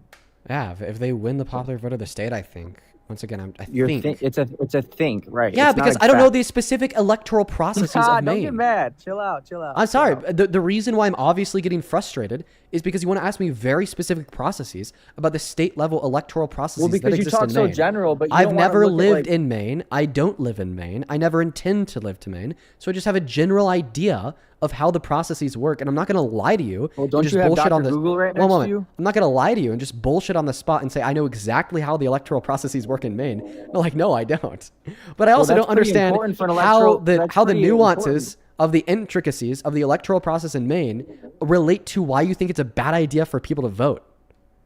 Because once again, if what you're saying is an assumption, it's not a fact. So there's no proof of you saying they get 2 and another candidate gets 1. Yeah, bro. Sorry, I don't know with certainty. I don't know these. I don't know with certainty the specific electoral processes of Maine. Wouldn't it be? Don't you think that would be important to know because this is going to be for the presidential election? I actually don't think that it is particularly important for me to know the specific electoral processes of Maine. I don't think that it's particularly important for me to know. I'll put the number 48 out of 50. What's that? How did you come up with the number 48 out of 50 states? Because I know that there are 2 states that deviate from the standard of sending all of their electoral votes to the candidate that wins the popular vote in the state. Meaning that therefore 48 out of the 50 states send all of their electoral votes to the winner of the popular vote within the state. Dumbass. Holy. Bro, these are like fact opinions that are No, that's not an opinion. That's a fact.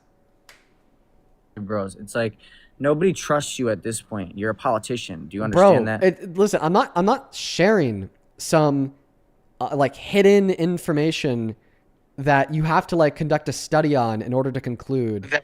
And the explanation for this is like super vague and like misleading. Well, to me, it's like this is very common knowledge. To convince somebody to vote. It's very common knowledge. No, this isn't common knowledge because okay. You don't even know. If it was common, you would know. No, what I'm saying is particularly common knowledge. I think is that 48 states send their electoral votes to the winner of the popular election within the state, and then you got 2 outliers that kind of just be doing some other shit. Like that, like I'd say that is like not white belt political information, but that's like blue belt political information. It's like if you've been, you know, kind of politically involved, like you know that. Yeah, no, I don't think so because you had to look it up. So I did not have to look that up. No, I didn't have to look that up. I don't think. I didn't have to look that up. I didn't have to look that up. Let's ask the chat how many people know that there's only 2 states out of the 50 that send their electoral votes to or choose what they do with their electoral votes. Literally anybody who looked knows that. Literally anybody who looked at an electoral map of the outcome of the 2024 election would know this. I do now. The reason why anybody who looked at an electoral map of the outcome of the 2024 election would know this, including people who don't think that they knew this, would be because when you look at the electoral map, okay, of the 2024 election, or of any election, really, you'll see that in 48 states, the whole state is like one color. It's like red or blue. The whole state is. But then there's like 2 states where it's not just one color. It kind of shows like a little box with one number, and then the background for the box is blue or red, and then it shows another little box with another number, and the background color for that box is blue or red. Right? So it's like even if you don't think that you knew this, when you look at the outcome of an election on like the colored electoral map of any election in modern American history, 48 of them are one color, then 2 of them are split. This means that 48 of our 50 states have the same standardized process for how they govern and dictate the votes in the electoral college, and then the other 2 don't. Like, yeah, that's pretty like blue belt political info. We understood what you said, but the fact is not many people know it. Just because you explain okay, well, listen, now you do. Now you do. Great, but just because you explain it in a kindergarten way doesn't mean that you got to explain it again in a kindergarten way. I think that more people know this than maybe like even people maybe I'm would wrong. know. Maybe more people know it than I thought. But I think that people know it even if they don't think they know it. If I lived in Maine or Nebraska, to me that it's pathetic for me to go vote. You'd say it's worth it to vote in the other 48? No, because I think you're wrong on this stat. I think you're trying to say that it's 48 states, but I think it's more than 2 yeah, states that's just not true. Can people go against regulations? No. What is the repercussions of going against a regulation? Jail. What governor has been to jail besides like a couple Chicago governors? What governor has been to jail? Dude, I could like what state? I don't know. I would assume quite a few in American history. None of them. Nobody goes to jail in the political world. What? Like I could literally name somebody from my voting district who went to jail who attempted to interfere with the 2020 election. Tina Peters. She was an election official and she went to jail. She's still in jail? She's still No. Oh, okay. Isn't that like pretty fraudulent against our government to interfere with an election? Yeah. And she's out of jail already? How long was she in jail for? 4 years? 2 years? 3 years? I don't know. You don't even know. She was probably out the next day in your state. Yeah. Well, thanks to Trump she was, which is why you shouldn't support Trump.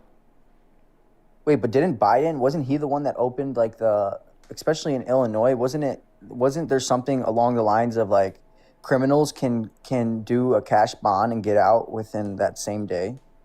So Biden is not a state legislator. So I don't know why you'd say that this would be exclusive to one state. Are you saying that like Biden allowed this like nationwide? If so, what bill? I don't. I'm saying under when Biden was president, there were Bro, you're states so low that were IQ. allowing their criminals. No, what's your IQ, buddy? 197. That's right, buddy. 197. You mean 97? You mean 97? Nope. What? 1,970. You're below average. Gene. Below average, buddy. How many languages do you speak? Well, I speak one language of facts. You speak one language of lies. You're definitely down into like the 9s or the 7s IQ. I mean, not even a monkey. Like a monkey scores higher than you. Come on. Yeah. Says the dude who had to have let's keep going. the Electoral College explained to him like he was a kindergartner. Shut the fuck up. Because you did, dude. You sit up like, bro, you can't have the Electoral College described to you like you're a kindergartner and then pull like the IQ ego card. You asked my I'm not saying that it's a bad thing to need an explanation about how the Electoral College works because it's rather complex. I didn't really even fully understand how it worked until I started researching Donald Trump's fake elector scheme. Okay? 100%. Well, that's 100%. why I asked, because I don't. But you can't ask for an explanation of how the Electoral College works and then say, I IQ mog you. Okay, let's play a little game platform. Let's see if you IQ mog me. No, let's play a game with you. How many amendments are there in the Constitution? How many vertebrae are in the spine? I asked my question first. And how many vertebrae are in the spine? I don't know the answer to your question, Mr. Chiropractor. How many cranial nerves are there? How many cranial nerves are there? Why I asked you my question first, but just heads up, I don't know how many vertebrae are in the spine. This not gonna go well for you, buddy. Okay, then answer the question that was asked first. I didn't hear your question. Wow. Okay, it was how many amendments are there in the Constitution? This isn't a question game. Let's get back to the conversation because I think. Wait, I answered yours. I told you I don't know how many vertebrae are in the spine. How many amendments are there in the Constitution? Amendments? No idea. Couldn't tell you. So, what do you think is more meaningful to the political life of the average American? How many vertebrae are in the spine, or how many amendments are there in the Constitution? Do you think medicine's more important or politics is more important? I think that politics is more important than medicine because without the right politics, we don't have medicine. Our American healthcare system is fraudulent because of people like you and the politics. Without the right politics, then we don't have the right medicine.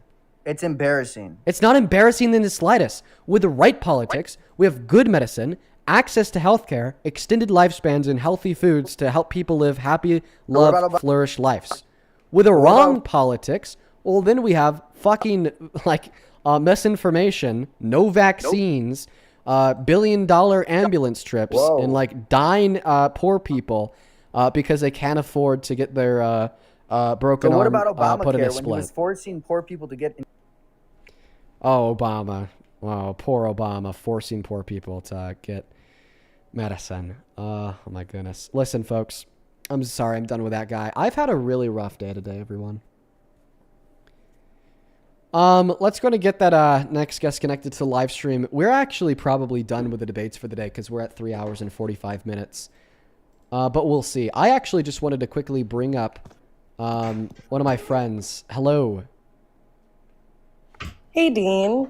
Hey, thank you so much for hopping inside of the queue. I know I sent that text to you earlier, but then I had a bunch of construction workers working on my house, and then I didn't know what time I was going to go live, and then hours pass, and I forgot to reach back out to you to tell you the specific time that I might be ending the stream. So I just appreciate you for hopping inside of that queue. I'm really happy that you did that. Welcome in. For everybody watching, I want to take a moment here to allow my friend Arwen down here the ability to tell you about some crazy shit that's been going on in her life and a fundraiser that she's running that I would love to raise some support for. If you want to take it away and share what has happened to you over the course of the last week, please go for it. The mic and the floor are yours. So on Sunday, my neighbor's apartment caught on fire. I live in an apartment complex, and the fire in my neighbor's apartment spread all over and has now displaced myself and my daughter. Not only displaced us, our home burned down. Myself and my daughter and about 20 other people that were living in the same place that I was living. We just finished salvaging the very last that we could from my apartment, and it's slim to none. Thankfully, the vast majority of what we were able to salvage is things that belong to my daughter, which is what's most important to me. Most of my things they're replaceable, but she I didn't deserve this. She didn't deserve this. I'm just very grateful that I was able to get as much of her things out as I was. But we are homeless now, living with family until I can sign a new a new lease agreement somewhere, hopefully soon, with the help of the GoFundMe that is in my bio, which is the main reason that I'm up here asking all of Dean's supporters, if you would be so kind as to go click the link in my bio. The smallest donation, like even if you have $1, every little bit helps in helping my child and myself rebuild. It's also important to note our home burned down on Sunday, which was Father's Day. My daughter's birthday is just mere days away, so she will be spending her 8th birthday without a home, which is quite upsetting. That's pretty much all I have to say about it. I don't know what else to say. Yeah. Well, I appreciate you so much for coming up. I reached out to her, everybody. Arwen does debates. She runs her own live streams. She talks about, various issues in which matter the most to her. And, I actually find them really entertaining. I was tuning in almost daily for a while because her and her panel were really good at it. And one day I get a DM from, one of her friends that would spend a lot of time on her panel saying that her house burned down. So I went to her TikTok, and on her TikTok, she has a bunch of videos up about it, showing like the inside of the house. It's completely destroyed. And she is a mother of a young child. And I thought that we would have her up to try to help her out. If you want to support her, you can find a link to her GoFundMe in the link tree in her bio on TikTok alongside the pinned message over on YouTube. Because I couldn't imagine, having a child and raising that child and losing access to a home, losing access to, all of the keepsake and material belongings in which I use to keep my child happy and to keep, us comfortable. Couldn't imagine losing, almost everything. It's so incredibly sad. And I was really disheartened to see that had happened to you. Just really goes to show how life could really change, on the drop of a coin. I saw you on somebody else's panel. You were sharing a bit of a story about how you got home as it was burning, and then you ran into the burning building to save your cat. That happened. So I guess I'll give you a little story of the morning of. My daughter was having a sleepover at our house that morning. So there was another little girl in the home, and it was Father's Day. So I wanted to get her back to her family so they could celebrate, and so we could celebrate with my father. And so we brought her home around 10:30. We stopped and got donuts on the way, and my daughter was begging, as she always does, was begging to stay at this friend's house, 5 more minutes, 10 more minutes. And I put my foot down and I said, no, we must leave. It is time to go. And on the drive back to our apartment, I saw billowing black smoke. And at first I didn't realize the wind was pretty strong. So the smoke didn't look like it was coming from my building. But the closer I got, the more I realized, oh, this is me. And it was already on fire, but I ran in. It was a few apartments away. So it's not my apartment was not on fire when I ran inside, but the building was on fire. And I only had 4 minutes inside of my apartment before the firemen forced me out. But in that 4 minutes, I was able to run inside and save our cat. I got her in her carrier, and I even was able to grab some cat food to keep her comfortable while we sat outside and watched our home burn down for the following few hours, which was, what a fun time that was. But yes, I saw people commenting and asking. The cat is completely fine. She's with us right now at my mother's house, and we are, we're doing well. Figuring, the most important thing is that we all got out safely. Nobody was injured, not in the entire building. Everybody got out safely, which, is the most important thing. It's good. It's really good. I know that you posted a TikTok showing some of the damage. Is it okay if I share the stream that? Yeah, go ahead. Because I saw this and I was like, oh my God, man. I couldn't imagine. I feel terrible for you and your family. Let's take a look. Legitimately terrible. I'm back in my daughter's room. The fire happened yesterday. Okay. This used to be such a happy home.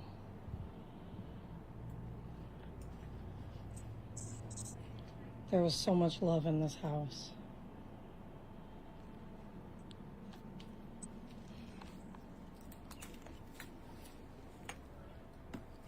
She'll be happy about this. She made these homemade. Oh. There we are. I'm gonna grab some of her books too. I'm back in. Holy crap. Yeah, that is really bad. I am so sorry. That is terrible. And her bedroom, honestly, was much less affected than my own. The balcony where the fire started on my neighbor's balcony, the balconies are all connected to the master bedrooms. So my bedroom actually looked way worse than hers. So there's not much salvageable from definitely from my room. I was able to take a few little things from her bedroom, but we have no more furniture. And we're essentially starting from scratch, aside from the few toys of hers that I was able to get out. Yeah, and that's a hard thing to do. I mean, especially as a mother, that's undoubtedly an incredibly difficult thing to do. You know, like the average American is living paycheck to paycheck. You know, how would the average American ever possibly be able to financially, cover like the replacement of all of their belongings and regrounding themselves with their family while also paying for temporary housing? You know, I don't know if you had renter's insurance or not for fire. But I'll tell you this, I did not. And if anybody listening, I'm sure the majority of people who watch your streams are much smarter than I. If you are renting and you do not have renter's insurance, get it immediately, right now. Right now, it's so important. None of my neighbors had renter's insurance. We're all at a total loss with no insurance. And it's honestly like one of those things that most people don't even think of. You know what I mean? Like when I was living in Boulder, going to school out there, I lived in an apartment. I didn't even know that renter's insurance existed. You know, like whenever you think about home insurance, you think about being a homeowner. You don't think about being a renter. So it definitely was not on the top of my priority list, which the apartment that I lived in was fairly old. I just, you never think it's going to happen to you. I was silly and I did not, I was one of those people, this is fires burning somebody's house down. That's something that happens to other people. That doesn't happen to me until it did. So I have learned that lesson the very hardest way possible, that I will never not have renter's insurance or homeowner's insurance when that time comes. But please, you guys, if there's anything that I can impart from this, get insurance. It's not that expensive, and you don't want to come out on the other side without having it, because it's difficult for sure. Once again, if you do want to support Arwen, you could find a link to her GoFundMe in the link tree in her bio on TikTok. You could also find a link to her GoFundMe if you happen to be one of the 3.5 thousand people watching over on YouTube in the pinned message. That also shares, a couple photos, one of her daughter, one of the aftermath, a photo of, the apartment complex on fire, alongside, an explanation of, kind of what happened. Some of the same things that she shared with us on live. So that is, once again, it's in the link in her bio on TikTok, and it is in the pin message over on YouTube. And, also, Cam, sorry, I don't know. Can I call you that? I know that you changed your display name. My full name is on the GoFundMe, so it's okay. You can call me Cam. I saw you change your display name like a couple weeks ago, so I didn't know if that was like, you didn't want. At this point, the cover is blown. You can, yeah. I'm Cam. That's my name. Well, okay. I'm sorry. My apologies. But No, anyways. I mean it wasn't you. Like I definitely blew my own cover when I put my full name in the GoFundMe. But such is life.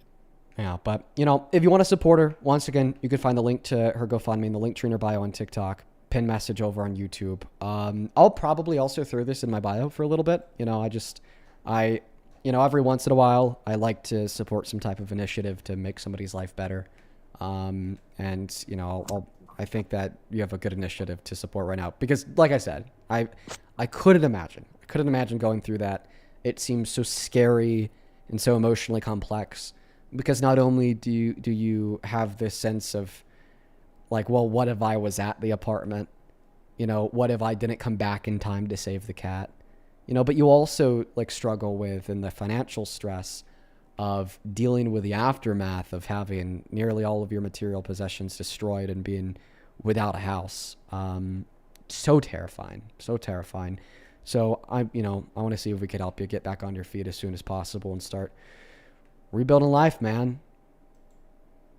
Well, I just want to say thank you, Dean. The following that you have is not small, and I really appreciate you giving me the time to come and tell my story. Of course. Yeah. I'll also be making a donation to your GoFundMe. I'll help out myself. We're coming up on 4 hours now. Folks, if you want to check out videos of what happened to her, what happened to her home, the immediate aftermath, she has a couple of them up on TikTok. If you want to spread the word, she has one video talking about the GoFundMe. I think it's her third most recent video. So if you repost it, I'm sure that'll help out. And if you want to support it, you could find the GoFundMe in the link tree. Not in the link tree, just in the link in her bio on TikTok and the pin message over on the YouTube stream. And I'm probably going to throw a link to that GoFundMe in my bio for a while. Thank you so much for coming up. We're going to go ahead and hop off here for the night. And, if you feel and you find that the amount of money raised isn't enough to total the cost of reconstruction of the life of you and your child, please feel free to send me a DM, and I'd love to see what I could do to help out further.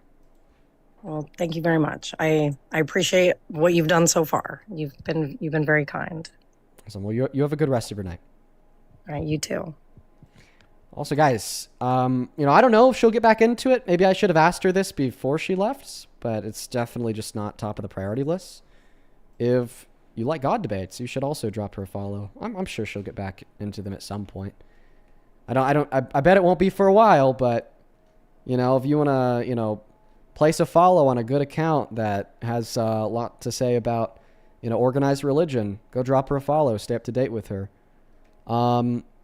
The Arwen Show on YouTube, everybody. The Arwen Show on YouTube.